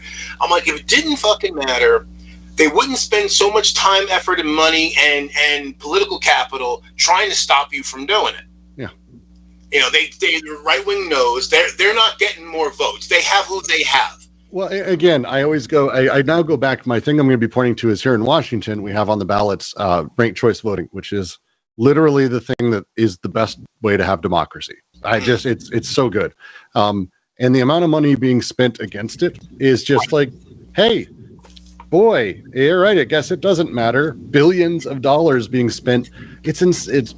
But I actually think it's worse. So what I was talking about earlier, and I'd love your thoughts on it, is that what you're talking about, you're spot on. I've heard Mike talk about that too. I've heard pollsters. I've been doing phone banking for campaigns every 2 years, most of my adult and actually my teenage life as well. The thing that's changed is likely voters is like an irrelevant thing because you can't even get through when you call people now. Right. It doesn't exist. So even if people are like me, I am an engaged voter. And I was phone banking for Marie Perez here. And there was engaged voters. We had lists of people who were engaged. They weren't volunteers, but we knew they were engaged. They had signed petitions for us, literally signed our petition. Right. Calling them saying, hey, we got a new one coming out. You want to come to the big event? We're going to do blah, blah. And 2 hours, I did 80 calls, 0 people. I didn't get through to a single person. It was all voicemails, and I've never had that happen. And everyone else had the same thing. It's very few people getting through to the point where the campaign stopped doing cold calls, and it became, we're just going to actually have you call our volunteers, and we need you to use your own phone because the systems that they use for cold calls is the robocall system is blocked by everyone as fuck. So I actually think polls maybe matter less than they ever did because of that, added on top of what you're talking about, added on top of, I think we're now in a point of like compounded garbage. Oh yeah. Well, and that's the thing, and then we know from polls actually, well from registration results that the number of women that registered in the just since the decision, since the Supreme Court decision, is huge, and the lion's share of them registered Democrat. So, and then the other thing too is really, it's always the wild card, is the youth vote. Now, I always say, like, look, any candidate that's depending on the youth vote is a fool, because you cannot depend on the youth vote. However, we know that Gen Z, well, both millennials and Gen Z are more engaged. Yeah, the kids are more into it than ever. Yeah, in the past they haven't been so good about showing up, but I think now they're a bit more motivated than they were in the past. They did show up in greater numbers than they had previously in the last election, and again, the pollsters are still not counting them because they weren't regular voters, right? So they're not counted in those polls because they voted one time. They don't and this is why it's important to vote in every election that you can, because for a couple of reasons. One, so the pollsters actually get where you're at, and also for, the campaigns and your seated politicians do take polls.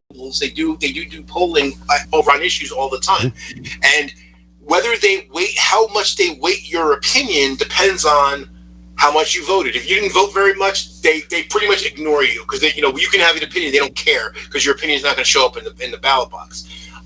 So it's important.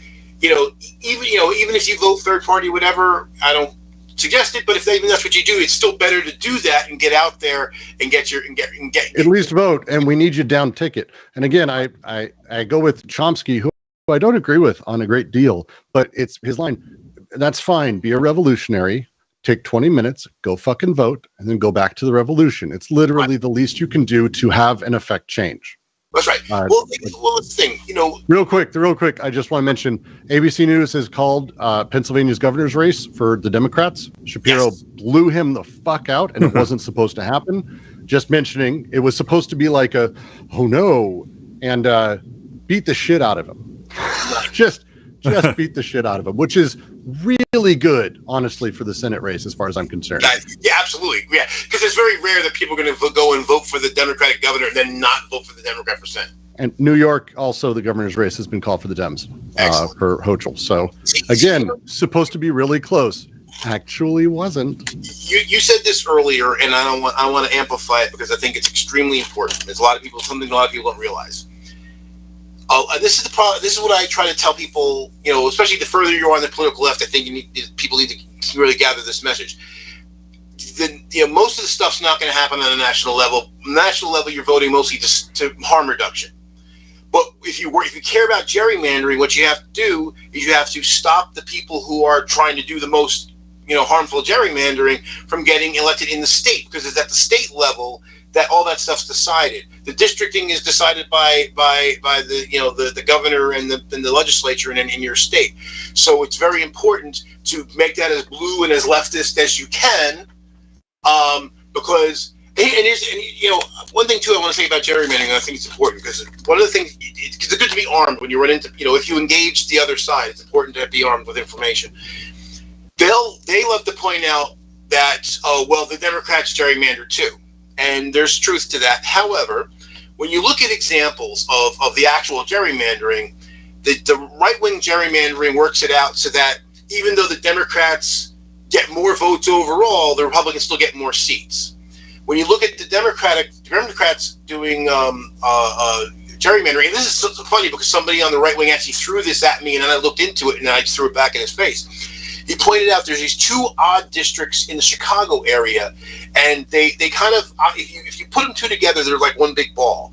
And they made, basically, there's this one inscribed ball and outside ball, and they kind of hug each other. Mm-hmm. And it's like, oh, look at this. Well, I looked into it. Both of those districts are heavily blue, like 85%.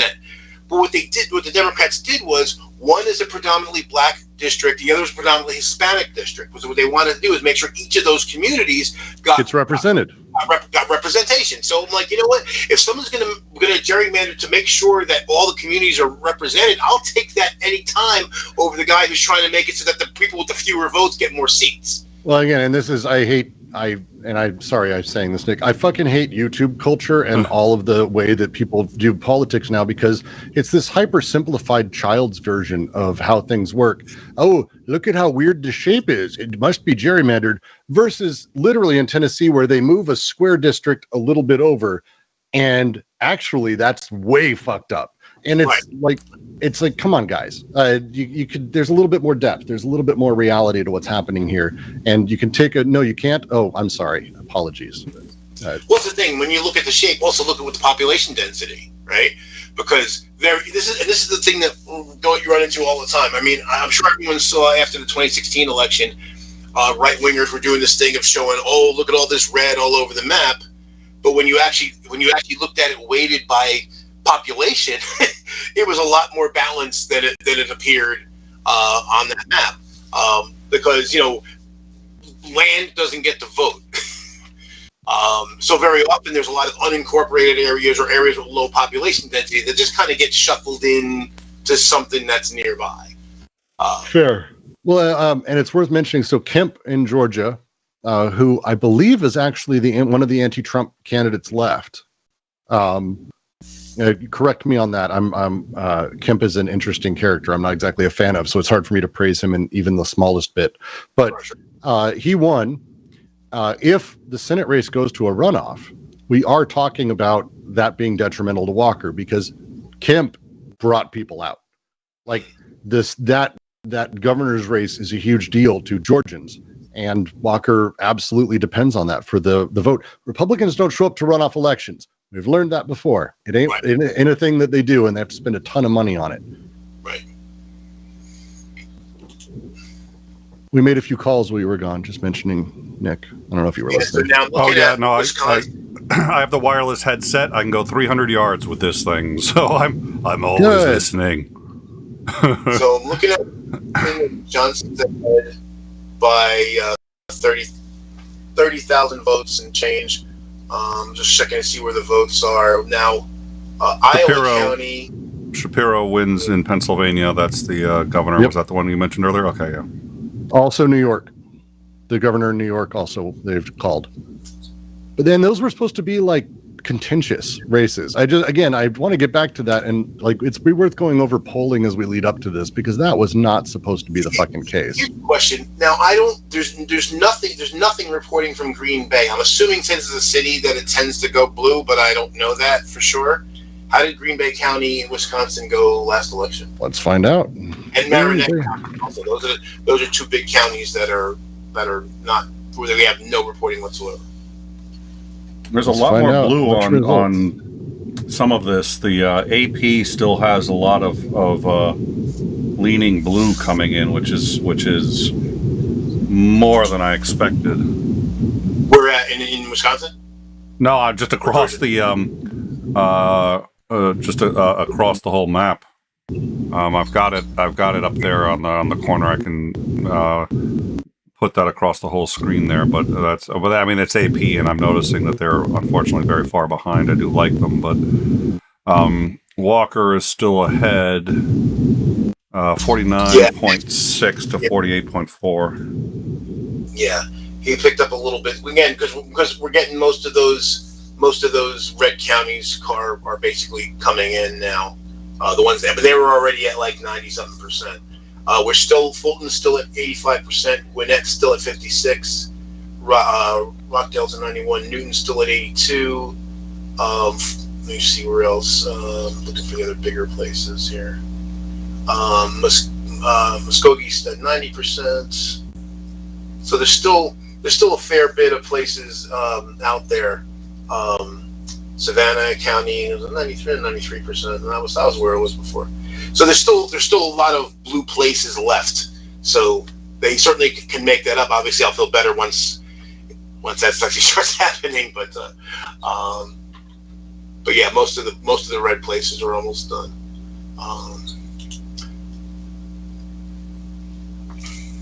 All right, let me. This is my whole internet connection is starting to lag like crazy.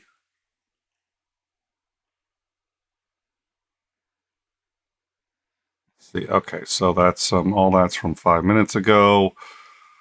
See the House. I'm still. What can I say? I'm still loyal to AP here. That's ABC.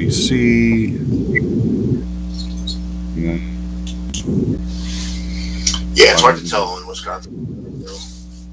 It looks like the map I just looked at that looked like Green Bay was red actually last time. So I don't know. Wisconsin may be lost. Wisconsin is going to be a lot. Doesn't look like there's much left as far as votes go. Milwaukee County has a good number left. That's a Dem stronghold. That's probably about it. We're talking about, another 100,000, 200,000 maybe, which could push it. But you're also talking about a lot of red counties left. Yeah. Well, especially Green Bay. I mean, that's a big county. Which county is Green Bay County? Is there a Green Bay County? Which one is that? I'm not familiar with it. Brown County. It's Brown County. Brown. Okay, that I can search for better. They just clicked in. Yeah, it's Republican. Yeah, it's Republican. And they're at 56%. Well, Fetterman's ahead of Oz. That's good. It looks like, okay, so there's 70,000 votes in with, so it looks like there's probably another 60,000 there. That county went to Trump 53 to 47. Okay, so it's red, but it's not massively red. No. Okay, that's good. So at least it won't be too much of a pickup. No, it's a lean. Oh, they just called Ohio. J.D. Vance, Republican U.S. Senate. Oh. Yeah, I'm really upset Tim Ryan's not going to be gone now because I liked him a lot. That's one thing that pissed me. It's one of those races that the Democrats had the edge earlier on, like a couple months ago, and the Democrats pulled up stakes there. And I remember, Tim Ryan was really pissed off about it. And I didn't understand that. The best DNC chair that in my lifetime that I can recall was Howard Dean. And he's the one that helped Obama get elected in 2008. He had a 50-state strategy. He said, we fight everywhere. And what happened is states that were normally like red strongholds became battleground states because he didn't capitulate. This idea of that's one thing that I know a lot of people that get pissed off at the Democrats for, and I'm with them on that. It's like, no, make the enemy fight for every fucking inch of space. Yeah, they don't do that. They don't. Well, the other thing too that I hope doesn't blow up in their face is this idea that they were actually kind of hoping some of the more radical Republicans to win certain nominations. And they say, they'll be easy to beat.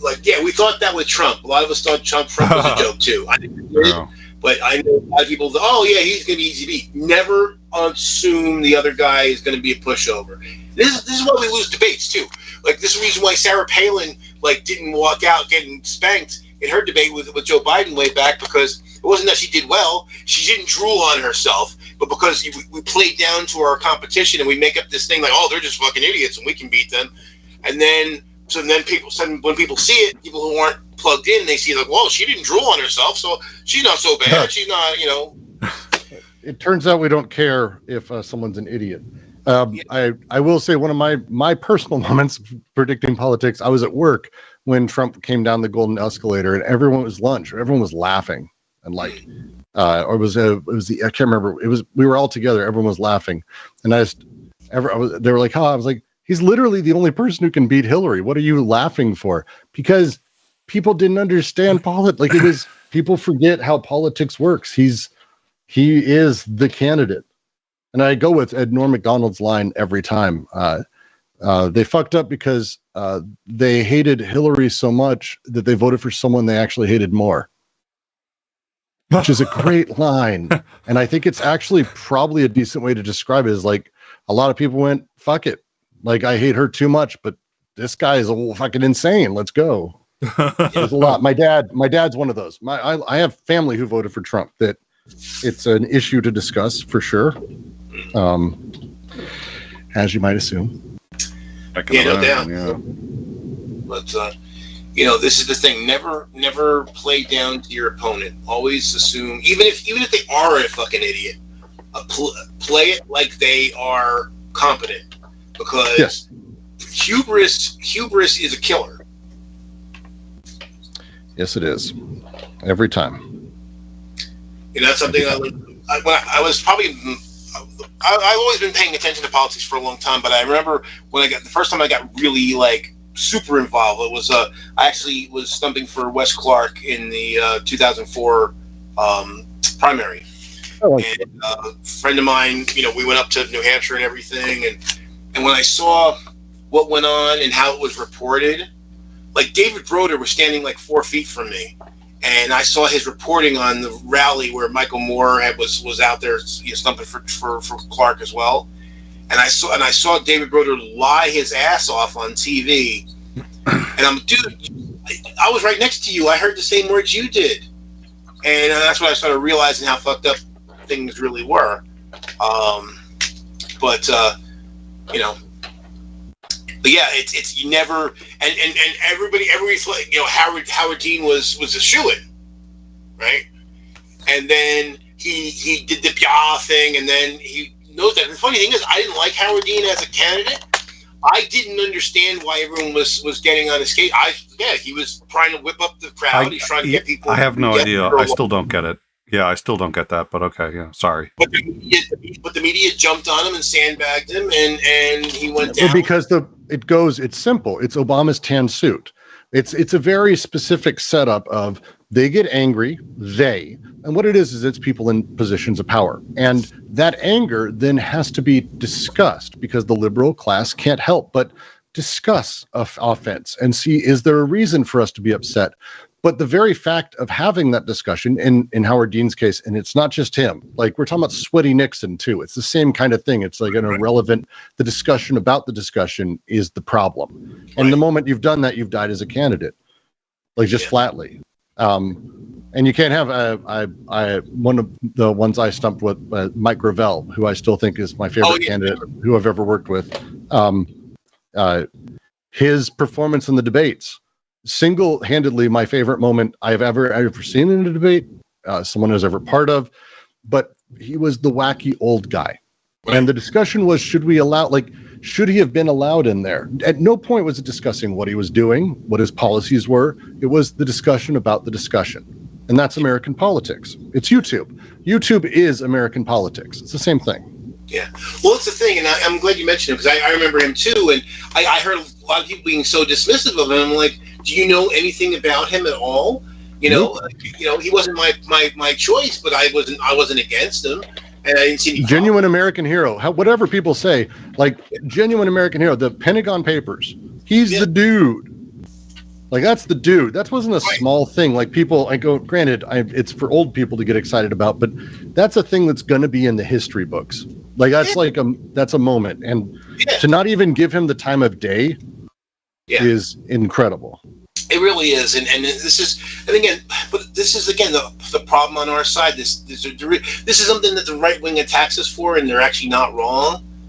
Is a certain level of arrogance and elitism and stuff like that, and it pisses me off. So we wash away decent candidates, and maybe he wasn't going to be the guy, but still he should have been part of the discussion, and he shouldn't have been ignored. He shouldn't have been marginalized just because look at the wacky old guy.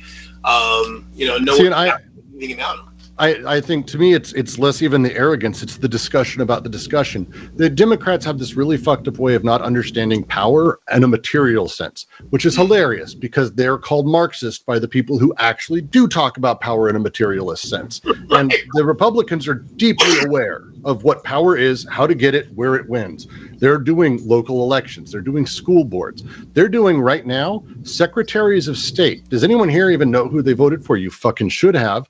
Because my state, for example, Washington, we had 2 independents running. Right. One of them, actual semi-lefty, sort of centrist, whatever guy. The other one, straight up Trump denier Republican. Right. Because for them, they want people in the Secretary of State position to deny an election. They just need one. And they're getting one. There's no way we don't have a Secretary of State in this country who flat out denies whatever happens in 2024. It doesn't matter. And that is how you materially gain power in a country. Whereas the Democrats sit and go, you know, we like Sanders, but Biden, he has a better chance of winning. And that's crap. Like, that's a shitty discussion, because now we're discussing, can you prove that he doesn't have a better chance?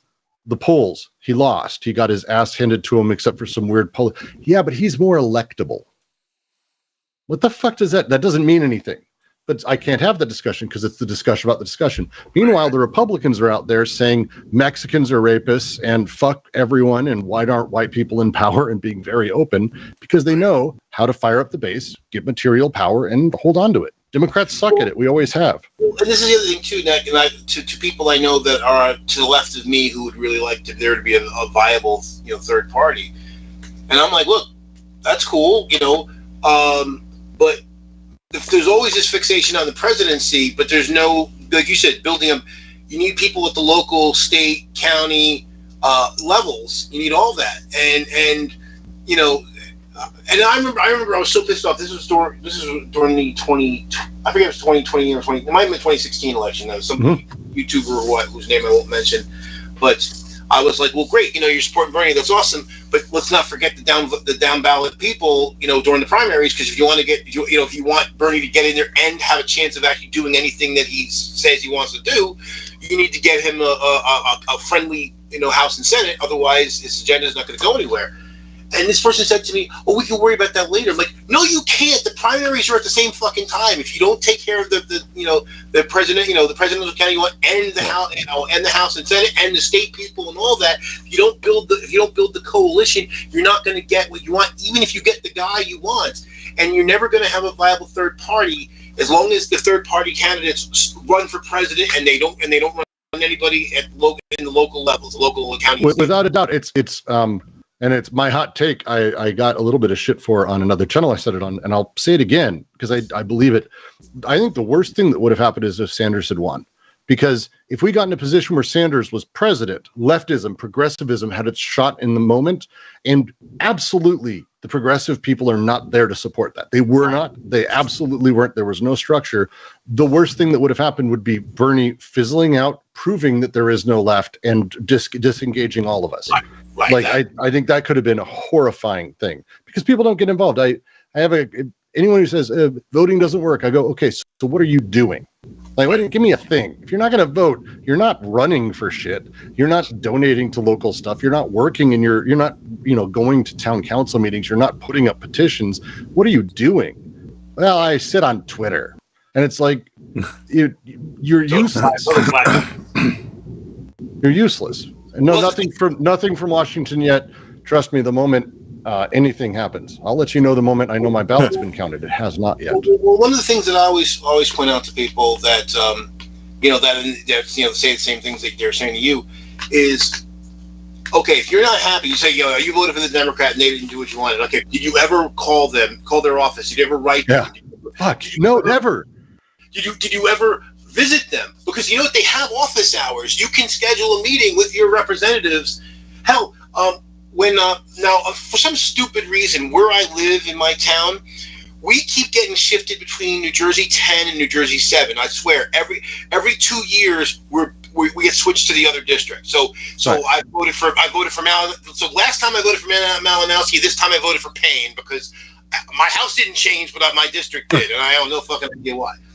But but I went at one point we were in New Jersey 7 and my business is in New Jersey 7, which it was just funny because it's like half a mile from my house.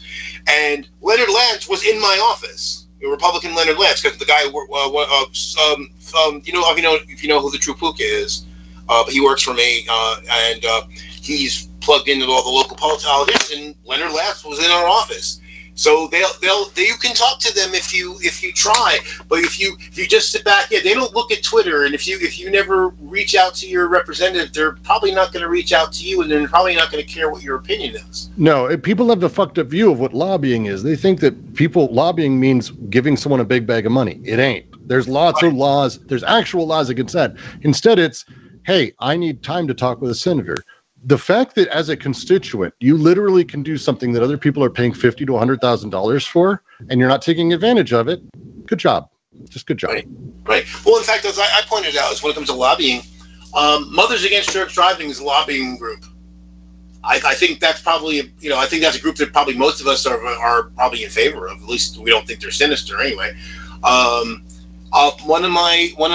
My now ex stepdaughter-in-law, because my stepson got divorced, but his wife set up this group called Little Lobbyists, and basically what it is because their daughter has a lot of medical problems, and they basically had to do all these funky things to be able to get her on Medicaid so she doesn't fucking die. I mean, basically she needs medical attention.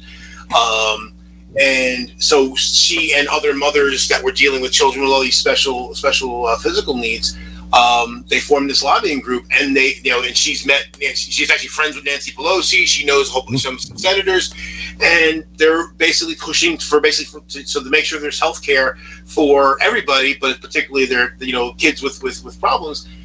I don't think that's a sinister thing. I think that's a positive thing. Lobbying is not evil. You have to. Right. You have to talk to politicians. And this is the part people don't get, is voting is the step. Voting puts a person in power who's in one way or another. And if ranked choice goes through, which God forbid it doesn't, it would be amazing if it did. Voting means a lot, but you still have to go talk to them. Boy, why don't they listen to me? You've never said anything. Well, yeah, but they should know what I want because of magic or some shit. I've walked the halls of Congress to lobby door to door, and it sucks. It sucks because a lot of them, they say fuck off. It depends on what the issue is. They don't want to get involved. Sorry, go ahead. Patty Murray will win re-election in Washington State. That's the Democratic senator. Fuck yeah. Patty Murray has. Fuck yeah. That was. Wait, what are the numbers on that? Because that was supposed to be like a really close race. Well, hold on. We also have Democratic Senator Ron Wyden winning in Oregon. That's a re-election there. And Marcy Richard Blumenthal will win re-election in Connecticut. Also, Ted Budd will win. He's a Republican. He's winning the North Carolina Senate race. So those are the next four that we have. Yeah, that so was far, nothing lost. Because but Beasley was ahead for a lot of the process, but kind of fell off in the last couple of months. That Washington race was supposed to be. People were really worried. The news was talking about it like it was close. It's being called at 54% of the vote, 57 to 42. What? 57 to 42 at the that'll tighten, but yeah, that's Skagit County and Sonoma, Seattle, Kings County, these are they're at 40%. She got stomped. Yeah. Oh yeah. What the fuck, man? Well, I'm glad. My county went blue. My county went blue for that one. I'm happy. I'm in Clark County, South Washington, which is it's on the other. I just tell people I live in Portland. It's kind of how it works. It's just easier. Because if I say Vancouver, everyone goes Canada. Yeah. But son of a bitch, Clark County went blue for that by a margin of 8% so far. Nice. Clark County doesn't go blue like that. Just an update for you for Georgia. So the Walker's lead has narrowed to just under 15,000 votes, with 88% reporting. DeKalb County is still only at 78%, and that's in one of the big counties. And Fulton is at 90%. So there's still tons of votes out in blue places. So there is a ton out there. That's going to be tight, though. Well, again, Walker, all we need is if it's within 1%, that's a runoff election, and Walker loses. Right. I mean, barring lawsuits and all the other stupid bullshit that's going to fucking happen in Georgia, like that's what would happen. So, yeah, keep it within that 1%, baby. Let's do it. 15,000 votes. That's it. Jesus. Well, I agree with you, but what they do is that they don't get the money doesn't go directly to them, and that's the sneaky part of the way the system works. Citizens United was terrible. And that's the other thing too.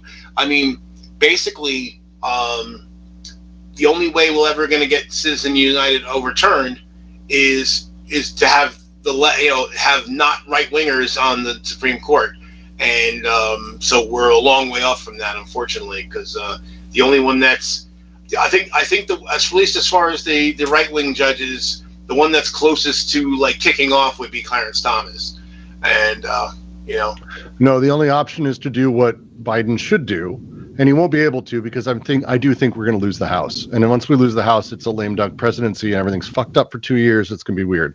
Well, no, actually, because it's the Senate that confirms for the Supreme Court. The House is not involved. Except for what I'm saying, which is I'm not talking about confirming. I'm talking about adding seats. He should flat add 4 seats to it. Right. He doesn't need the House to do it. He doesn't need the. I may be mistaken, and if that's the case, he can nominate as many judges as he wants. It's a matter of whether or not the Senate confirms them. So he needs to pick. We really need the Democrats to pick up like 2 seats in the Senate. So this way, Manchin and Sinema don't matter, because then we're on our way. So that's all constitutionally it needs is for them to confirm it. It doesn't matter how many seats there are. The seats just get added by the new confirmations. No shit. Wow. I was misunderstood. I did not know that either. Yeah, because it's not ever set by Congress. It's basically been. So is basically the number of seats a gentleman's handshake that we're not going to nominate anymore?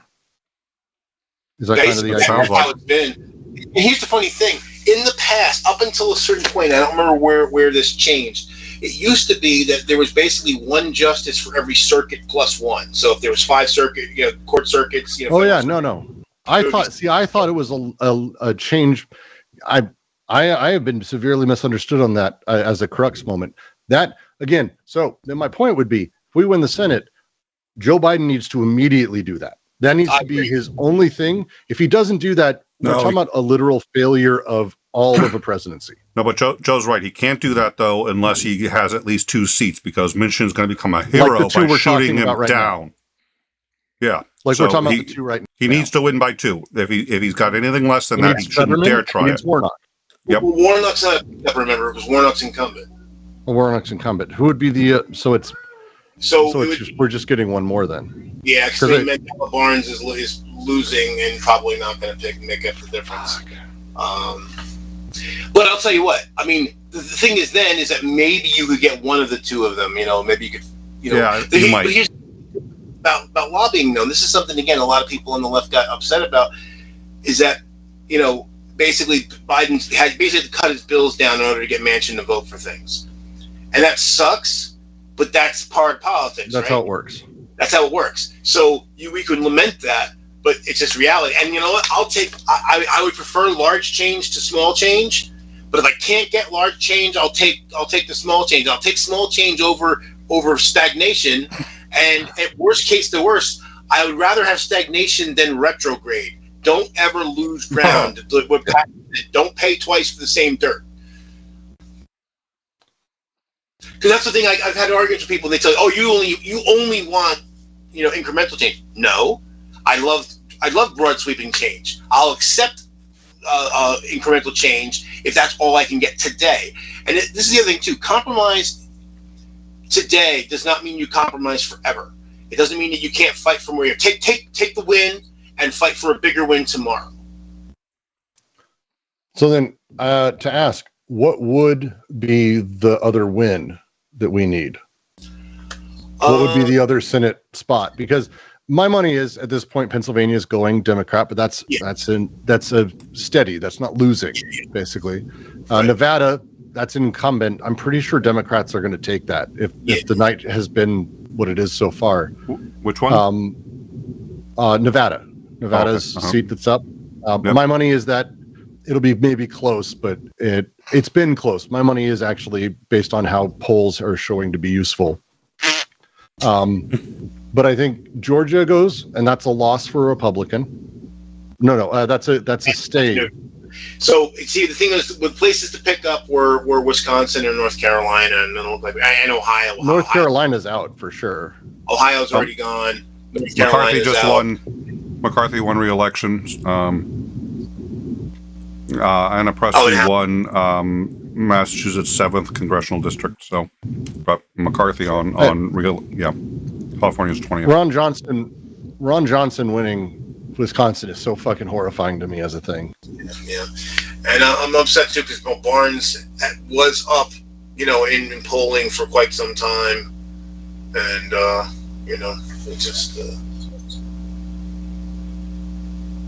it just fell away. But this looks like tonight's not even going to be not a red wave. I think we're seeing actually the dividing lines for the country. Like, these are the numbers. Shit's not really going to change anymore. Yeah. Unless they change the fucking way things vote. Like, that's why the Republicans are doing what they're doing. Shockingly. Here's the one thing, though. And this is one of the reasons why the right wing is getting more and more hostile and violent in their rhetoric. The demographics are shifting in our favor. Oh, yeah. Texas is going blue in my lifetime. Right. And particularly, the fact that, the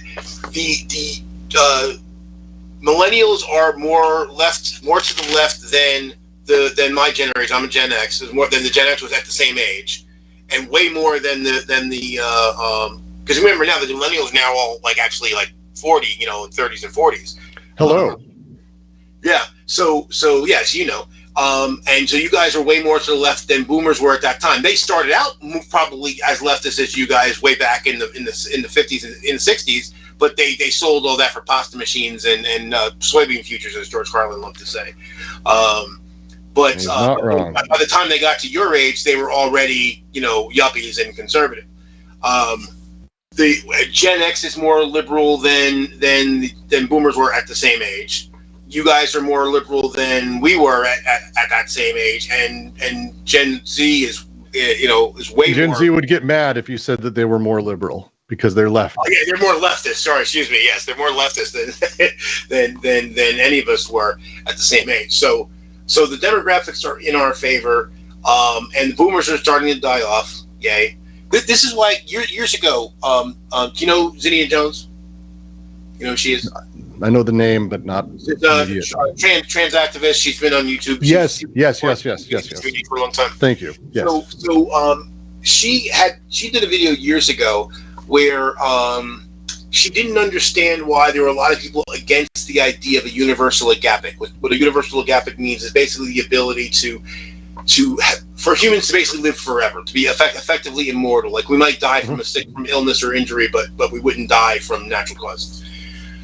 And a lot of people said, no, that's not a good idea, and she didn't understand it. And my response to her at the time was, bad ideas need to die off, literally.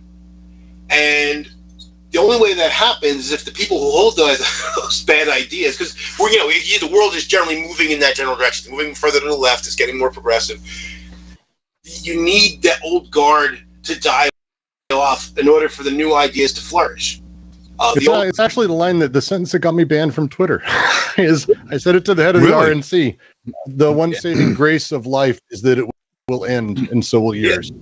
Well, yeah, and you think about one of my favorite speeches of all time, the Great Dictator. As long as men die, liberty will never perish. Right. Mm-hmm. So that's the thing. So the trend is toward the left. Worldwide and in the United States, slower here than other places, but it's still happening. So it's actually faster here. We've been losing that life expectancy for the first time in history. We're down 2 years. That's true. Yeah, we're pretty awesome. I mean, we're really good at sucking. Like, We're that's winning. amazing. I'm just so tired of winning. Trump called it. It's just we've been winning, and I'm tired of winning. And yeah, anyways.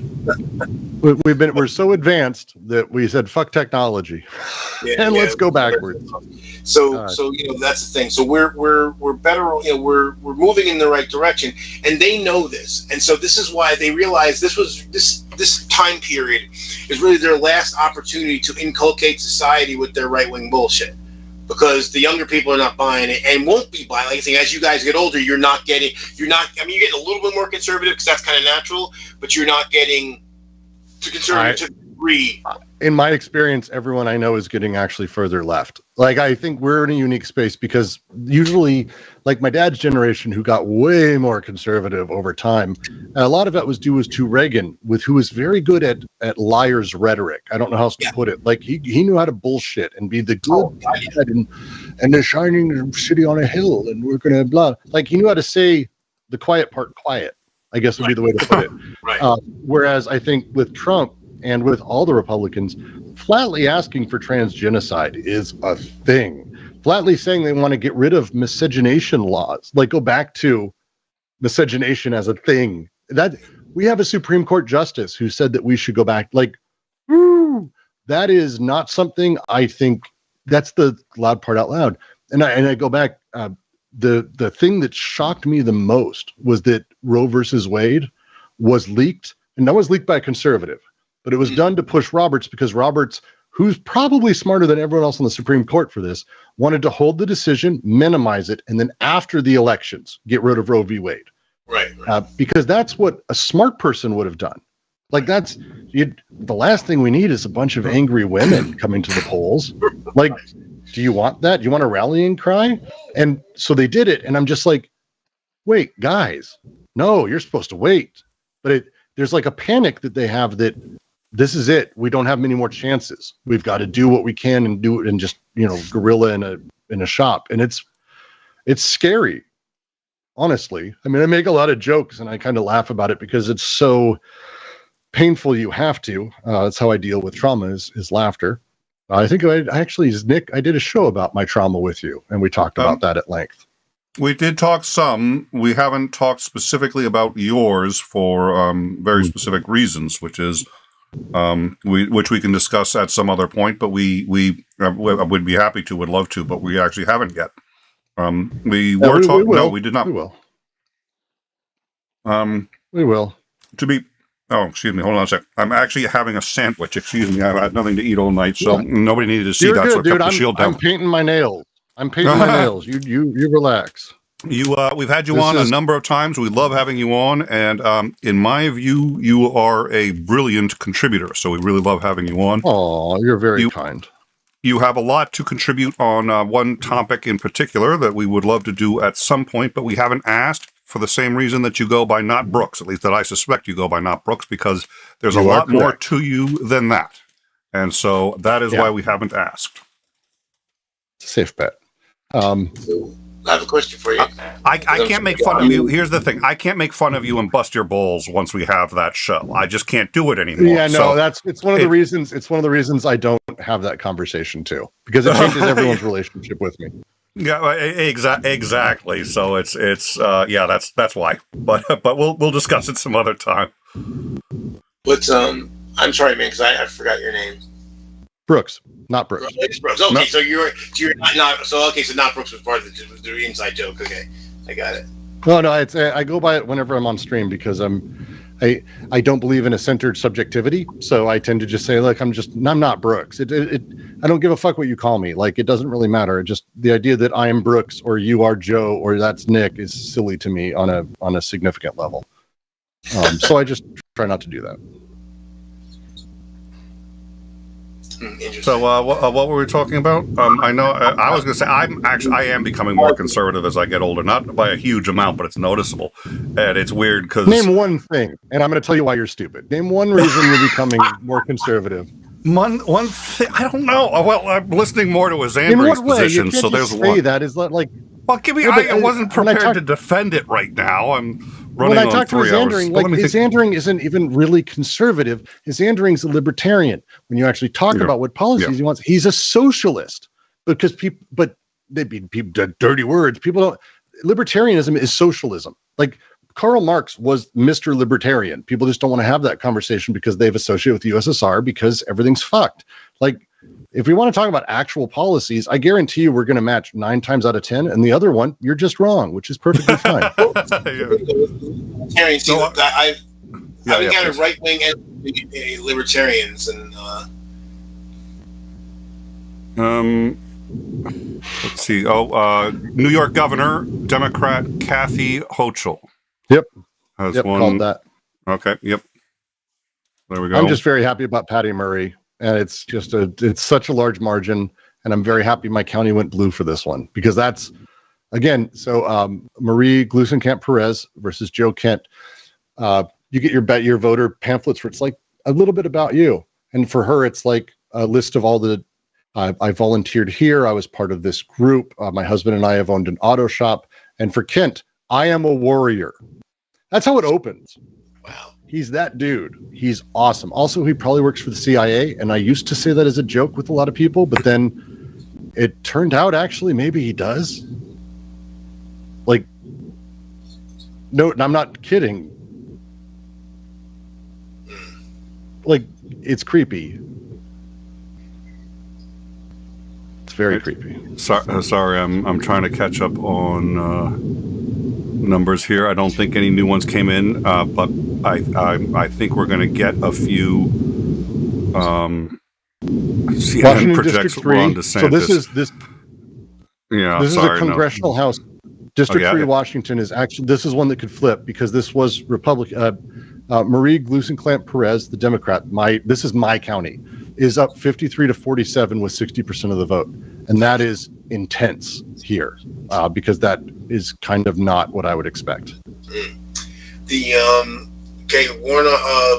Walker's lead has expanded some in Georgia, but there's still the big places in Georgia that still have not finished their vote. There's still the same votes outstanding that we talked about an hour ago.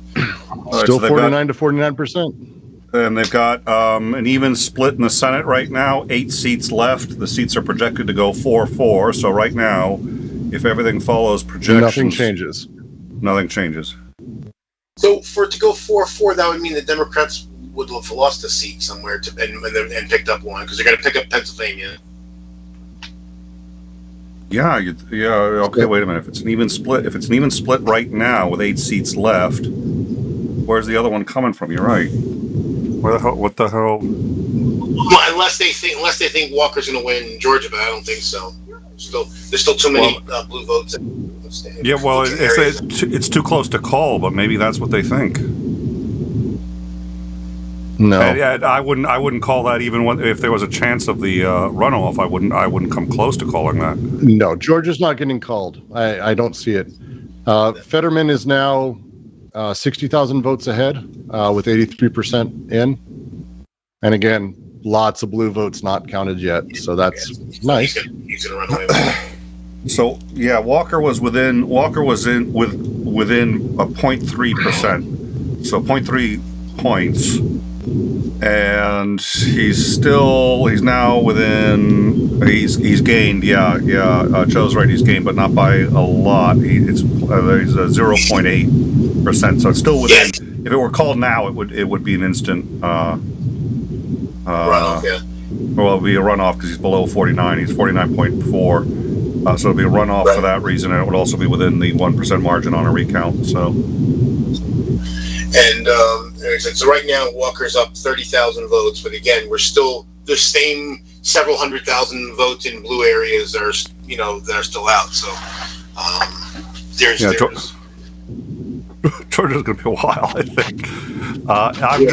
I'm so depressed it was this tight. I really am, but okay.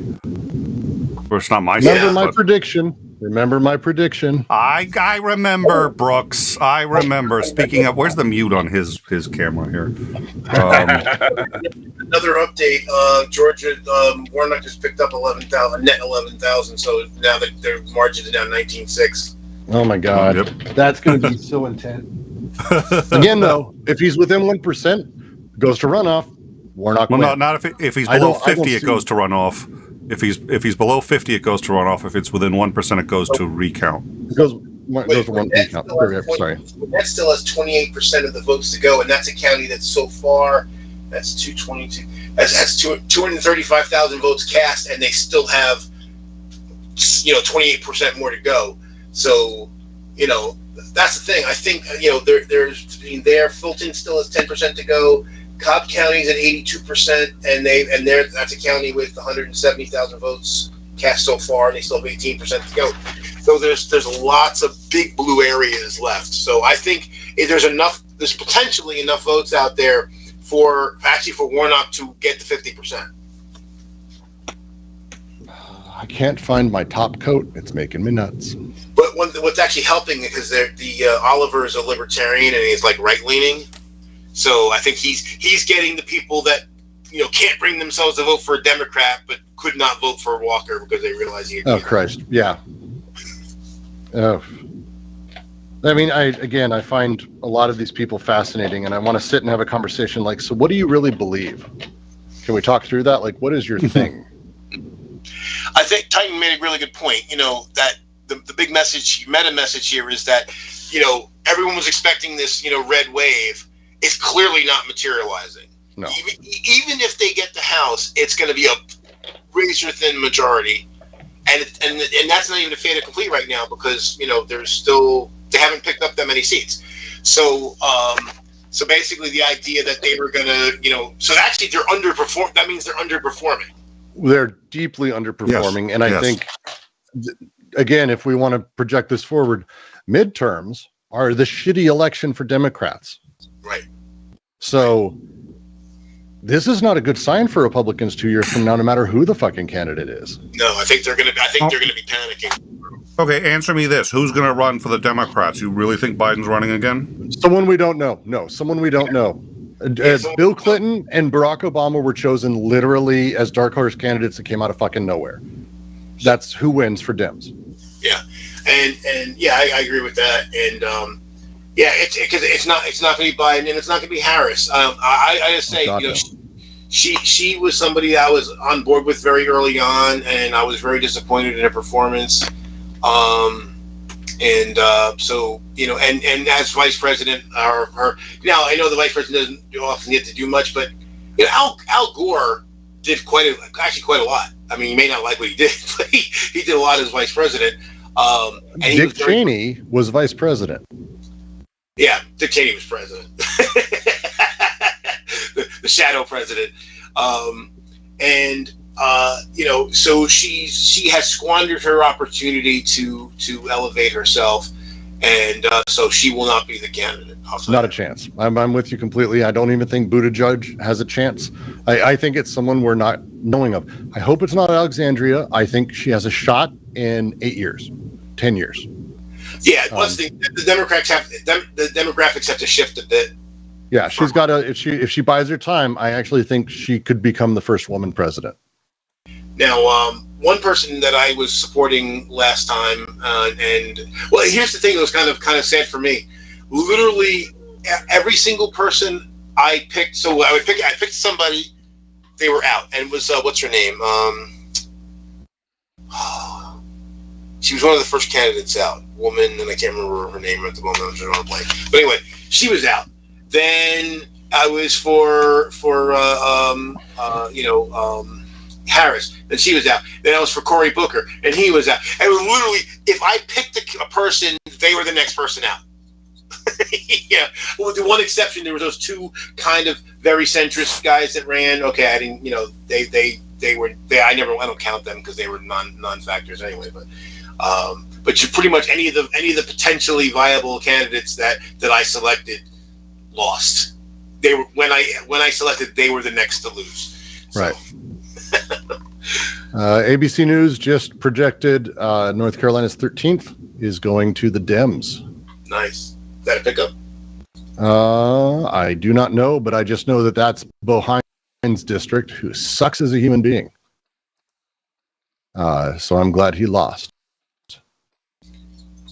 Well, I said behind the election denier, hardcore Trumper, okay. Super hardcore. Cool. So good, glad he lost. Yeah, it's 51 to 49%. But I need North Carolina District 13. I don't think that's a pickup still, though. So let's see. Somebody, Becca Bolint has one, and this is I don't know if it's was projected or not, but she. Oh, wait a minute. Oh, that's a pickup. That's a pickup for the Dems. Vermont. Yeah. No, 13th. North Carolina's 13th is a pickup for the Dems. Oh, currently, nice. Ted Budd, the incumbent, So who's that brings leaving. it back to even then.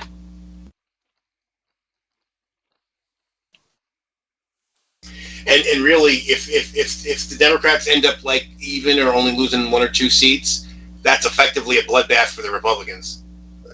Anything other than a bloodbath for the Dems is a bad day. But yeah, no, it like a general evenness. Jesus Christ.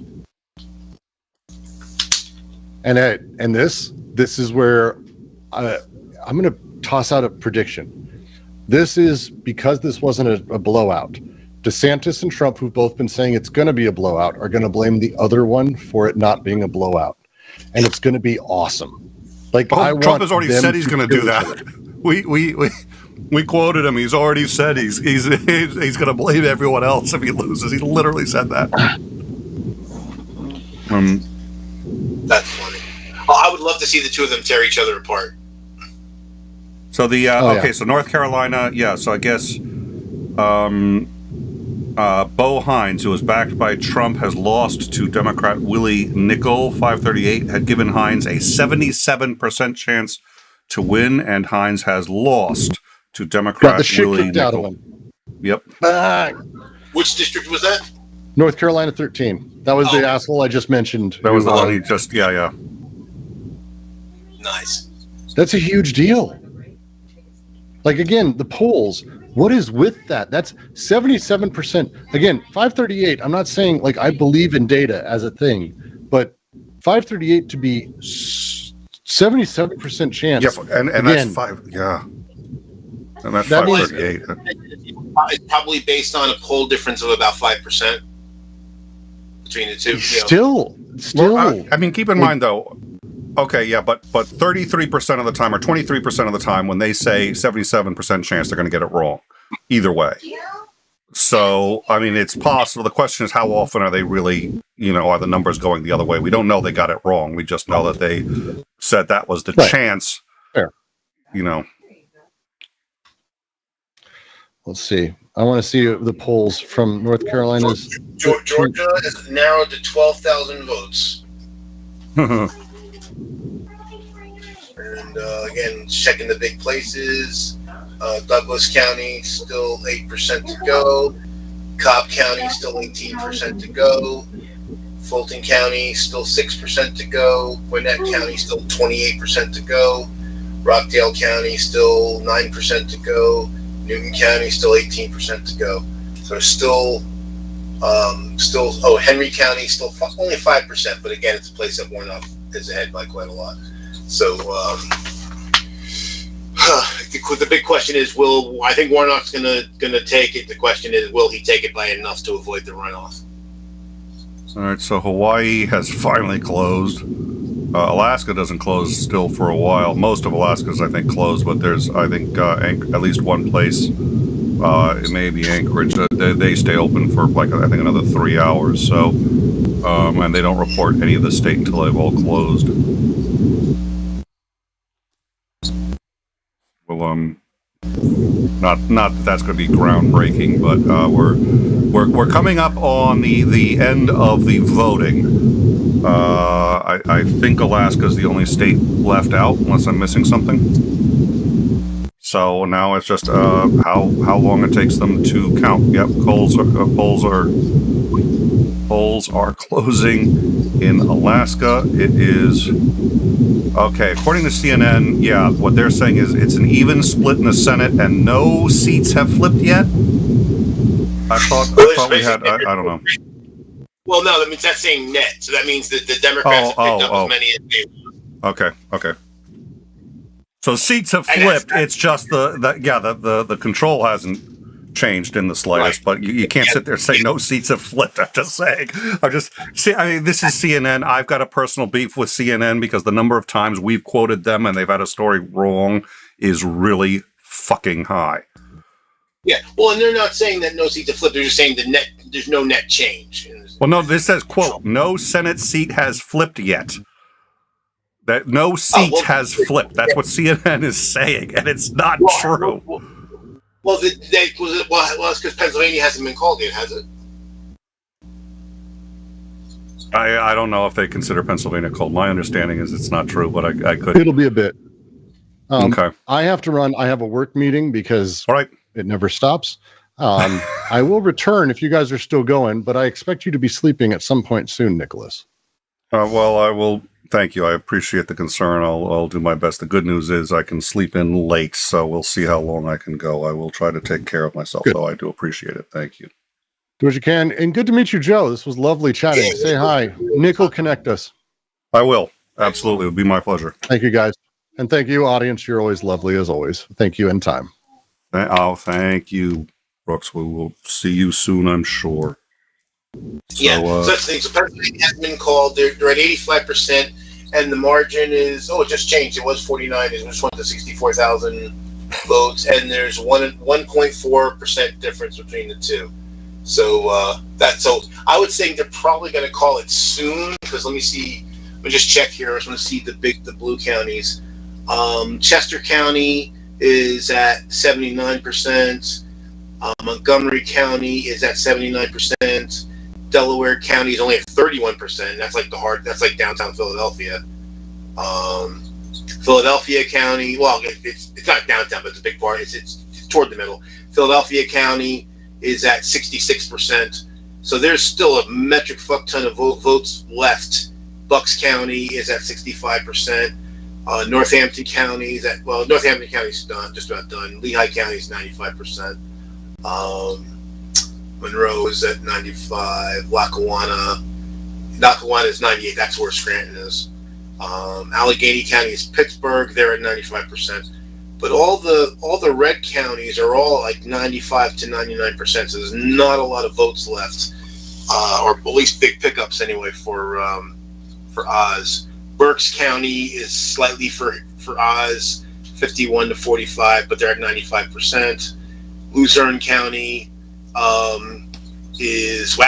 Luzerne County, the vote difference is 229 votes, and they're at 77%. You had mentioned earlier, and we've talked about this a couple of times, but I'd heard you mention it, so I want to get your take, that the governor's races were actually important, and a couple of the pickups there have been important. Why is that important?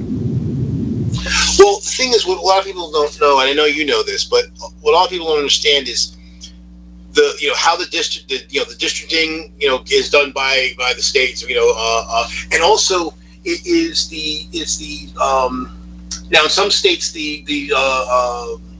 Secretary of State is not elected; they're appointed by the governor. So it's really important to win those states because we don't want election deniers being appointed as Secretary of States. And even in the place where they vote, again, if people are voting for a Democrat for governor, they're not likely to be voting for a Republican for the Secretary of State. So you get that down ballot effect. So it's really important. Because the districting matters, the Secretary of State matters, certification to vote matters. And here's the other thing too: for anyone who is hoping for changes to the constitutional amendments, I generally tell everybody, look, it's a pipe dream because of the balance in the House and Senate, because you have to get like 3/4. The one way you can bypass Congress if you control the states, but again, you still need that 75%. So getting the state legislatures, getting the governor's mansions, that's the one chance. If there's any chance of getting a constitutional amendment, around the right wing, that would be a way is to take control of the states and then use that to bypass. Because the thing is that I remember back when, I forget if it was 2016 or 2020, but someone said they were a Bernie supporter and they said, oh well, Bernie's going to make a constitutional amendment. Like, no, he's not. President has no role in changing the Constitution whatsoever. It is just the legislature, and then the legislature does it, and then the states ratify it, or the states can bypass the legislature. That's it. The president is irrelevant to the constitutional amendment. So if you don't control Congress by a ridiculously wide margin, if you don't control the states by a ridiculously wide margin, ain't happening. I think it's something good to work toward, but it's something that you have to be strategic. You have to say, look, we cannot. There's so many things that I would that I agree with people on the left that want to make constitutional amendments. We're nowhere close to be able to do that. So let's work on making that happen. Let's have a goal. Let's have a plan to make that happen. And right now, the most expedient way would be to take control of the states and then use that process to just bypass the legislature. So I got two things. First, it looks like I don't think we hit this one yet. Michigan Democratic Governor Gretchen Whitmer is going to prevail over the Republican candidate, former TV host Tudor Dixon, and we have an interesting projection. Not MSNBC, so NBC, which is different. NBC has come up with a projection. We are going to put that up right now. This is what they are projecting as of this moment. And here we go. That's their projection. That's a net control of the House by 1, having flipped it with a net gain of 6. Their projection is now. Wait a minute. So you need 218. 218 is the center point. They would have 219. Dems would have 216, and the rest would be independents. So they are projecting at this point that this red wave will result in a single seat. A victory or a margin of 1 seat to the Republicans. That is their projection. There's a lot of wind coming from your end. I don't know if you know where that is, or if that's not you. I can look and see if there's. Is that me briefly? Let me myself and tell me if he's still here. Oh, it's definitely stopped.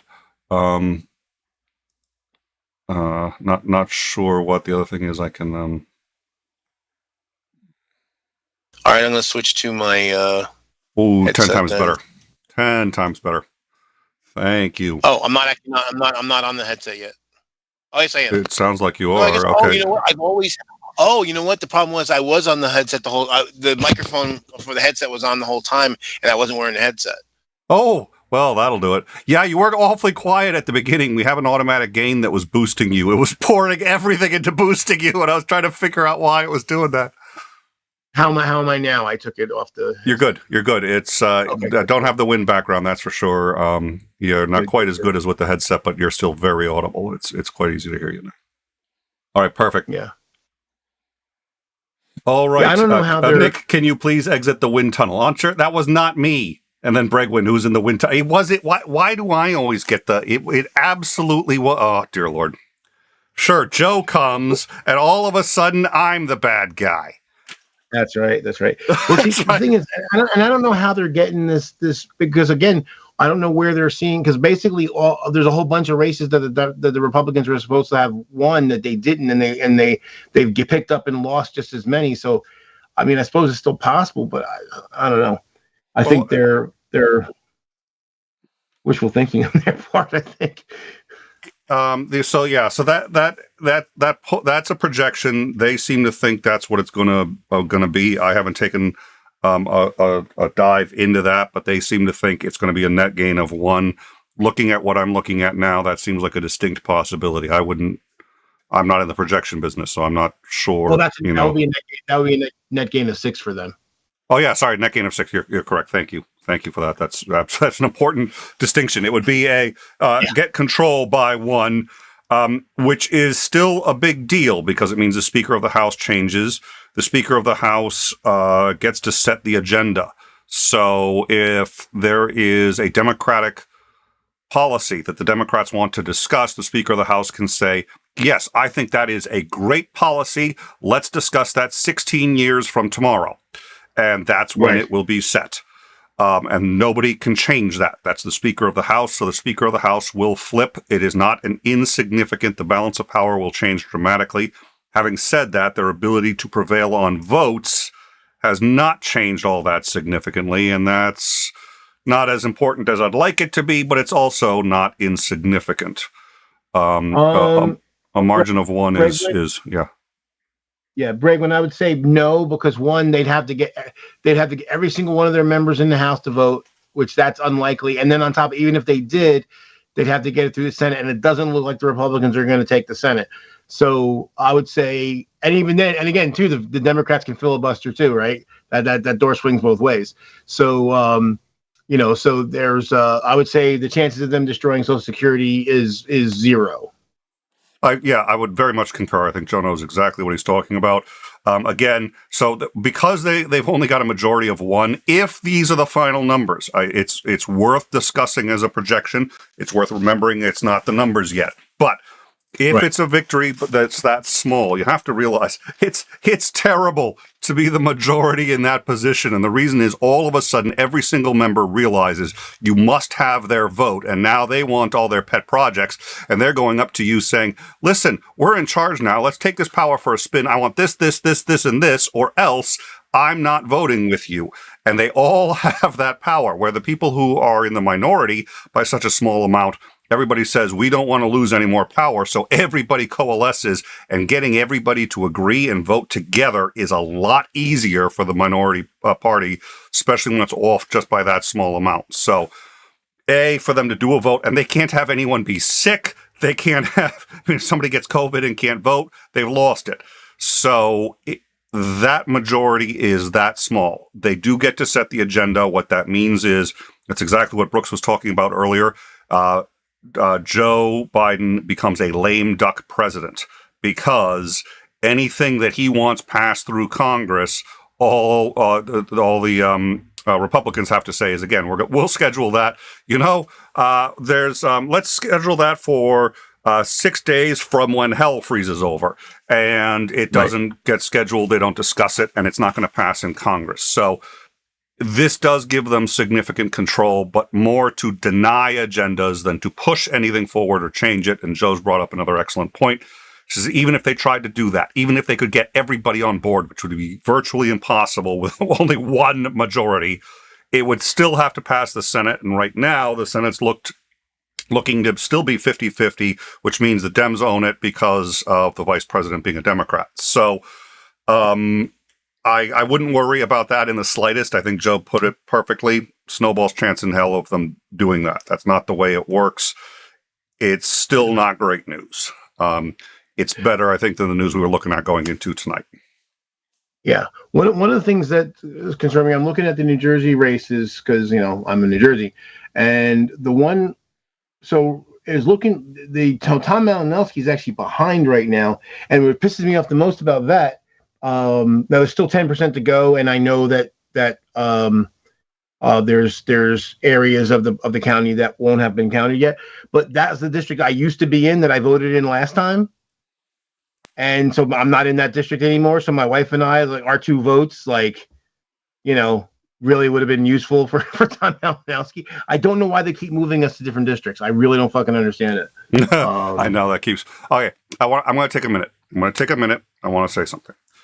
So Bregman, there are a lot of people whose lives I can't really understand. I wish I could. Sometimes I say I can, I understand. I've suffered, but I'm not going through other people's suffering, so I don't necessarily know.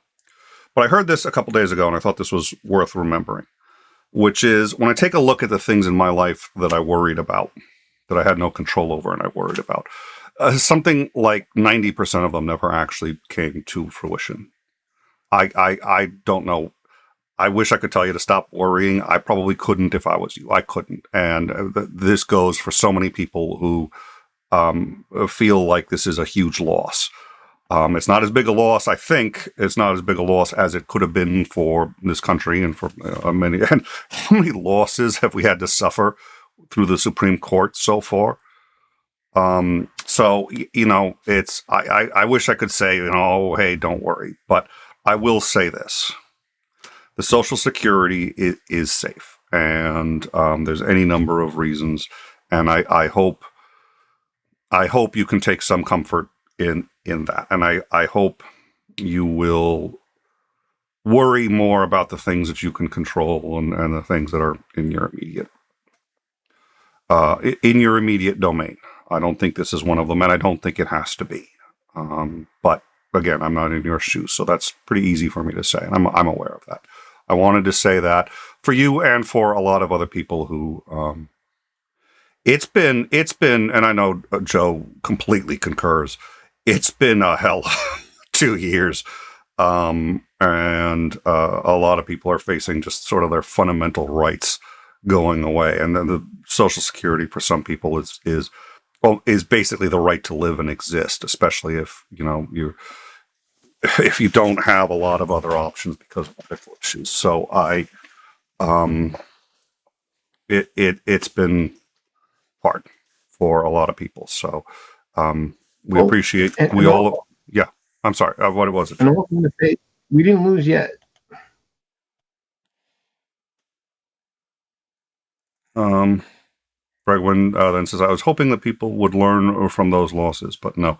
Well, they've learned. It's just, I think it's taking a lot longer for that learning to turn into action. And I think a couple of things were some really good points. Midterms are always bad for Democrats. The fact that we did as well as we did may sound kind of like, you know, hey, you know, that's a cold consolation, but that's usually a very good sign for the main election.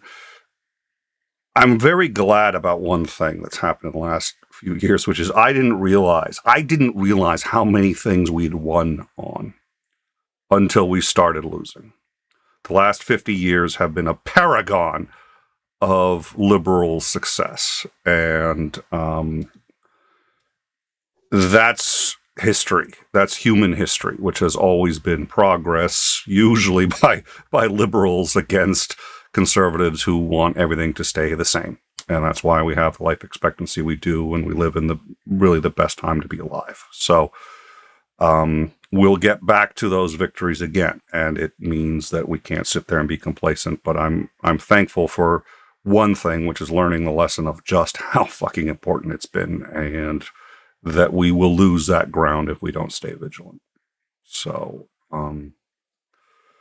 now how to get everybody else on board. That's a lot of work. That's a lot of work. And that's what, you know what, that's one thing Joe does. That's one thing Brooks does. That's one thing I certainly do, is try to get as many people on board. And we all have different methods, and we all reach different people, but that's all, we all have that goal.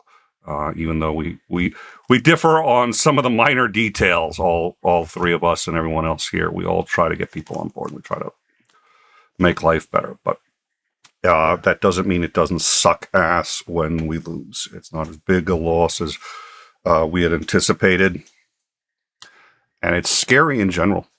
I've been a little scared, and it hasn't hit me directly in most ways. I'm a cis white male. I won the genetic jackpot that way. Yep.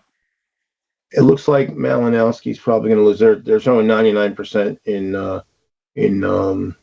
New Jersey 7, and there's a 12,000 and change vote difference. That's disappointing. And it may be better than these projections. It may be worse. So New Jersey's a net loss of 1, unfortunately. But the Democrats won all the rest of the seat. Well, there's, you know, New Jersey 2 and New Jersey 1. You know, those were New Jersey 4. Those were expected to be Republicans. So the two Republican incumbents won. Malinowski, who again has been on and off my representative, is and Tom Kaine's son. Tom Kaine was a Republican governor. He was actually a really good governor, at least his first term. His son is a fucking Trumper piece of shit. And at least before when it was Republican, it was Leonard Lance, and he was kind of mealy mouth. He tended to kind of split his vote. You know, he voted with Republicans about 67% of the time. because he's in New Jersey, right? This is not, generally speaking, Trump country, but I don't know. We fucking elected a Trumper. So Joe, let me ask you a question, Joe. I want to take a break for 1 second. We don't have any new numbers just yet, I think, and we'll probably get some reasonably soon. Let me ask you a question. So I know you face this. When you've got a buddy who's a liberal buddy who takes a look at this and is disheartened by two things. One, the amount of liberal progress and progressive progress that has been rolled back, especially in the Supreme Court, but throughout society, where people can now say shit that earlier nobody would talk about, but also feel disheartened by the lack of empathy that where people just seem to sit there and say that this is okay. What do you say to those people? Well, I say that, like I guess what I gotta point out is that, like, I remember when 2016 happened and Trump won and everyone was so shocked, and I'm like, well, I wasn't shocked. That people who are, in marginalized groups, we've always known that America still had this, dirty underside, and for some of us, it wasn't even so much underside as our daily reality. But my thing is that giving up will make it worse. If things are bad, giving up will make them worse. And that's why I get so incensed when I get to the people here, the both sidesism, or if I get, voting doesn't matter, or, and look, if you want to complain that Democrats aren't progressive enough, I won't disagree with you. But the fact of the matter is, at least at the current point, voting third party in the Senate or for president is a loser. If you somehow get a third party in the House, and maybe you could have them do something. But it's basically, my thing is reform the Democrats. They're not saviors. None of them are ever going to be saviors. But harm reduction, this idea that I don't want to vote for the lesser of two evils because it's still evil. It's not that that's, you're assuming both sides are evil, and they're not. But one side is definitely going to cause more harm. Always vote for less harm. Always participate. Like I said, all these people, when we were talking, Brooks and I were talking about all these people that complain that their politicians don't do what they want. And when you ask how engaged they are themselves, and they're not. And in the end, there's the people who don't vote at all and don't participate at all. They're the worst. But the ones that vote and they think that's the end of the story, it's like, it's not, especially if you're somebody who believes in mutual aid, right? And that's something that's definitely, you see more from the leftists. And I agree with them as far as mutual aid. I think it's important part of society. But mutual aid alone is not enough. Voting alone is not enough. We need all of it. And that's the thing that, so if we suffer a loss, whether it's a big loss or a small loss, fight back the next time. And again, like I said before, I don't like this idea of ever ceding ground. I don't think we should ever kind of say, oh, well, that territory, that's just going to go to them. Even if we're going to lose, get somebody out there, make them fight for it. Fucking fight. Because if we don't fight, we're going to lose, and we're going to lose everything. I think it's easy to get cynical, but you pointed out over the last 50 years, 60 years, 80 years, really, there's been a lot of progress.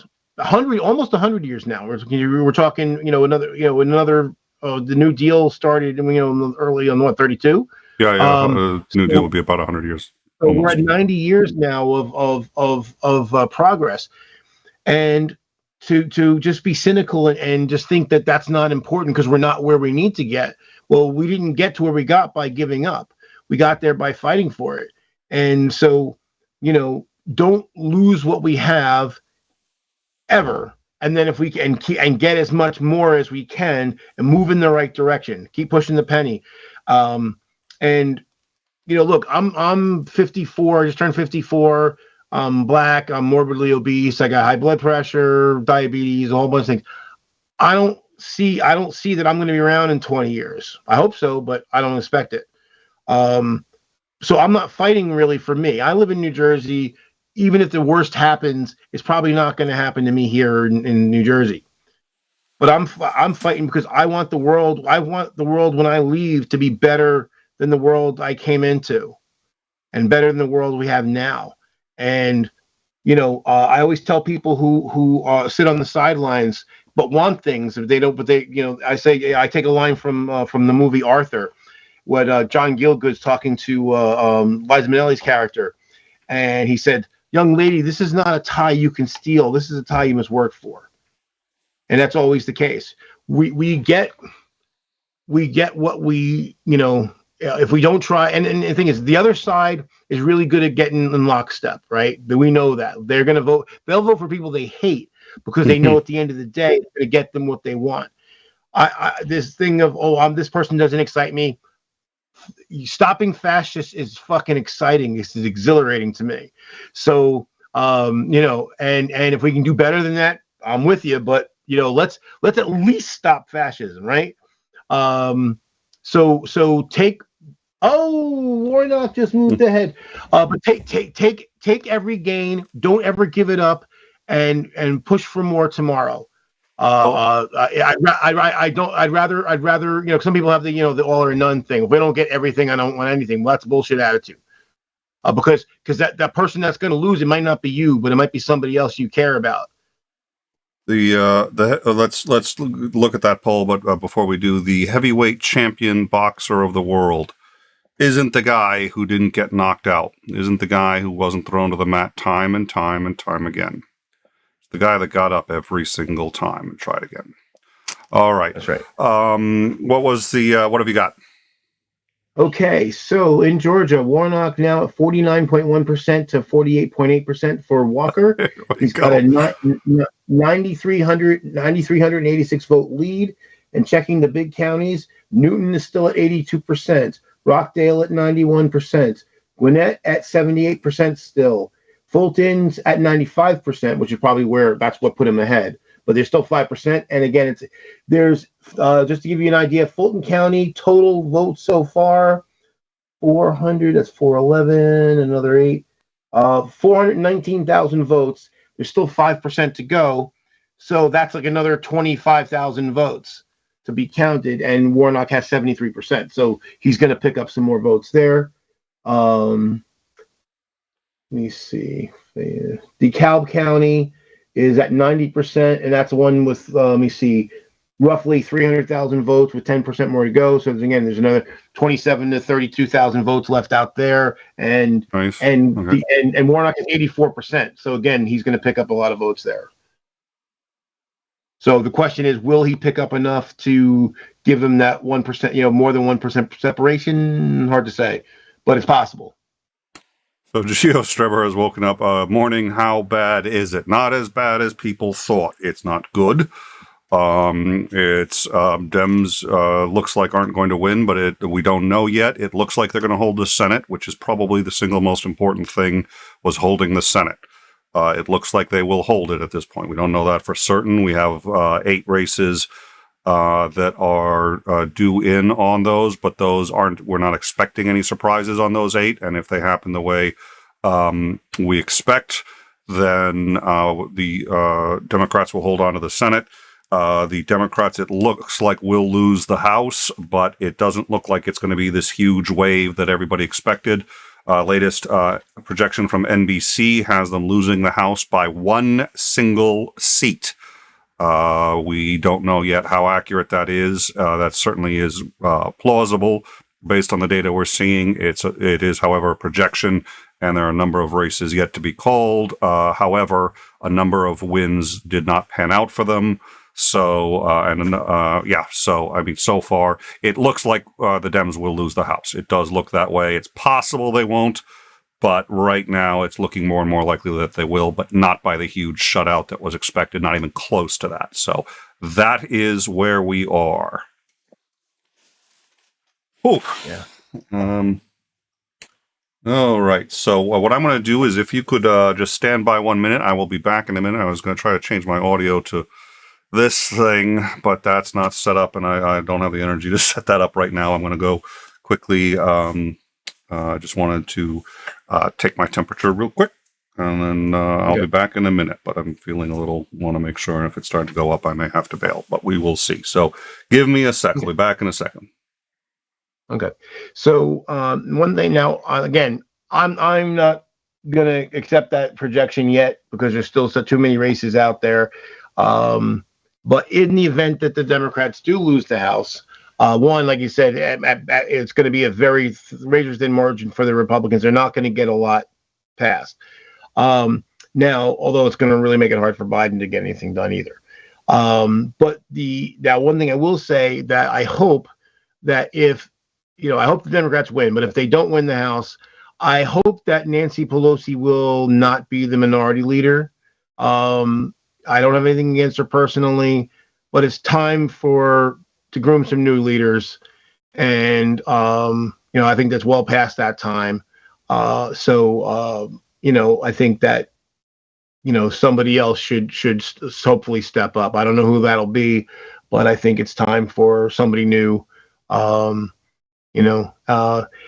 is one problem I think that the Democrats have. I think one of the things you should always be trying to do is to be kind of priming people when you see people who have leadership ability to try to prime them to become the new leaders, because no one's going to stay there forever. I mean, Nancy Pelosi's in her 80s.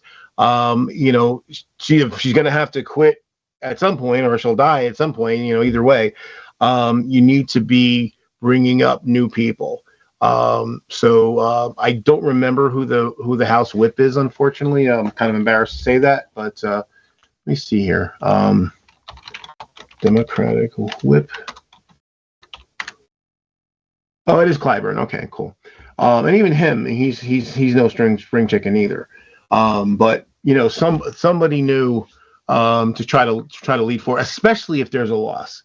That's usually what happens, is that if your side loses, the leadership generally changes and try to change direction, try to find a new audience, because obviously if you're not reaching enough people, it's time to figure out a new way to do it. So I hope. Oh, and Warnock's lead has expanded. He's now up to 12,631 votes, still 0.3%. But that's still encouraging. I have a feeling that Warnock will pull that. Will pull that out. Pennsylvania, the difference there is 0.9%, and Fetterman has a 43,000 vote lead.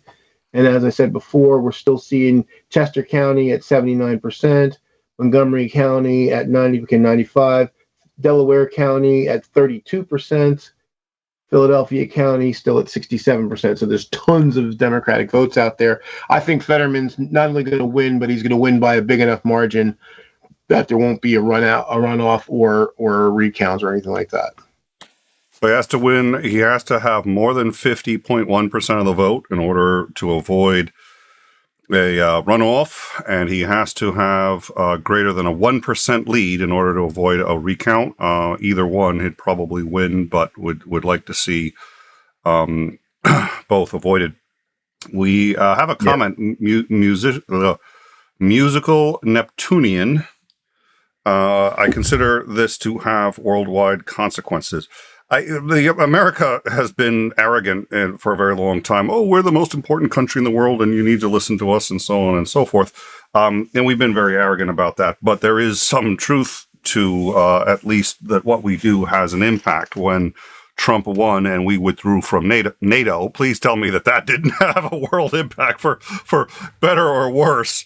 So I couldn't agree more, and that's one of the reasons why we do cover this. I know it got to be a little bit of a political wonk, but yeah, I'm sorry, what? We did not withdraw from NATO. Trump, am I remembering something incorrectly? Trump pulled us out of NATO. No, he did not. I don't think we ended up getting out, but he started the process. So I'll look into it. I don't know how I could be so wrong about that. I'll take a look at it, and thank you, Bregman. I'll hit the chat in a second. What he did was he kind of backed us away from the leadership role, based on the idea of, we pay too much money. And here's the funny thing. I don't disagree that, like, Germany never seems to meet its commitment. There's a certain percentage of your GDP you're supposed to spend and all that they don't. They haven't, at least they're starting to now, but so it's not wrong to push that out, but you don't accomplish that by quitting, right? You don't get people to negotiate with you by stopping being their ally. You work with them and try to get them to. Okay, we were threatening. I could have sworn we at least started the process of withdrawing, and I know he had threatened to, but I guess we did not. He did pull out of the world. Yeah, he did pull out of the World Health, and he threatened to pull from NATO. I had sworn he had actually started, but my brain must have just. So that's okay. So that's a biggie to be wrong about. So I'll try to correct that one in mind. So thank you. But having said that, yeah, it does have an impact. And right now, one of the biggest things happening in the world is happening in Ukraine, and the U.S. is a large part of supporting Ukraine and helping the Ukrainian army. And I think they absolutely need that support. And if Republicans win too many seats in especially in the Senate, it's going to become a lot harder to push that forward. It's already going to become a lot harder with them taking the House. So they didn't take the House yet. And they didn't take. Correct. Thank you. If they take the House, please, you are absolutely correct. So it's important. It's very important, and I think a lot of Ukrainians who have absolutely no idea that it's going on and shouldn't. They've got their own problems. What's happening in the U.S. is not their problem. But it will affect them. They're paying attention, believe me. They're paying attention because I watch a lot of Ukrainian channels. They're paying attention, believe me. Yeah, I'm sure they are. The ones on the front lines maybe have bigger things to worry about, and I hope they worry about those instead of this.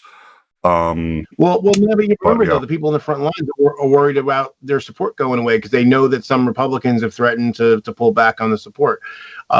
Here's one thing I will say: something you said before, about us being arrogant, and certainly, the U.S. has been arrogant in our policies for a long time.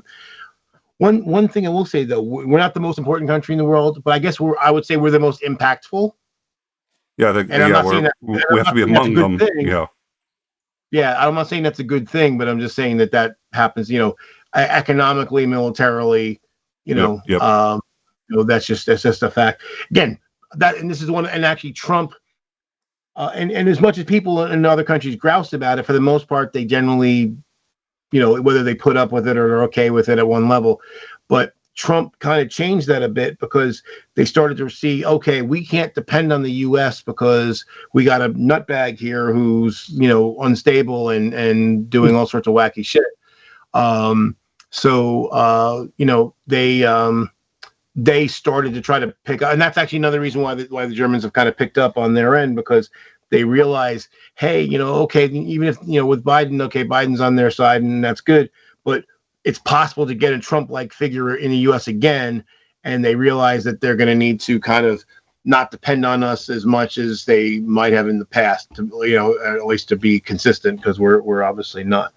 And the other thing too, that's something that kind of bugs me a little bit. I mean, not only do we have the right wingers, threatening to pull support for, to appease their Kremlin masters, but there's people on the left that, not a lot, but there's some on the left that somehow seem to see the Ukraine thing as they figure, okay, if U.S. foreign policy is bad, and I wouldn't disagree with them, that therefore Russia, supporting Russia is good. And it doesn't work that way. Two people in a fight can both be wrong. And so this idea that somehow the Russians were forced to invade Ukraine is such horseshit. Russia is not a leftist paradise. It never was, and it certainly isn't now. It's right wing now. It's a right wing authoritarian country now. And they invaded Chechnya twice, Georgia once. And the reason why Ukraine was not at all talking to NATO until after 2014, after the invasion of Crimea. So Russia caused Ukraine to seek out allies because they said, oh shit, someone just came and took 15% of our country, and some of the best parts. So that's what drove them toward NATO. This is not NATO, NATO expansion. NATO's a defensive alliance. NATO, the only time was Article 5 was ever invoked was after 9/11. And look, we were legitimately attacked by an enemy, and they helped us. So it's not it's not territorial. It's not imperialist, or at least as a group, it's not imperialist or expansionist. I mean, you want to talk about U.S. policy, that's a different story. But NATO as a group is not expansionist or imperialist. Russia is imperialist. They are not leftist at all. And so there's people on the left that who think that they're supporting some leftist country, and they're flat out wrong. All right, so we've got they're now up to Warnock has increased his lead. It's still within the margin of a recall, and of a recount, and it's still too low for avoiding a runoff. But he's at 1,878,000. So he's up by, it looks like, just over 10,000 votes. There is 27,000 remaining. So it's getting close to being able to call it, but it's still too close to call. The number of votes outstanding is, that looks, I want to say 5%. 5% of the votes are outstanding is what it looks like to me, just doing a quick. 6%. Okay, 6%. Okay, hey, I'm doing the math in my head. That's not bad. And most importantly, like I said, Gwinnett still has 15%. Rockdale still has 9%. Newton still has 18%. Cobb still has 15%. So these are, again, Democratic strongholds. So I expect his lead to increase. Because the question is, does he increase it enough to avoid the runoff? And that's up in the air. All right. So here's what I think we should do. I think we should go for probably another 15 minutes. That'll put us shortly past 1 p.m. Eastern Standard, and then we'll take a look at where we stand, what the likelihood is of getting this result back, and how much more we know about the House, and then we'll figure out what our strategy is for the rest of the evening. Joe, it's been a delight having you here, and thank you very much, because you have more insight into this than I have. So it's been a very helpful to have you here. So thank you. I sincerely appreciate you coming on. I'm glad to be part of it. Now, I'm looking at the maps you've got up there. CNN has more races called. So they're showing the Republicans with 190 House seats, the Democrats with 167. The Democrats have picked up 2 seats. Republicans picked up 7 for a net plus 5. All right. The Senate, they're showing 46. CNN's showing 46 to 46. They still haven't called. They still haven't called Pennsylvania, despite the fact that there's a separation now, just under 57,000 votes. There's 11% to go, and most of the votes are in blue places. All right. So let me see. It's actually looking to me, unless the Democrats lost somewhere that I'm not aware of, or losing somewhere where they weren't expected to lose, then it looks to me like it's going to be a net pickup of 1 in the Senate for the Democrats. That would be nice. It won't solve their biggest problem, but it goes 50% of the way towards solving their biggest problem. Right. They only have to convince one of the 2 recalcitrant people, or get a Republican, which is harder to do than it's been and it was never easy. But having said that, it's not necessarily that hard to do if you get a purple state and you get someone who's trying to distance themselves from Trump and it's the right legislation. So you got to keep an eye open for where you can pick somebody off. It's not easy, but this kind of polarization does mean that there are diamonds in the rough. There are, if you keep an eye out for it, there are going to be people who are going to be interested in distinguishing themselves, and they're going to be interested in flipping for that reason. It's hard to find, and it's never where you'd expect it, but they're there. So I just want to give some results on Arizona Senate. Please. So Kelly is shit-hammering Masters with 54%. It's 57% to 57.2 to 40.5, ahead by 232,518 votes. And most importantly, and I'm looking at the red counties, Mojave County is a red county at 72% counted. La Paz is at 84%. Yavapai is at 67. Gila is at 73. Greenlee is at 77, and Graham is at 83. Now the blue counties, Apache's at 43. Coconino is at 51. Maricopa is at 55. Pinal is at 31. Pima is at 45, and Santa Cruz is at 52. So again, the breakdown. The most populous counties, which are heavily heavily Democrat, are they've counted far fewer votes than the red counties have. So there's more blue votes to have. So Kelly's gonna fucking crush. And they still haven't called it, but Kelly's gonna crush Masters, which is awesome. So quick thing, yes, we do have an in time Discord. Please join. We discuss all of this and more, and you'll find we've got sections on all the topics that we discuss, and we have discussions on most of this. And in fact, people from the Discord often help determine what we're going to air and discuss. So do join that. There was also a question about the runoff, and I'll just be quick because we mentioned it a couple times. It's worth understanding. Yeah, you're close there, Johnny H. Johns, on the runoff. So if there's less than 1% between them, there is a recount. There is an automatic recount. They can request a recount past that, but I forget what the cutoff is for that, and they don't usually get it. But at less than 1%, and they have to pay for it, yeah. So at less than 1%, there's an automatic recount. The state pays for it, and the state does the recount. There's no new voting. There's no new nothing. It's just a recount, and it's usually done by hand. So it takes a while. Usually one side picks up more or another picks up more. It's rare that it flips it, but it's possible. That's if they're under 1%. It doesn't matter what the numbers are. That's if there's 1% or less difference between them. If neither of them exceeds 50%, then they have to have another vote with just those two candidates. It's a runoff, and then they would keep doing it again and again until somebody gets over 50. But with just two candidates, one of them's going to get over 50. But that's the point.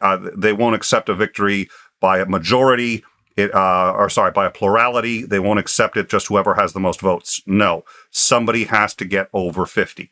So if nobody gets over 50, they have a runoff of the top two candidates. Right now, neither of them is over 50. So we'd have to go through this again, at least for them, if one of them doesn't break 50. If it ends up being a runoff because neither breaks 50, that is in Walker's advantage. He is most likely to win a runoff. If there is a recount, that's usually whoever's ahead is going to win it, but it's actually the advantage of the person who's lost because they have nothing to lose by having a recount. So if you're winning, you don't want to recount if you could possibly help it because it cannot possibly help you. So that's what we are looking at. 1% is the cutoff for a recount. 50% is the cutoff for whether or not there is a complete new vote.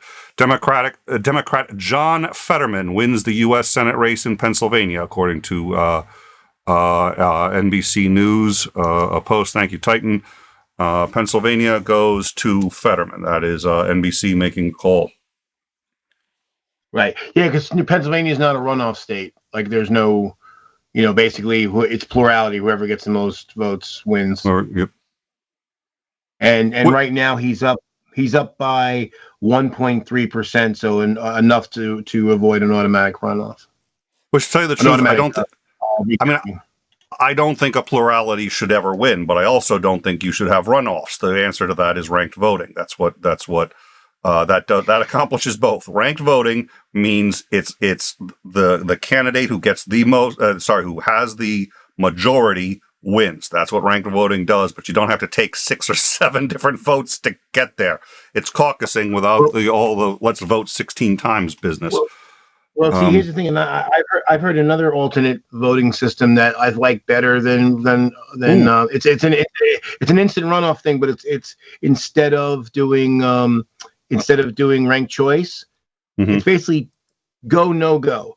You for each candidate you say yes, I'm okay with that person, or no, I am not. So just say you're progressive and you really want to vote for the progressive candidate, but you'll live with the Democrat if they get elected.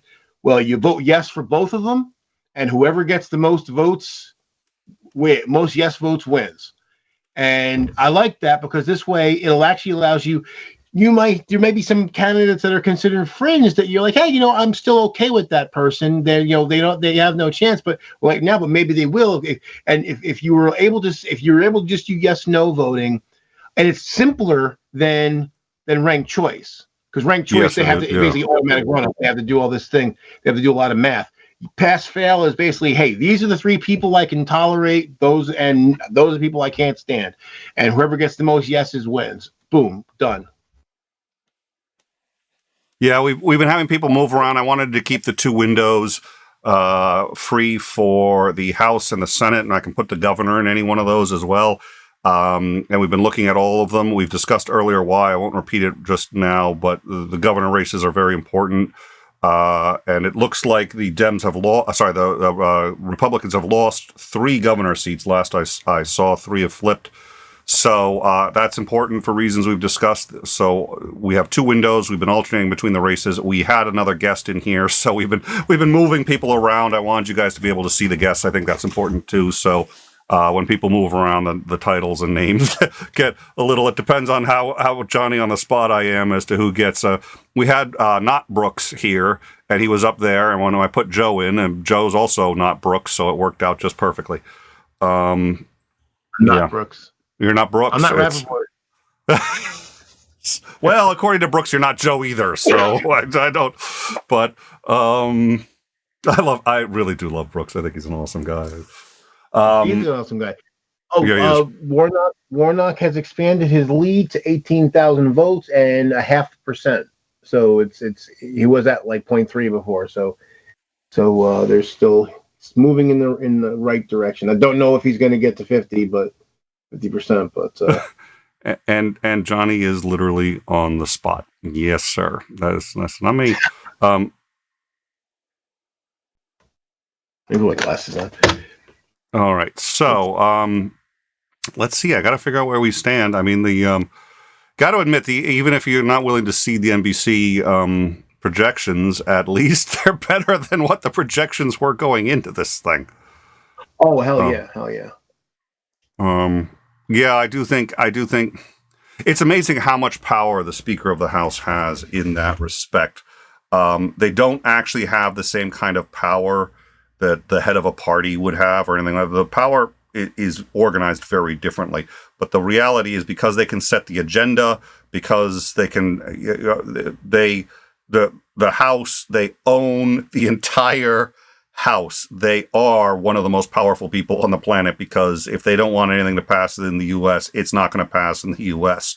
You have to find a way to satisfy them going forward. It's an extraordinarily misunderstood and underestimated position, and there's a reason it really does deserve to be a third in order of succession in the U.S. It's a powerful position.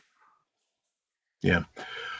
Yeah, so if the Democrats do lose by 1, then Malinowski losing is the difference right there in New Jersey. And how much did Malinowski lose by? A fair bit, by like 4%, 4.5%. The only other interesting thing, and this is just a hilarious. I love. Technically, the vice president has only 2 powers. Has 2 powers. They get to vote if it's a tie. They get to split the tie. So that's the first power, which isn't a whole heck of a lot, but okay. And then they get to become president if the president is incapacitated, dies, or otherwise removed from. That's their only 2 powers. And everybody thinks that the vice president is the second most powerful person in the U.S. Well, it depends on how you view either of those 2 powers. But that's it. Every other position, has so many more powers. I mean, the vice president doesn't automatically get a security clearance. The president doesn't have to let them into the White House. It's just assumed that they're going to be part of the administration and help. So they come in. They don't actually have that ability. That's been what it was at the gentleman's handshake. That's just sort of like, okay, the vice president's coming along for the ride. That's not in the Constitution. It's a wise thing. I think you should do it, especially so if they take over, then they're already read in on everything. But that's by no means guaranteed or even in the Constitution. That's true. So, yep, yeah, it's all of these are profound. Oh, that's why when, oh God, no, I don't even want to. I'm not going to go there. The thing with the vice president is always is that it's the one heartbeat away thing, right? Like they have very little power, but they could become incredibly powerful if the president is dead or incapacitated. Or if members of the cabinet learn the number 24, fuckers. 25. Jesus. Wow, I'm really off my game. So thank you. 25. Yeah. Well, apparently they came close, and then Mike Pence didn't pull the trigger on it. That's okay. I'm not bitter though, not in the slightest. Yeah, I know, not too much. Well, I think if he was removed again, it's another disqualification thing, right? So, yeah. Oh God, I still don't. What I'm hoping. Sorry to interrupt you, Nick. Is that Please. Trump is 76 and in shit health. I'm just hoping, there's 2 more years for him to have an MI. Well, I don't think we have to hope that extreme, but yeah, I mean,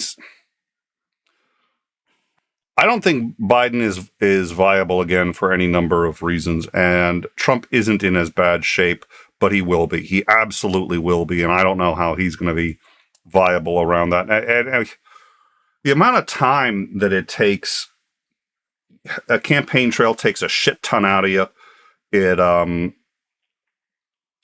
The other thing, and I don't know that they're going to make this calculation, but I think most Dems made this calculation when looking at their guy, which is you're not electing him for 4 years. You're electing him for a minimum of 6 years. And the reason is because there's 2 years on the campaign trail. So when somebody starts running, you have to realize it's going to be 6 years before they end their first term. So where are they going to be 6 years from now? And are they going to be able to be the standard bearer and go on for another 4 years? Because if they're not, you're putting yourself in a huge disadvantage.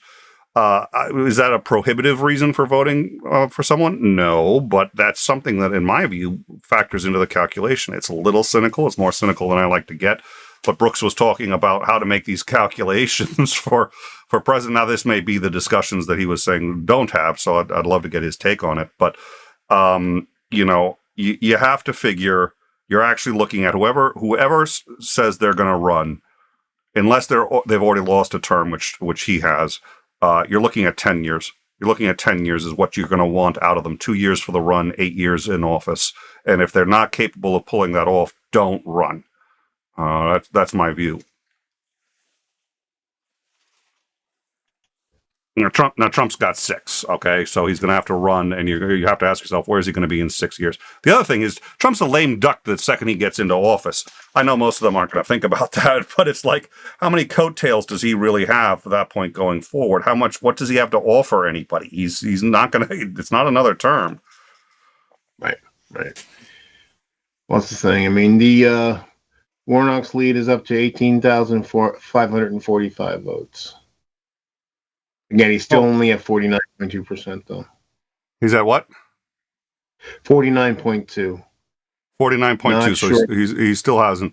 All right. There is a decent chance neither of them are going to break 50, and I think there's a decent chance we're 2 or 3 hours out from hearing the results of that one, and if we wait for 3 hours and it turns out none of them break 50, we got to go through the whole thing again, because it's going to be and either way, I can't believe they're not going to be within 1% of each other. So we're looking at a recount. So I don't think we're going to know that one tonight. So no, that's not the only race. We can keep going for a bit and keep an eye on the House, or we can go. What is the House at right now? The House at 207. How many projected left for them? That I've been having a hard time seeing here. I've got that on the AP one, but the AP one is like really. The AP is on the House 108. Projections total 100. Yeah, you see, they projected 192. They haven't changed that projection. That projection is not accurate. So even ABC is behind on this one. How much, I don't know.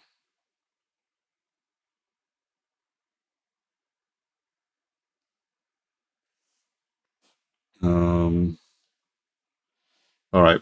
So yeah, CNN. Well, their things. What they're doing is saying how many competitive seats gain control. It's at 21 competitive seats they need to win, in order to take control. So yeah, we won't know until tomorrow. All right.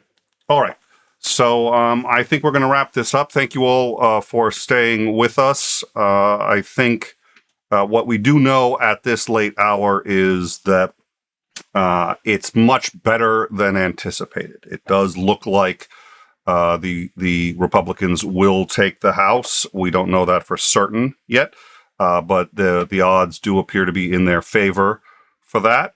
It does also look like they will not take the Senate. We don't know that for certain, but those numbers are looking pretty good so far.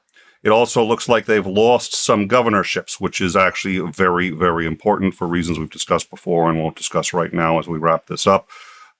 So overall, was this, a banner day for Democrats? Obviously not. It was not the bloodbath people were expecting, not by a long shot. And the fact is, we had thought that the Senate was in play, and it looks like the Senate is safe. And if the Senate is safe, yes. Sorry to interrupt you. It looks like Democrats have picked up a seat, Texas 34. The Democrat won, and that seat was an open seat, but had been the incumbent from that left there was a Republican. So there was a Republican. Had been the incumbent in Texas 34, and now that seat's a Democrat. So that's a pickup for the Dems. All right. So that's good. So that's still then the House is in play.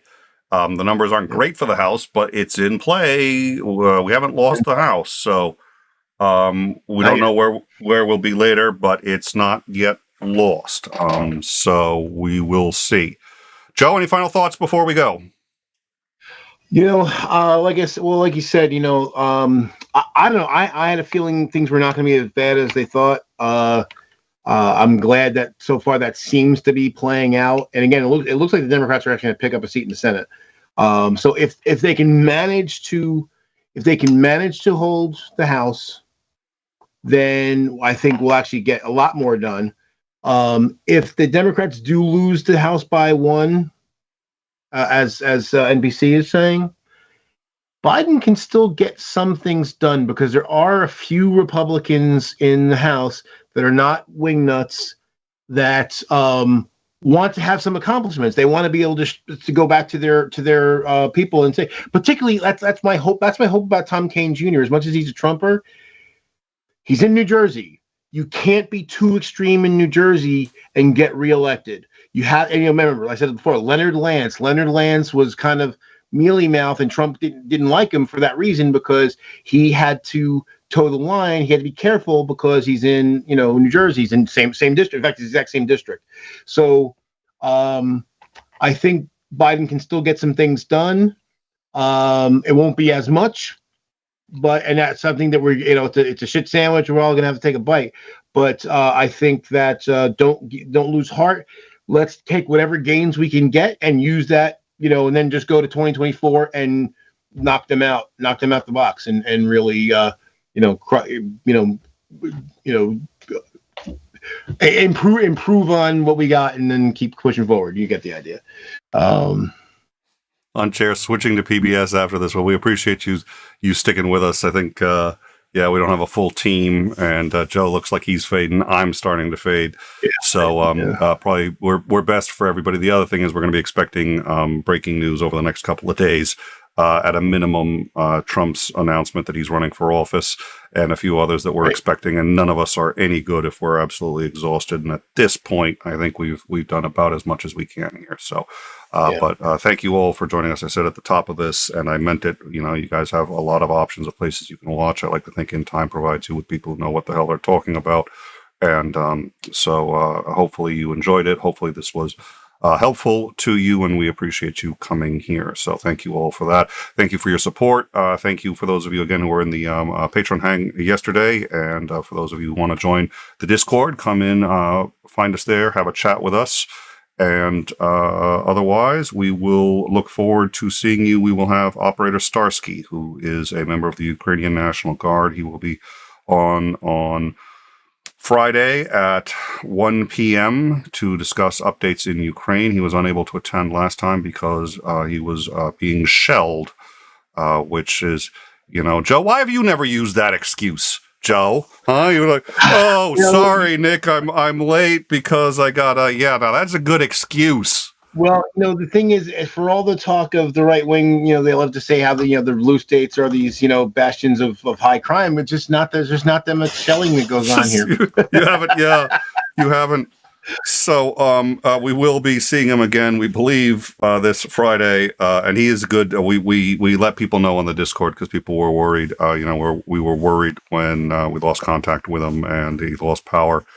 But we were able to catch up. All that's in the Discord, so don't worry about it. We'll also have Commander Lance McMillan, who staged the Iraq War for CENTCOM out of the for the Fifth Fleet out of CENTCOM, and he's been very helpful, especially when discussing things with Starsky. He'll probably be on with Starsky on Friday, but he will certainly also be here 9:30 p.m. on Thursday, where we'll have our regular hang with him and talk about who knows what, because we run the gamut on those shows. That should be a lot of fun. Join us, like, subscribe, and share the content if you like it. That's a great way to help us, and then your friends get to see the show, and if they enjoy it, then great, and it works out for everybody.